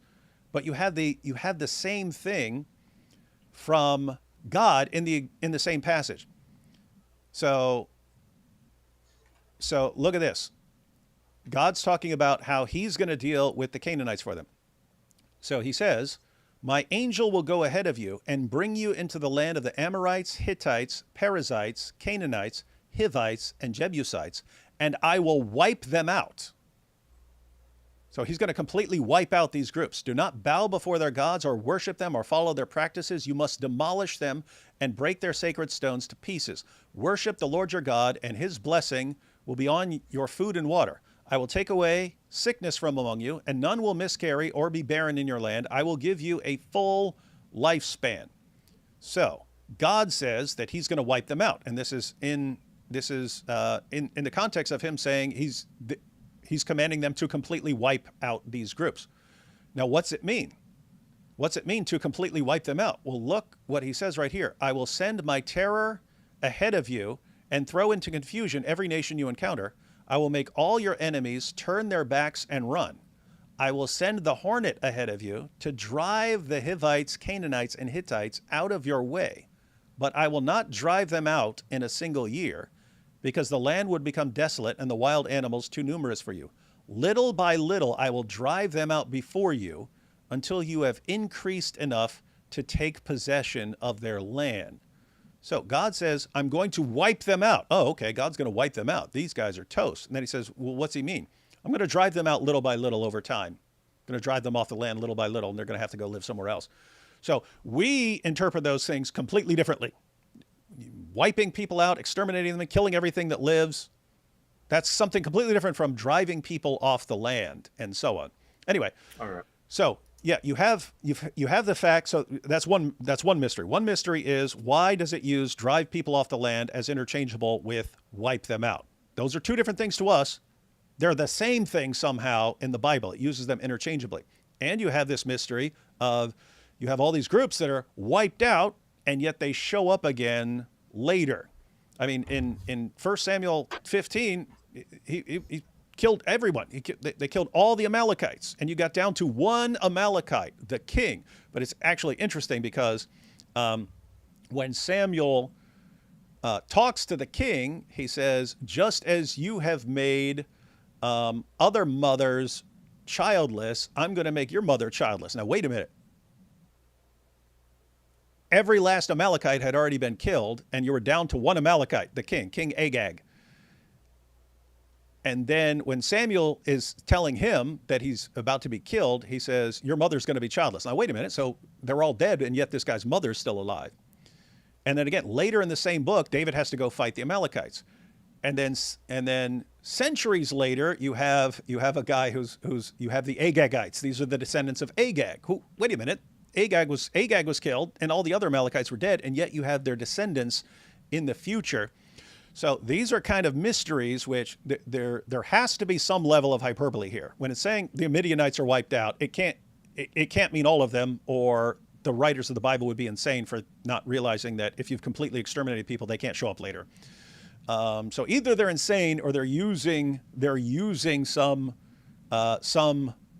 way of communicating that Hyperbolic language. Yeah, hyperbolic language there. And so the question is, what's going on here? And it's been pointed out by scholars that other groups of the same time in the ancient Near East did the same thing. They would describe a military victory. They would describe military victories as completely wiping out the population, exterminating the group.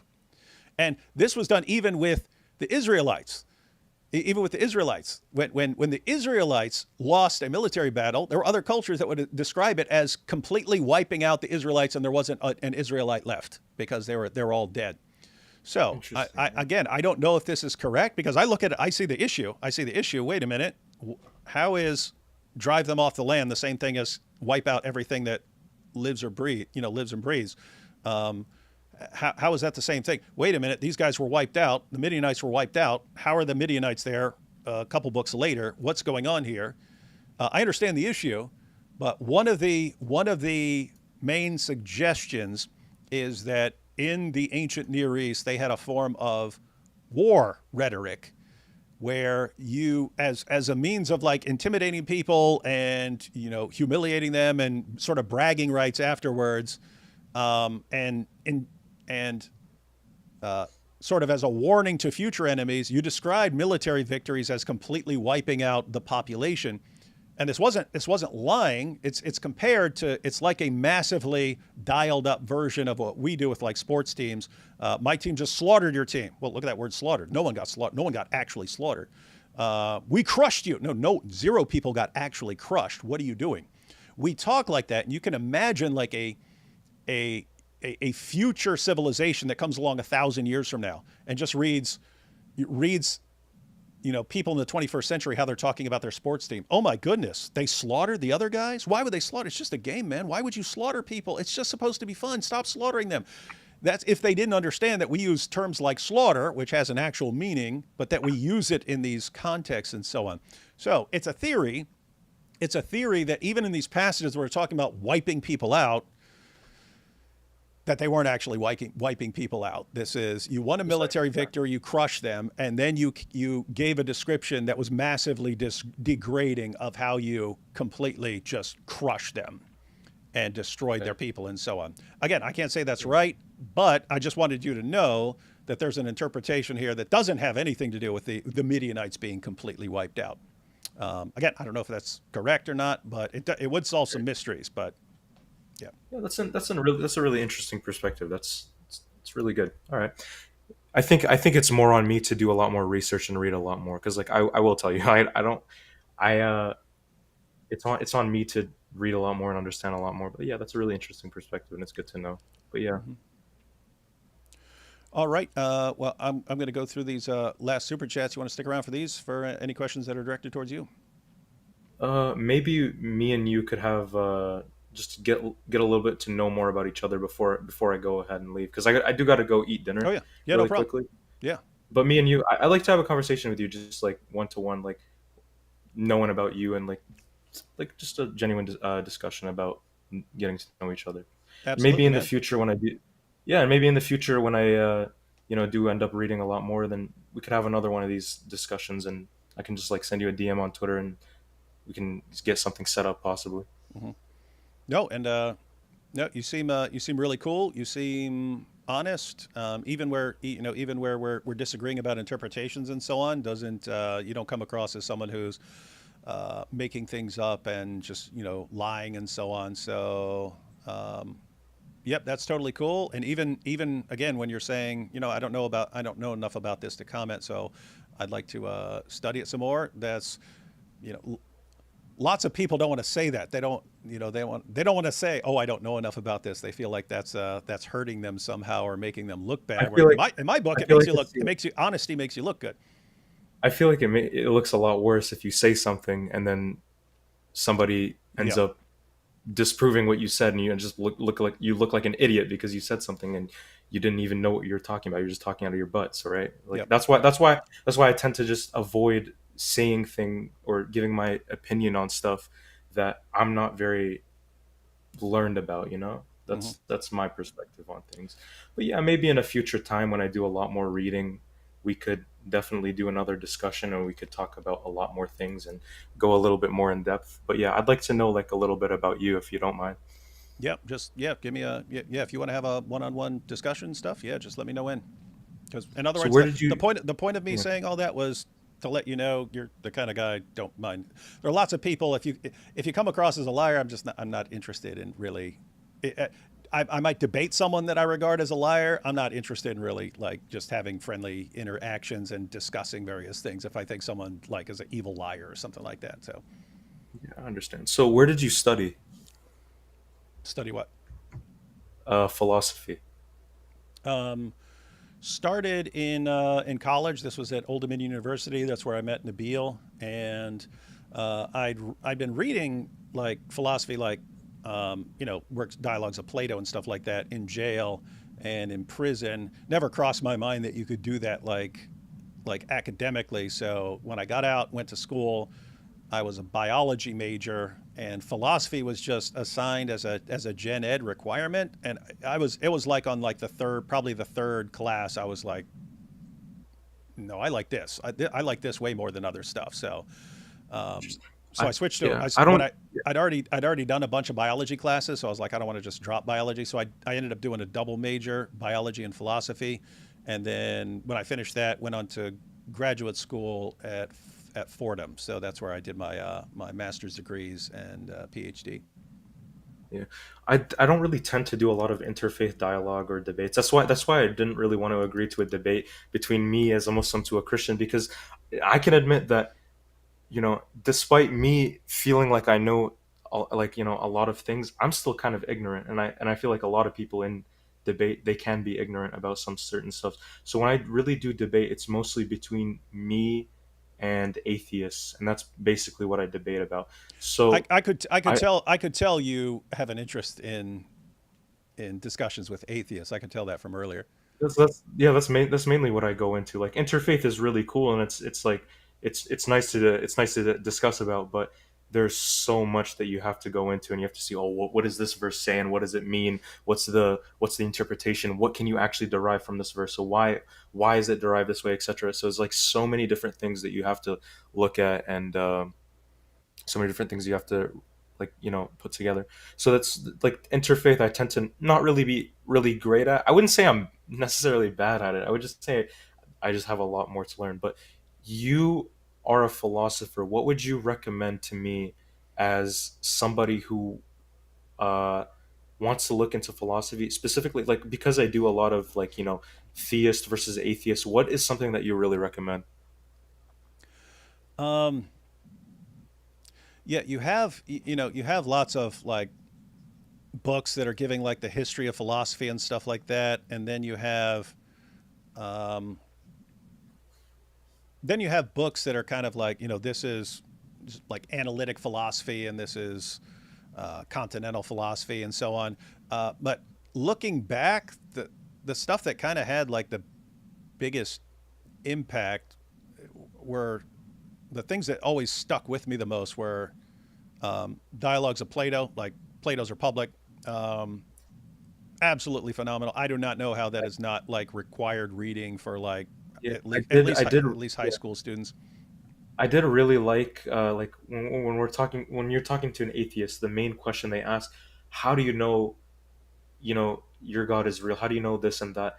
When I looked into, evidence for God's existence, philosophical arguments, one thing that really struck with me, I really love Thomas Aquinas's argument on contingency. It's a really great argument. So do you know of any, like, other arguments that would be similar to such, or something that is just as substantial as that argument? Um, yeah, you have lots of variations on that kind of argument. I mean, he gives multiple versions of arguments, um, but you do have modern people who you do have modern philosophers who like have attacked versions of the argument, and those who kind of tweak the arguments and so on to make them more and more solid. So I can actually send you some. I can ask around to people who are more interested in like the contingency arguments and so on, as far as what the best stuff. I know Cameron Bertuzzi loves that argument and so on. So he could probably recommend some people some modern people who deal with that.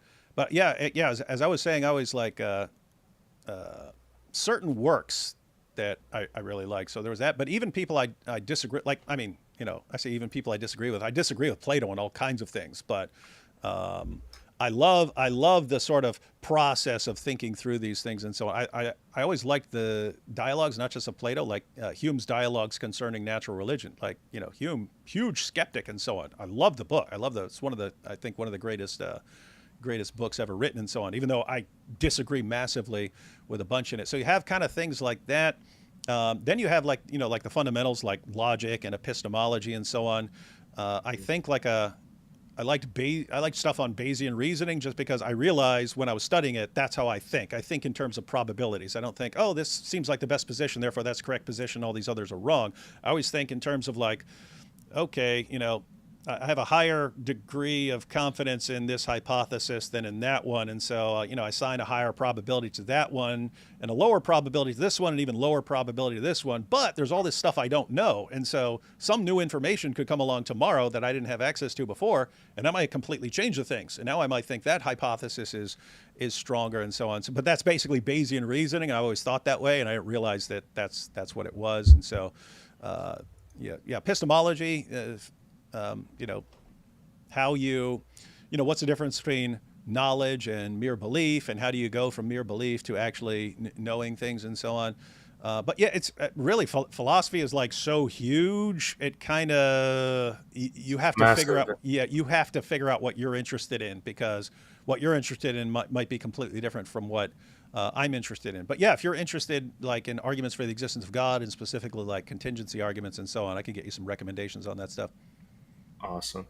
So I know you do a lot of interfaith dialogue and debate, and also you're big in philosophy. Do you ever tend to do political kind of stuff, or is that something you kind of just stray away from? Yeah, on some like on on certain issues and stuff, but really, at the end of the day, like people ask what's my political position and stuff. I usually say like I'm an I don't care-itarian, and it's just like Yeah. whatever the rest of the population comes up. Like if they want to go big government, great. The government can take care of lots of people and so on. You want to go small government, fine. Fine. Then you don't have to tax people as much and so on. But it's like that kind of comes. I think that kind of comes from like upbringing. Like I grew up in a West Virginia trailer park. Everyone was poor, and it didn't matter who was in power. Everyone was still poor, and so it's like, okay, we're survivors here. We're surviving no matter what the rest of you guys do, and so you guys go do your thing, and we'll make it. But yeah, it's always like my whole life.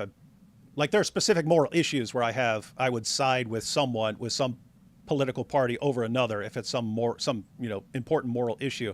But like on most things about the government, it's not that I'm not saying they're not important. I'm just saying I have other things that I'm more interested in. So the rest of you guys, you figure it out, and I'll live with what you decide. Okay. So who would you say was your favorite or most sincere person you've ever like gotten into a debate or a discussion with? Um, um, probably, yeah, several. I mean, Issa here.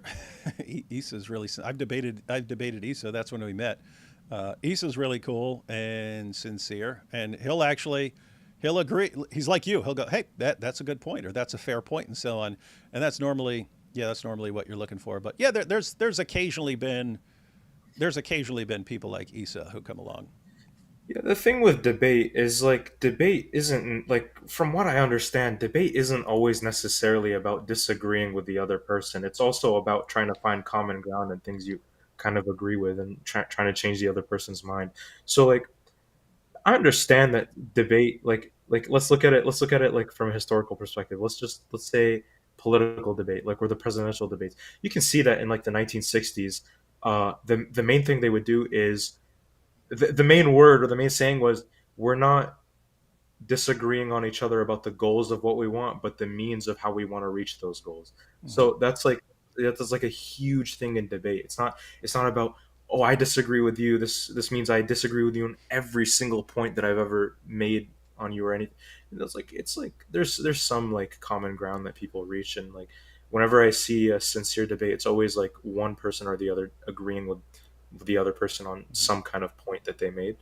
But yeah, Yeah, and uh, that's something that as people get more polarized, they kind of lose that. Like if you go back, like not too far, you had the left and the right and so on. You had progressives and you had conservatives. A healthy society will have like a conservative force because you want to conserve what's good about your society and not change it, but also like a progressive force in the sense that you're not a perfect society. So if you can improve it, you should be taking steps to improve it. And but notice they're kind of working together, even if they're like arguing and flipping out and saying you guys are wrong and so on. They're both working towards a better society. One side is focused on conserving what works and what's good. The other side is focused on changing things that could be better. But eventually, if it's like you become mortal enemies and you're not after the same sort of goal, and you're mainly like attacking each other, uh, yeah, then that whole system, yeah, it just breaks down. But All right. ideally, debates should be, hey, at the end of the day, you're after the truth. I'm after the truth. You want to know the truth about God. I want to know the truth about God. If you're wrong, you want to know you're wrong. And if I'm wrong, I want to know I'm wrong. And so let's argue about this stuff. And maybe we move forward somehow. Yeah, that's a really nice way of looking at it. I remember you debated Alex O'Connor, like I think it was last year, not too long ago. Did you enjoy that debate, or how did you feel about debating him? I was looking forward to it, enjoying it, like opening statement, but uh, I I was I crashed like I'd never crashed like that in my life. I mean, like energy wise.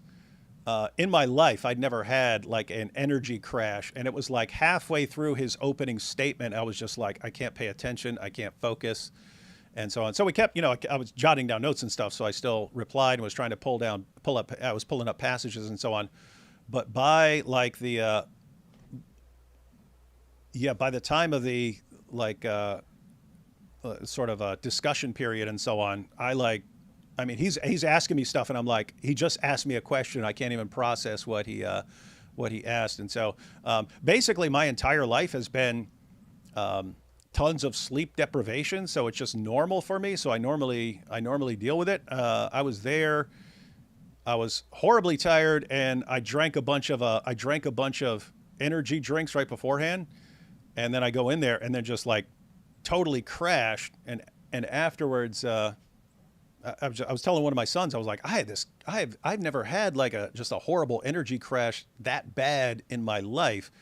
And I said, "No, I drank a bunch of caffeine right beforehand." He goes, was it in like the energy drinks that have tons of sugar in them? And I go, yeah. And he goes, yeah, I always crash after those. And I was like, oh, yeah, I normally don't drink stuff with tons of sugar in it. I drink tons of caffeine, like coffee and stuff like that, but I don't drink sugary stuff. So I guess just getting old, my body has shifted to not reacting as well to sugar. But I mean, I'd had tons of sugar, before in my life, drinking lots of soda when I was younger and stuff like that. I'd never crash afterwards. But yeah, Yeah.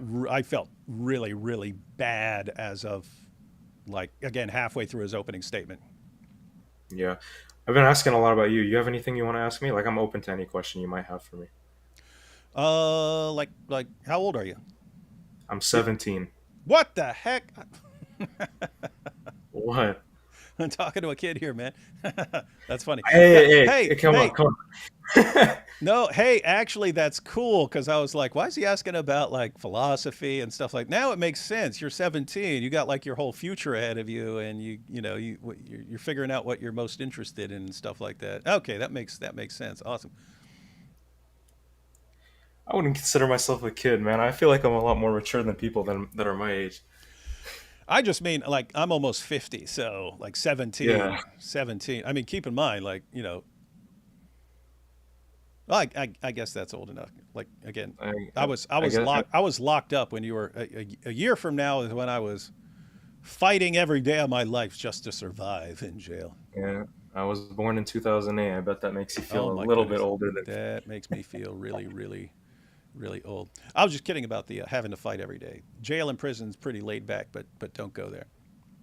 No, I don't. I don't really plan on going to jail or prison. Like me, like philosophy for me is just it's kind of a second interest for me. Like me personally, what I want to do with my life is a lot more just it's a lot more than philosophy. Like I do want to get into the medical field, but for me, philosophy is just one of those things that I do really find very interesting.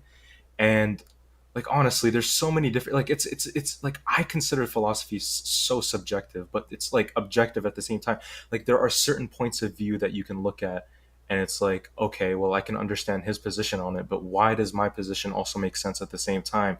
It's like it's something that really like is a very interesting thing to look at, and it really is like something that honestly kind of benefits the more that you look into it, because it just boosts you in knowledge and just understanding as well. It's not just a oh, look at this, these people are just talking to each other and they're asking why to a bunch of questions. No, it's like there's more to it than that. There's so much more to it than that. It's like I consider it something that's really interesting, and like I've always wanted to learn a little bit more about philosophy myself. But it's just an interest that's on the side. Like I don't really see myself becoming a full-time cleric or a polemic or something like that. But no, but it's an interesting thing. No, and you're right. The way I thought of it, and one of the things that interested me about it is like it's like foundational. It's like foundational to everything else. I mean, everything else you do, you're using logic, no matter what you do, and Yeah, you're using you're used epistemology, and so 100%. it's good to understand what these things are that you're using, no matter kind of what field you go in. In fact, that's what it is. I became a biology major because I was like, oh, the sciences are like foundational. And then when I started taking philosophy, I was like, no, that's like more. That's on a more fundamental level than even science. But as far as medical, this was a while ago, but people with some background in philosophy do significantly better on like the MCAT, the LSAT for people going to law and so on. Yeah, But it's yeah, 100, because they, 100%. yeah, Yeah, because there's a ton of like ethical and moral and like tons of those questions on there in the mhm, MCAT and the UCAT. So yeah, it yeah, makes mhm. Yeah, and absolute so sense why that would. yeah, so you might want to do like whatever it is and do pre-med, but like a minor or something like that in philosophy and focus on the classes that are most interesting to you. Yeah, I do take anthropology and I do take sociology and psychology at the moment. I did want to take philosophy for my because like I look I am 17 years old, but I did skip a grade.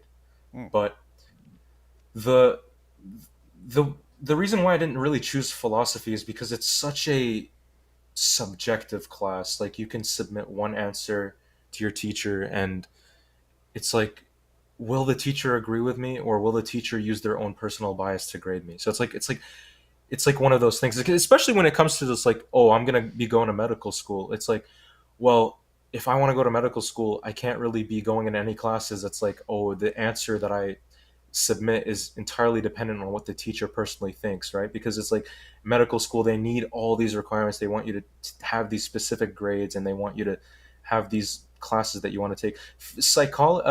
Philosophy isn't really one of them, but psychology is a really huge one when it comes to medical school, and that makes a lot of sense because psychology is how a human thinks. It's tunes into a lot of the human brain. So it's like obviously you'd want to have that in your medical career. But philosophy is one of those things that I really did consider interesting, and it's like I'm really open minded to it as well.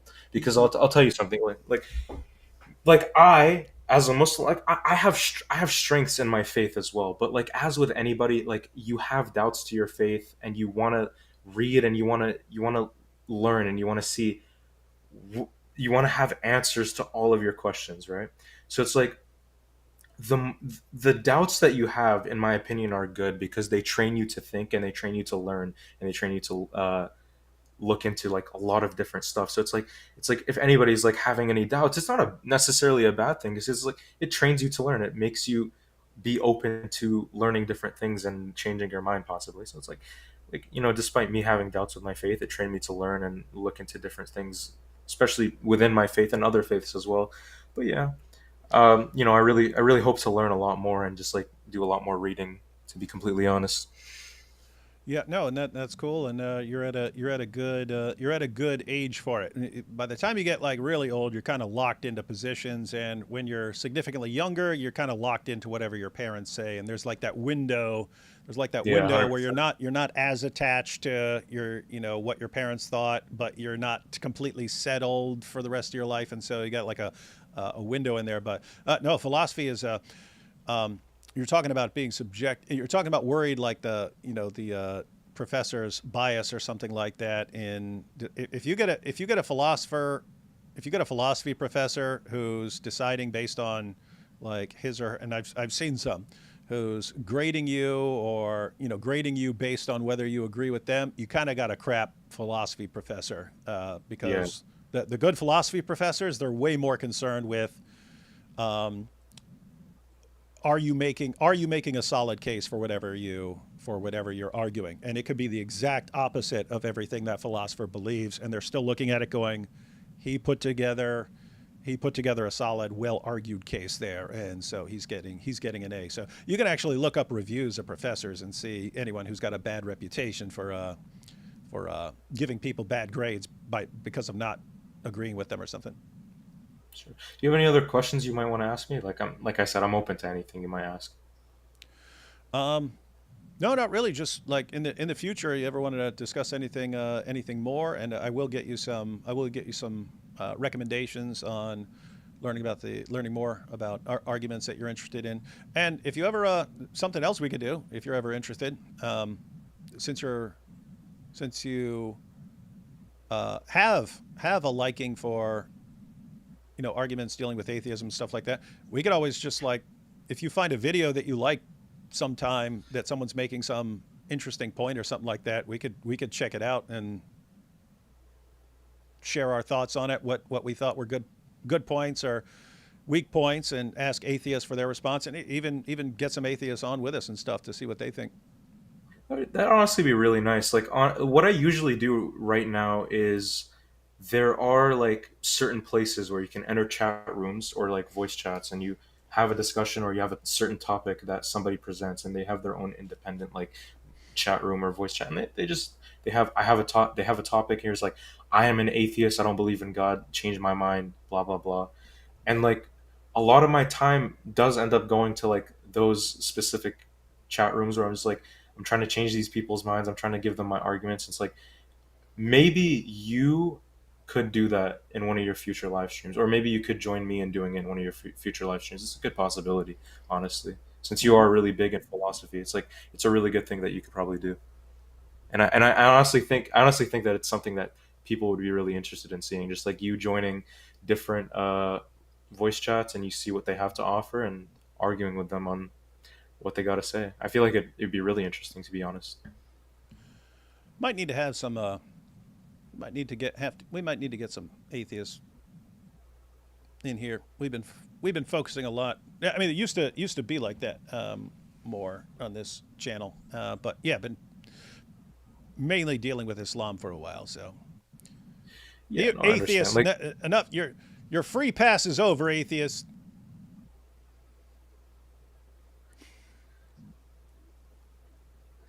you what is it? Yeah, you do a lot of uh like videos on and live streams on Islam. Like I noticed that it's a really huge theme of your channel. It's like, I don't like have a problem with it, because it's like anybody can go and talk about what they want to. It's not something that's wrong. Like, I remember one of your points was, well, the Quran says this about Jews and Christians. Why can't I offer my own perspective on what I think is my, like, it's like a solid way of thinking, to be completely honest. Like, I understand. But on the issue, like, um, as far as going back and forth on Islam, it was I'm more, because my background as an atheist, I'm more interested in arguments dealing with atheism, as far as like, Yeah, like I would assume that's like more interesting to you, especially because you used to be an atheist. Like, you definitely have a lot of fun arguing with one and just like giving your arguments, and like yeah. a So lot of. yeah, no, I'm more interested in philosophy. I'm more interested in um, objections of atheists and so on. I'm more interested in psychology. More interested in science, although I've kind of never gotten back to science after I graduated. But I'm more interested in these things than I am arguing about hadiths and so on. It's like I ended up here because my best friend in college was a Muslim, and um, so I started going into the sources for that. I'd interacted with some Muslims, and I had a good Muslim friend in prison for a while. But I only read I read one book, and then I read like the tracts, the pamphlets that they would give me and so on, and read a little bit of the Quran, but that was it. But it was like in college where my best friend was a Muslim, and if he'd been something else, if he'd been a Buddhist or something and was giving me, Buddhist points, I'd have been examining those and so on. But it was mainly just he's giving me arguments for Islam, and I'm going and looking them up and so on. But that was the reason I was studying Islam. It was just my friend is telling me that Islam's true, and I'm disagreeing with him, and we're going back and forth and so on for years. Like after he left Islam and became a Christian, I actually thought, oh, cool, I'm done with Islam, because the only reason I was studying Islam is because my friend was a Muslim, and then he wasn't a Muslim anymore. And it was like a month later. It was like a month later he got his first death threat. It was attached to his car, and then it became like, well, he's getting threatened right now because, after years of discussions, he agreed that I'm right on this, and so like I played a role in him being threatened with death right now, and so I can't just like be done with that when now he's being threatened for being an ex-Muslim and so on. So first I was just kind of like, okay, well, if you're going to come after him, you're going to be coming after both of us, that sort of thing. And then later on, still after that, I concluded, a little after that, it was, maybe I need to focus on dealing with Islam, because almost all Christian apologists deal with atheism. And back then, at least, almost no one was dealing with Islam. So maybe it's just, if you've got almost a quarter of the world's population who believe in Islam, and most Christian apologists don't want anything to do with it, like, okay, maybe I need to do this because someone needs to do it. And then a little after that, it was watching Nabil, and it was like, Muslims make really cool Christians. Like he was ready to stand to the death. And it was like lots of people who convert to Christianity just don't go that hard that quickly. And it took me a while to figure out, like, why does this guy make such an awesome Christian? I realized it after a while. It's because Islam puts these psychological barriers on leaving Islam. Most Muslims know that, like, it's really going to mess up their family if they leave Islam. So it's a huge pressure. Like, okay, if I reject this and I go believe this, then my family might say they never want to talk to me again. Or they might still want to get along, but the relationship is going to be strained, and they're going to be trying to convert me back and so on. So, but they understand, like, okay, this really, really messes up my family. And Nabil was saying, like, after he became a Christian, he said it was the first time he saw his dad cry. And Nabil loved it. He loved his dad, but he said his dad said to him when he became a Christian, he said, "I feel like my spine has been ripped out." It's like Nabil did not want to hurt his dad. Like, he didn't want to hurt his dad like that, but he did. And so it's like, but that's in people's mind. If you love your family, you don't want to like hurt your family like that. So there's that. There's the possibility of the death penalty doesn't get carried out, in the West generally. In the West, but there is, you always have to wonder, like, Muhammad did say, if anyone leaves this Islamic religion, kill him. What if anyone decides to do this to me ever? And then on top of all that, you have that the worst possible sin in Islam is shirk. So saying Jesus is Lord is the worst possible sin. And so you've been told all your life that this will get you sent to hell. And so looking at all that, like all this psychological pressure, but the flip side is that when a Muslim says, I've been told all my life that this will get me sent to hell, and it may cost me my entire family, and it may get my head chopped off, but you know what? I want to know Jesus anyway. That's just someone who will lay down his life. That's just someone who will lay down his life for Jesus and stuff. And so anyway, it took me a while to realize it, but I was like, that's why this guy just went so hard. It cost him a ton to become a Christian. It wasn't like me. I was in a jail cell. And it was just, everything got way better after I became a Christian. Like, everything got way, way better for me. It didn't cost me anything except like giving up my ego and so on. Everything was gain, but like Nabil, it's like there was a big price. He had to pay a big price in order to convert.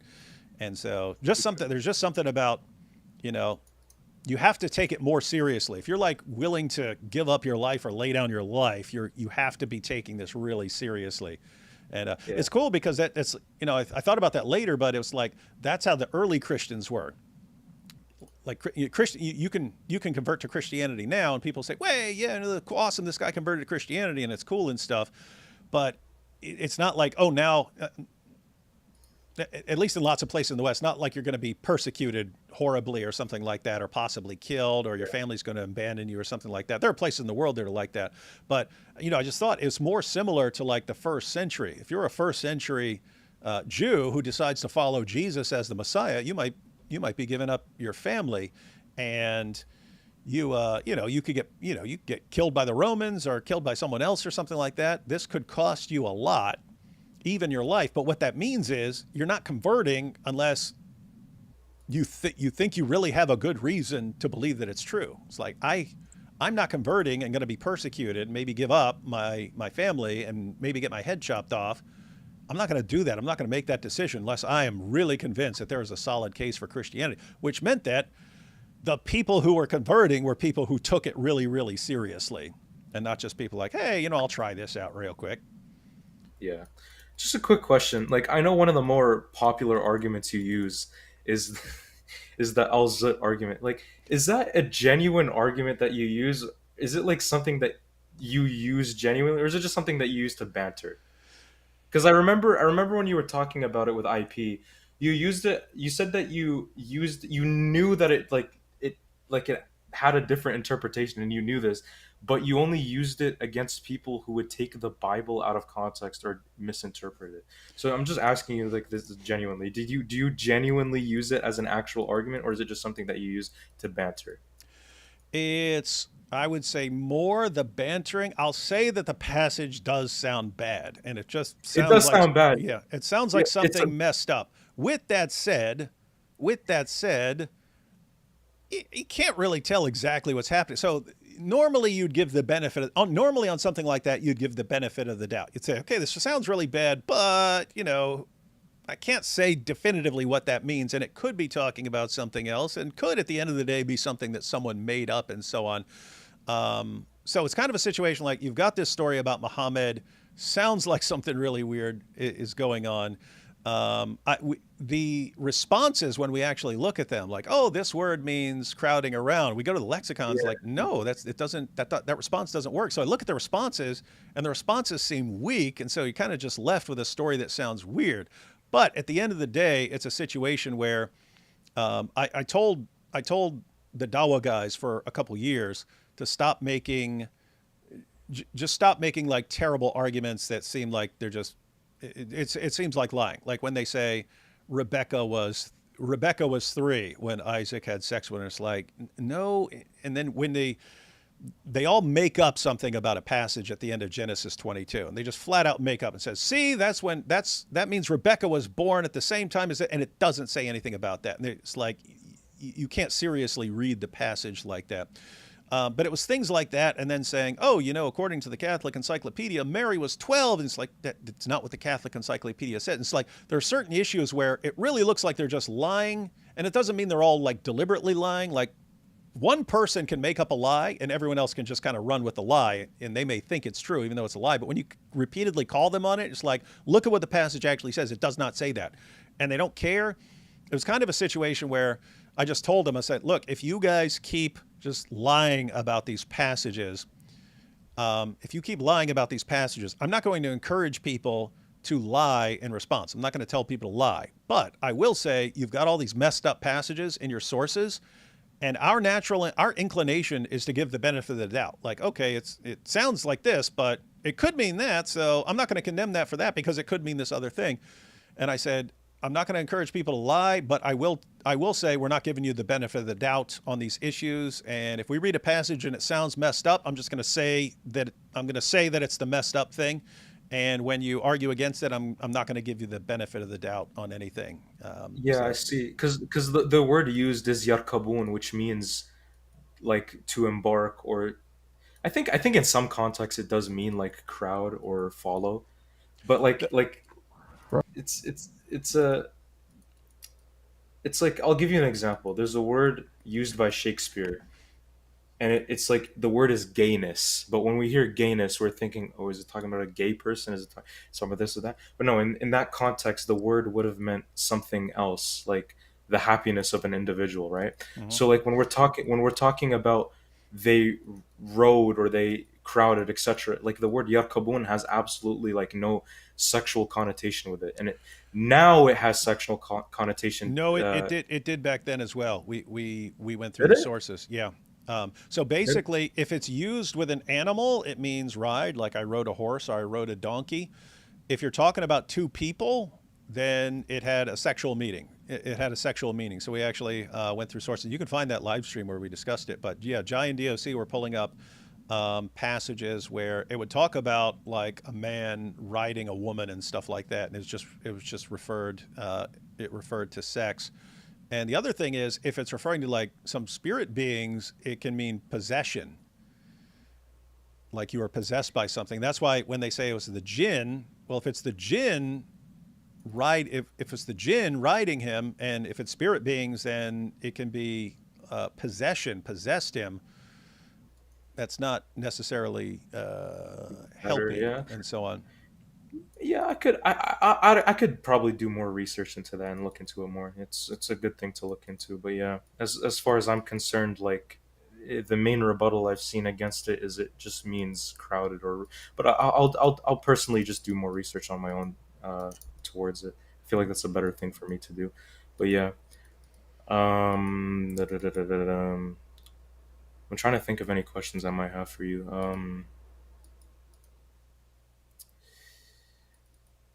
Uh, what was it that you went to prison for, if you don't mind me asking? Oh, you don't know that one? You can check out. I got a whole video. I got a whole video on that one where I go through the whole story. But oh, matter of fact, you should watch that because you're interested. If you're interested in like, kind of the moral argument and so on. I and for all you atheists watching, I know you guys don't think like this yeah, the issue is I wasn't just an atheist. I was an atheist with antisocial personality disorder. So I don't have normal emotional reactions to things. I don't have normal emotional connections to other people. And so if you believe that everything is ultimately pointless and that all of morality is just nonsense people made up, or it's just things that you've been wired to think, and then I'm thinking, well, I'm not wired to think like that. So if other people are wired, okay, I was born without that gene, and therefore why would I follow your thinking and how you're wired, and not how I am and stuff. But no, I start when I was 5 years old in that video. And yeah, I start from then, and then I basically kind of give my life story. But no, I tried to kill my dad with a hammer when I was 18, and that at first they put me in a mental hospital, and then they diagnosed me with antisocial personality disorder. So that's what psychopaths have. So psychopath is a kind of popular term for people with antisocial personality disorder. But you don't No, keep people. I believe it's I believe sociopaths are diagnosed with Both of those, antisocial. yeah, both of those. Some people use them interchangeably, like Jordan Peterson used them interchangeably. So lots of people use them interchangeably. For those who make a distinction, it's basically how it manifests. And the saying for people who distinguish the two terms is hot-headed sociopath, cold-blooded psychopath. So the psychopath is more like cold-blooded and calculating and manipulative, whereas the sociopath is more of a hothead. He flips out over things. But they what they have in common is they lack empathy. They don't respect norms of society and so on. But they act differently. And so for people who draw a distinction, I'm way more in the psychopath category. But again, you got people who say they're both popular terms for the same disorder. But yeah, but you don't that's not something you keep people in mental hospitals for. Once they find out you have antisocial personality disorder, if you've committed a crime, then you just go to prison. They don't declare you like psychologically incompetent for that. They lock you up. So yeah, went to prison for that. But yeah, yeah, Interesting. I have an entire video. You can again, since you're interested in stuff on atheism, the video is titled "How God Destroyed My Atheism," and I go through how I came to all these views, what I did as a result of those views, and how all of it just broke down and left me this drooling, pathetic thing in a cell. My personal favorite argument to use against atheism is the contingency argument. What do you say is your favorite, like philosophical or logical argument to use against atheism? It's going to depend on the atheist and on the situation, but Let's just say there. if I'm Yeah. just saying Let's. if I'm talking about just like a regular atheist, I'll probably go with like a design argument or a cosmological argument or something like that. Probably my favorite in the terms of like The how, most effective. yeah, I can't even say, because when you're thinking of effective, like the reason like a design argument is effective is because really easy for people to understand. Like really easy for people to understand. Wait a minute, look, you can recognize that this microphone was made by someone. Why? It's got all these parts. They don't just go into this order by nature. So someone put this together. Okay, guess what? You are way any cell in your body is like vastly more sophisticated than this. Any living cell, even the most basic cell that we can, not just the most basic cell that actually exists, like the most basic cell that like could even function. So that they actually like Yeah. they actually I'll have give like you an the example. I'll give what's you an that? example. So there's a protein and it's called collagen, and collagen is made up of 1,055 different amino acids, and the way that those amino acids are structured are in a way that is like let me find it. It's like I don't want to butcher this quote real bad because it's like it's a really good substantial thing. Yeah, so atheist scientist Bill Bryson concluded that there's no rational explanation for the existence of the protein collagen, which requires 1055 amino acids in a specific sequence. So what are the odds it forms? Take 10 to the 230th power grains of sand. That is the amount of grains of sand on 1 billion Earths. Then paint one single grain of sand red and put it all in a pile a light year high. Then you pick the single red grain of sand on the first try randomly. That is the chance of Mhm. getting a that's the chance of getting collagen just randomly. Yeah, yeah. So the design argument is really good because it's so easy to understand. It doesn't rely on like a lot of philosophical concepts that people might have to like wrestle with. But yeah, I remember way back from the days of biology, and then I got interested in like intelligent design, like design and biology and so on. But yeah, I remember the math was laid out. I said you got the simplest known life. You got the simplest known living cell. And then they do knockout experiments. So even though this is the simplest known cell, like they actually knock out little parts to see if it can still function as life. And so you get to like the simplest living thing that we could kind of imagine is a living cell and so on.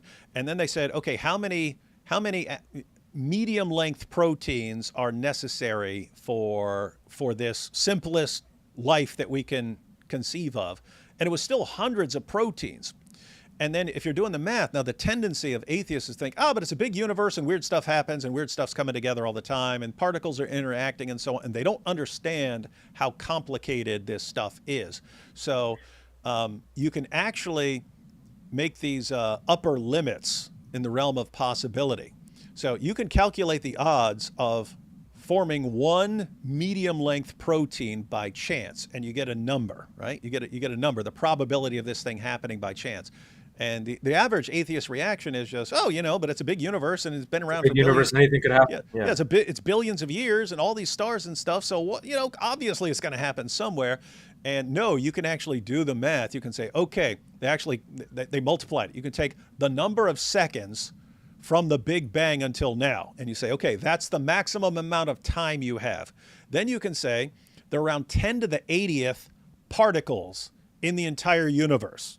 So 10 to the 80th particles in the entire universe. So that's the maximum number of particles that that you have to interact. And then you can say, all right, we're making the speed of light as an upper limit, meaning we'll say that all of these particles are interacting at the speed of light. Now we have the upper limit of what you have. So you've got you could just say, okay, let's assume every particle in the universe is interacting at the speed of light for the entire duration of the universe. That's the most particle interactions you could possibly have. And if you do all that math and then look at the probability of getting one medium length protein, you're not even close to getting one by chance. And yet you need hundreds, and they all need to be in the same spot to all come together in one cell. And it's like, seriously? That's what you guys are going with? Chance? Chance is your explanation? So anyway, yeah, you can get really, really deep into like arguments like that. I have to say, like, if I had to, an argument that I think is massively underrated and way more powerful than people realize, but it takes a little bit to get your mind around, but you might be interested in it. It's in a philosophical direction, but it existed before Alvin Plantinga, but Plantinga popularized it. And he calls it the evolutionary argument against naturalism. The evolutionary argument against naturalism. And the argument is along the lines of if assume the evolutionary story of how we got here and how we got our cognitive faculties is true. So our cognitive faculties, that's reason, memory, all the stuff that's going on in our brains, all the things in our brains that we use to form beliefs and so on. Says if the atheistic evolutionary picture is correct, we got our cognitive faculties not to get us to the truth. Evolution doesn't. Natural selection doesn't. It's not conscious. Yeah, it It's doesn't. not conscious, yeah. Yeah, it doesn't decide based on. It's not designed to get you to the truth about things. Natural selection favors traits that help organisms survive and reproduce. That's what it does. In other words, if something helps an organism survive and reproduce better than the other organisms around it, then that organism has a selection advantage, and so on. And so you've got that point. And so wait, what were our cognitive faculties sort of designed, if you want to use that word, designed for? They were designed to help us survive and reproduce. Okay, why would you think that traits that help you survive and reproduce are going to get you to the truth in philosophy and science and all these other issues? In other words, you're basically a more advanced primate, but you have the same abilities as any other primate. They're just more advanced. You have the same abilities as that a rat has. In other words, a rat can learn things. A rat can think to some level. A rat can see another rat stuck to a trap or a glue trap or something like that and realize, okay, don't go near the glue trap. It can learn things like that. So it can pick up it has faculties that help it survive and reproduce. But anyway, here's the idea. If you have this ability or cognitive faculties, they are meant to help you survive and reproduce. That doesn't give you what you need to trust those cognitive faculties to get you to the truth about important things. It might get you to the truth about, basic things for survival, but that's the point. It was made to help you survive and reproduce. Your cognitive faculties are meant to help you figure out how to make a weapon against an enemy, how to find a mate, how to find food, things like that. That's what they're made for. Why would you trust something like that? That again, those are the same abilities that a rat has. Why would you trust those abilities on something like naturalism? So naturalism is a claim that the natural world is all that exists. It's called the evolutionary argument against naturalism, because if you take the story, if you, a naturalist, the natural world is all that exists, there's no God or anything else, it's just the natural world.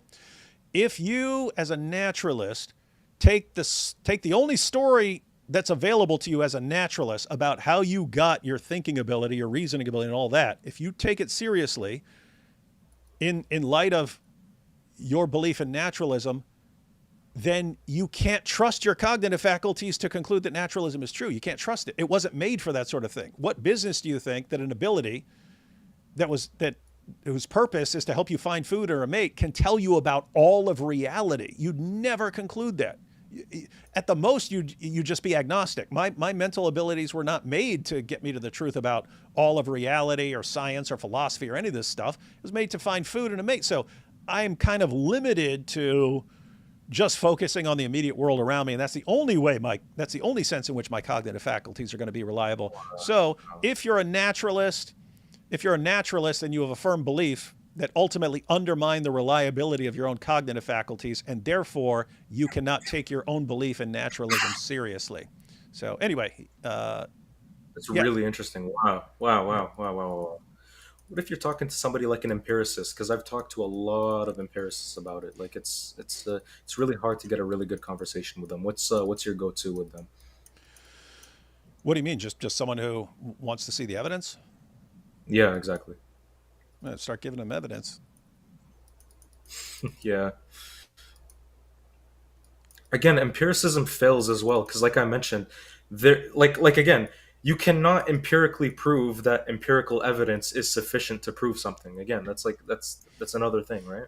So it's like empiricism fails on that basis as well. So it's like it's just it's not something that just makes any sense realistically because it's like if you ask an empiricist, how can you prove or can you give me empirical evidence is sufficient enough to prove something? It's like they can't because it's there is no empirical evidence. It's just something that you can observe, right? So it's just one of those things that I Yeah, say. that's a problem with a lot of the positions that say this is the only way to know things, and then they fail their own requirement.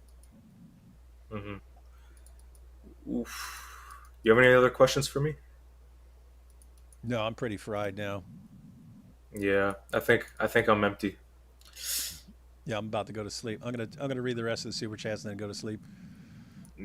But maybe this is just before I go because I'm about to go and eat dinner. But maybe I can send you an email or maybe I can DM you on Twitter. I don't know if you have your DMs open. I'm not really sure, but maybe it's a possibility that you and I could get on a live stream and we could debate atheists just one on one and see where we can go with that Well, with if it's that. both of us, then it wouldn't be one on one. Oh yeah, well, one at a time, I guess I could say.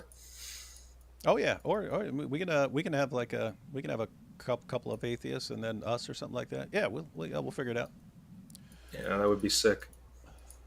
Yeah, I'll go ahead and follow you on X, and that way I know you can DM me if I follow you on X. So All right, sick. Well, I'm probably gonna head out now, but it was a really good pleasure talking to you. You were very sincere, and I think we had some pretty good faith no, discussion here. no, it was super cool. And I mean, think everyone. This started with this: admitting to being a pedophile predator to own Muslims is mind blowing. And then here we are live streaming for 4 hours, getting along. Yeah. So I guess it doesn't really. I guess all we needed was a conversation to heat things down, huh? Hmm. But yeah, I actually really look forward to that possible live stream that we could probably do together. It'd probably be very interesting. And I Hmm. think your viewers would probably find it very interesting as well. But yeah, you Yep. can go ahead and follow me on X and we could probably get something you know prepared in the future. Yep. Hopefully, Sounds God good. willing. All right, well, yeah, it's been a pleasure, man. We could probably talk another time, but I'll see you. Yep. Catch you later, man. All right, catch you later. See ya. Bye bye.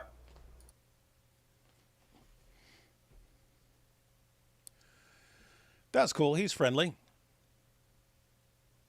Wait, 100%. huh? No, super cool. 100%. Cause super cool. Cause he didn't seem friendly when we were initially just going back and forth. And I'm sitting there calling him a liar and this and that and stuff. and then we talk and yeah, hey, let's get together again and have a discussion with some atheists and so on. Yeah, pretty cool.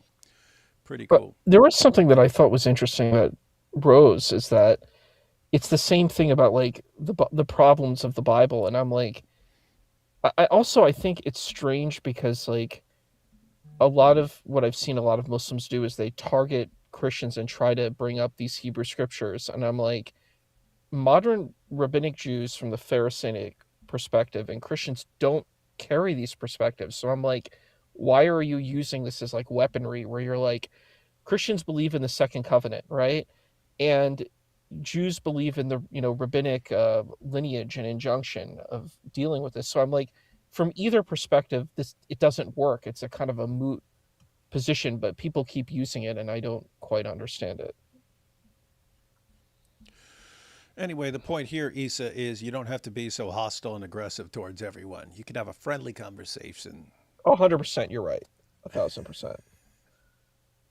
It was just that was something that arose to me that I've noticed that point comes up, and I'm like, it's curious. But you're right. I agree. All right, let's go through these super chat. And I am really totally fried because it's been a long week and still looking forward to getting some sleep tonight. He keeps saying chapter 65:4 is us saying command when we're saying it allows. Oh, yeah, I didn't. Yeah, he was saying doesn't command you to do stuff, but yeah, it does. Most of us are interpreting that as saying it allows. I don't see how else to read it. Let's see. The Torah regulates a harsh ancient reality by transforming captives from disposable spoils into protected persons with rights and guaranteed freedom. Yeah, my overall perspective is God basically takes people where they're at and then, changes things over time. And we've kind of, you would think we'd kind of pick up on that because we try this, right? We try like, we'll say as the United States, hey, we're going to go over to Iraq and we're going to give them a different government and then they're all going to love freedom and democracy. And it didn't work at all. Well, yeah, why? Because it takes a while to change your mind on these kinds of big issues. And if you're talking about 3,500 BC, you're talking about completely different world. And you can't even get your minds around how messed up things were back then. Just where the coolest thing you can do for your God is, sacrifice your baby to him and so on. And very, very different world. But yeah, again, something we should have learned now is you can't just go in and tell people, hey, here's a new way of doing things and thinking about all these. You got to kind of take them where they're at. Stepping stones. I was an atheist for 43 years until I gave my life to Christ 3 years ago from trauma and still struggled until I met you guys. Avery, David, Mike, Sam, The Word, and I. You guys saved me now in college. Wow, after 43 years. So, interesting. No, that's super cool. Gosh, where was that? That was down in North Carolina. Was it North Carolina? Yeah, it was North Carolina. It was when AP debated Andrew Wilson. And I was talking to a guy there who'd been an atheist a long time. And he said, I was an atheist until I had a heart attack and had a near-death experience. And then he was describing what happened to him in his near-death experience. And I was like, whoa. And he said, nope, I was Christian after that. But pretty crazy stuff. That's the thing that I've noticed about faith. It's not really about logic and rationality. It's about something different. There's a different kind of impact of why people take on faith. And I think these are usually the types of stories I hear too.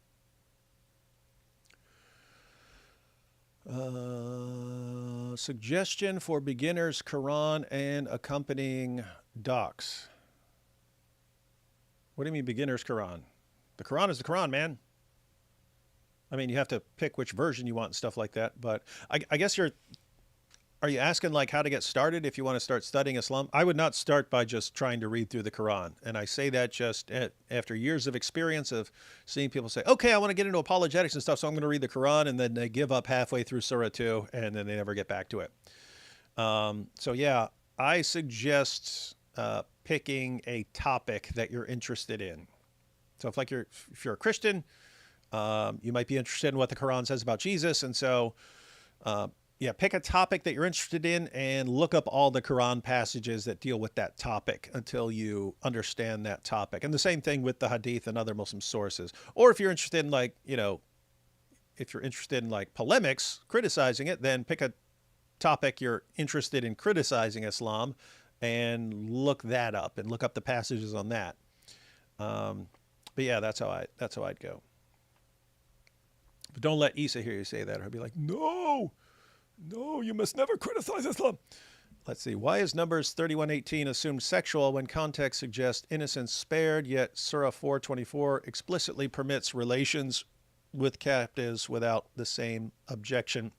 yeah, we could have pointed out a lot about captives in Islam and so on. But yeah, the main issue there in Numbers was it doesn't say anything about sex. You can interpret keep for yourselves. There have been commentators who interpret that as like servants and so on. I have no problem with thinking that, these girls would have eventually been incorporated into the population and would have been married and so on. But yeah, my only issue there was I saw nothing that indicated, pouncing on little kids or something like that. That sounded weird. Muslim trainer thought versus Jewish and Christian train of thought. Did we ever claim prophets are perfect? Torah and Gospels are different from the Quran as to how they viewed among the believers of each religion.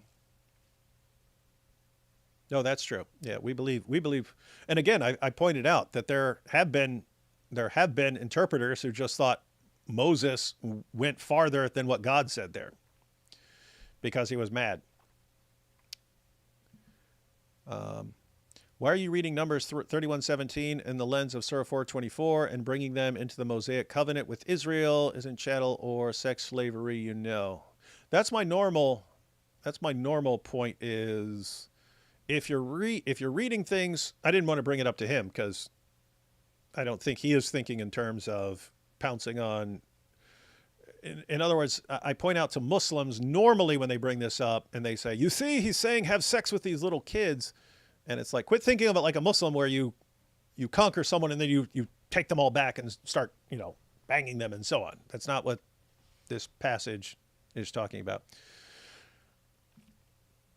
But Jews, but the Torah enough already. Defend your prophet, stop comparing. Well, the point wasn't to defend Muhammad there. It was on the issue of the issue with Aisha and so on. But yeah, first we're talking about me, then Muhammad and Aisha, and then for consistency's sake, what do we do? What do we do with passages?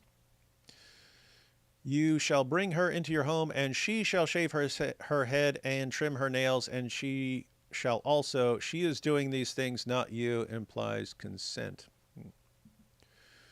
I know, again, as Issa was pointing, it's a different world back then. It's like, what do you do? Like we tend to think like, what's the perfect thing to do in these situations? There is no perfect thing to do. You have options. None of them are ideal. Let's see, read chapters 2:1-5 in the Quran because it says the Quran and previous books that was revealed. So I guess we can only believe the Quran in general. Yeah, it does say believe in all these things. And so if you're going to say parts, then that would apply to the Quran as well. I had a question to ask you. It's something that's so bizarre. I keep hearing this thing called general confirmation. What does that even mean? What is a general confirmation? You must have been listening to something else because we discussed that. So you apparently started daydreaming or doing whatever else you're doing there. No, I pointed out, and this is Giant DOC pointed this out. They actually went through the commentaries and so on.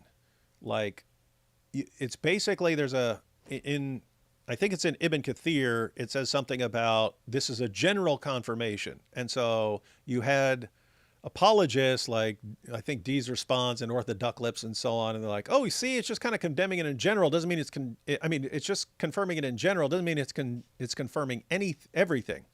And they pointed out what the general confirmation actually means.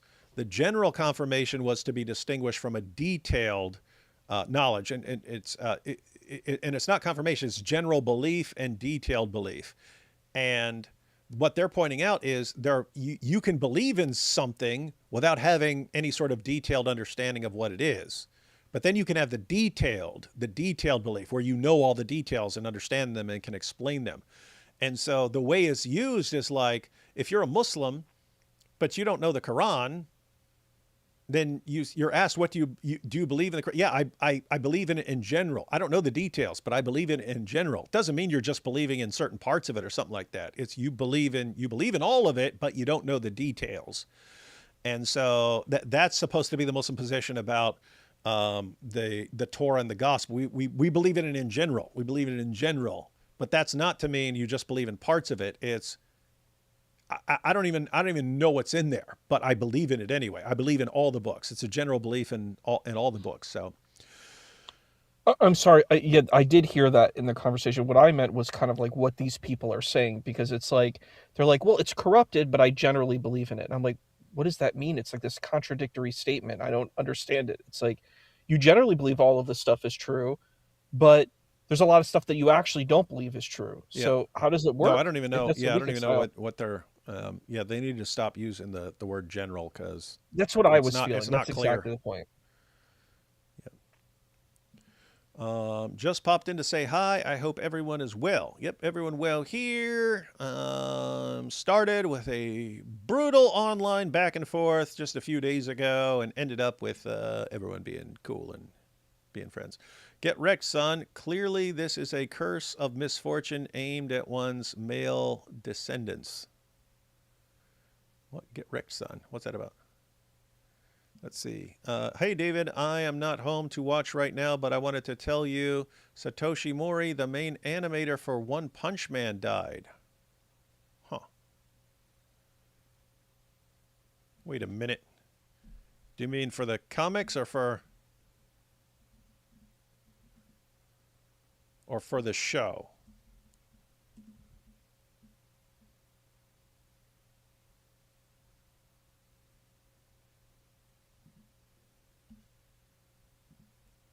It says anime director Mori Satoshi has sadly passed away after a long illness. He was the founder of Studio Gift Animation and made meaningful contributions to the anime industry as both director and producer. Huh.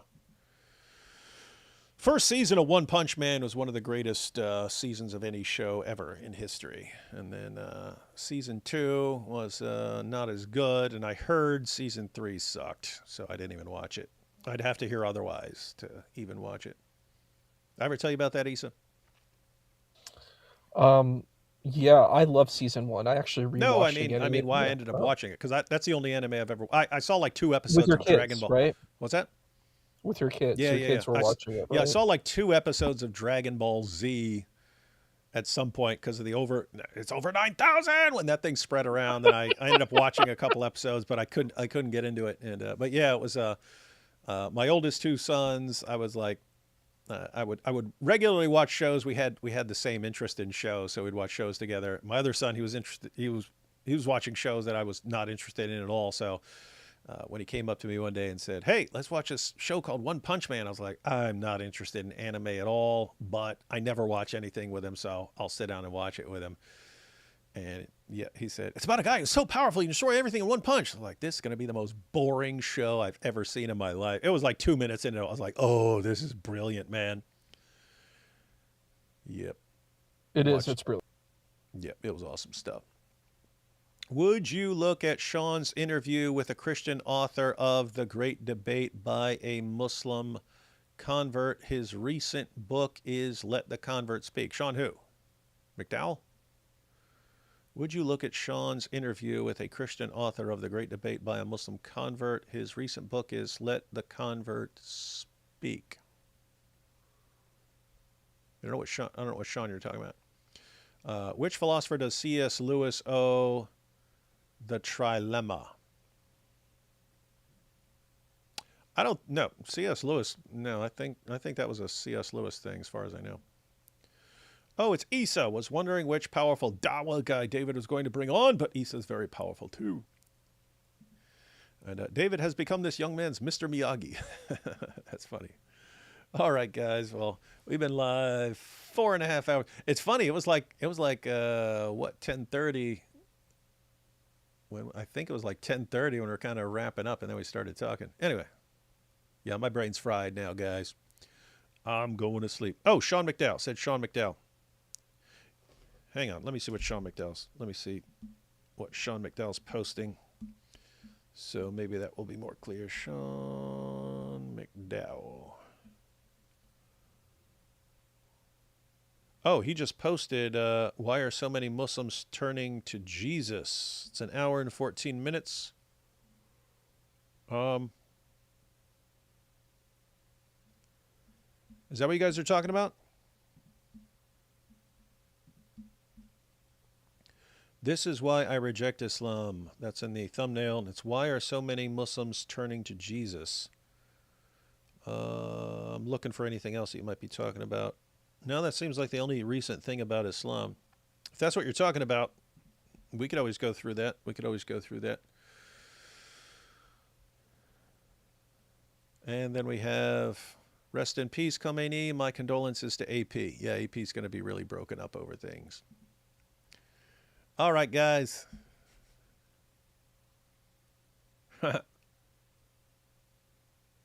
Fun time. It was good. It was cool. Thought that was going to Great be guy. thought that was Great going to be guy. way messier based on our earlier interaction, but nope, turned out to be super cool young man. And then I find out he's 17. Hey, hold up. Wait, where'd it go? There you go. That kid fried you, David. David Wood got cooked. Wait, let's see. Yeah, Sean had a guy about a Muslim convert from back in the day whose apologetics haven't been translated yet. Okay, if that's that interview, yeah, I'll check it out. But remind me if I forget. Because I'm actually interested in that. So I'll watch that. All right, guys, gonna cut out now. Gonna go to sleep. Gonna be cool month, because now it's March 1st. And all you Dawa guys who are watching, playtime's over. It's March. You thought me and Issa cooked your whole religion the other day when we debated? You ain't seen nothing yet, buddies. All right, catch y'all next time. We'll see what's happening. Any final thoughts, Issa? Oh, I was going to say that I thought we had an amazing debate. I think Junior's debating God Logic tonight, or he debated him last night, I guess. And I think it was awesome. I think we had a great time. Just amazing, this particular arguments that we heard. Yeah, I think it was. I'm so glad and honored that I had you as a partner, and I think we did an excellent job. So thank you. Yeah, it was funny. I saw someone, I saw one of the comments that said, describing the debate, said, so a psychopath, a narcissist, and two introverts walk into a bar. You know what's weird though? I'm not even sure why, but I like Junior. Like there are lots of Dawa guys. I'm like, evil, repulsive scum. Don't ever want to be around these guys at all, except for debate. I don't even know what it is, but I mean, keep in mind, Junior's like trying to yell over me the entire time and stuff like this, and saying really, really terrible points and so on. But I don't know, something I like about the dude. He doesn't believe in child marriage. He actually doesn't believe in any of that stuff. Like if you see his debates with like IP, he's like, no, I don't believe this stuff is real or accurate or good. So he actually doesn't take the position of all of that. That's probably why, because he's a decent person. He's tough and he can be aggressive, but he is a decent person in comparison to, other people who believe in really evil, horrendous things, like you said. This is cool. So Reese's video said Logic's debate with Junior just ended with a woman coming to Christ, so it's a great day. Yeah, was that from Islam? If so, I bet Issa's pretty steaming over that one. Ha! Lost another one there, Issa. Ha! Yeah. Better get used to it, buddy. Yeah, my dear Blake went too. There was another comment I wanted to see, and then I lost it. And now my brain is so fried, I don't even remember what the comment was that I was looking for and I wanted to post. Just let me see. That was about Junior again. And then it disappeared. Oh, here we go. It concluded in a bit, Junior got genuinely crushed by God Logic. It was embarrassing. Oh, yeah. As far as all around right now, God Logic's the man, guys. God Logic's the man. There are other people who might know some particular topic better or have been doing it longer or something like that, but just in terms of God Logic's a total package, man. He's not angry. He's smiling. I mean, he is smiling and happy and laser focused on just dismantling your entire case and stuff like that. And he's crushing it, man. It is awesome. Awesome. He could be awesome. a lawyer. He would have been a really good lawyer, I think. What's crazy to me is just he's new, man. He's only been doing this a couple years, and he's already like legend status. And it's just you've got all these people who are watching his live streams and learning. And so you've got people who haven't kind of been unleashed, but they're sitting around watching God Logic every time he's live, and they're learning how to respond to all this stuff. What happens when those people go out after they spent a couple years learning? That's what's cool. It's he does the live call-ins, so it's actual Muslims calling in constantly and bringing up their objections and so on. So the people are watching are hearing everything they're ever going to hear a Muslim raise, and they're hearing Avery respond, and they're learning all the responses. And man, awesome stuff. And you have, is Issa short for something? Like, Issa me, Mario. That's cute. Hey, don't let Junior hear. Hey, don't let Junior hear you say that. Remember when you said JC and he flipped out? Yeah, I said the imagine big JC too. Yeah. I said the big Hey, JC. He Hey, would like that. Cosine. Hey, Cosine. Don't let Junior hear you say that, man. He'd be like, "What? What? How dare you? How dare you do that with Issa?" Do you know what's funny though with God Logic is that I've listened to his arguments. Like I've saw a couple of his videos, and I was like, wow, it's people say the same argument over and over again. Like they don't, and they like are watching it, and then they repeat the same argument, and I'm like, but you already heard the argument dismantled, but you said it again. It's like it blows my mind. It's like your brain is like, it's like 3 gears, and it's just like I'm gonna go to the same gear, and I'm like, they're like, well, the Bible's corrupted, and then you're like, well, they confirm it, and it's like it's so weird. I don't get it. And Uninspiring Philosophy said, David, why do you have Junior blocked on X? I don't anymore. I unblocked him. He asked me to unblock him, and I unblocked him. And then you have Avery is just so joyful. I know. Matter of fact, I've mentioned this before, but yeah, we were doing some recording, and it was in between sessions, and Avery just went live on TikTok. He went live on TikTok, and he's talking to a Muslim, and then I went over there and stuck my head in there, and the Muslim started going, I don't want to talk to you. I don't want to talk to you. I don't like you.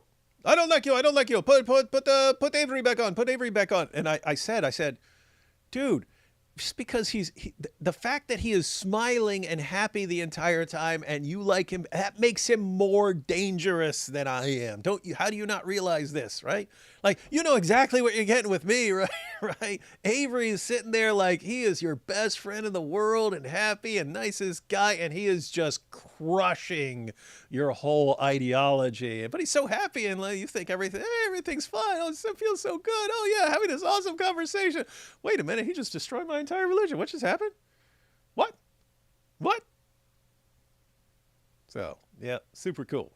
Super cool. All right, guys. Taking off, going to sleep. Possibly catch y'all tomorrow. We'll see what happens.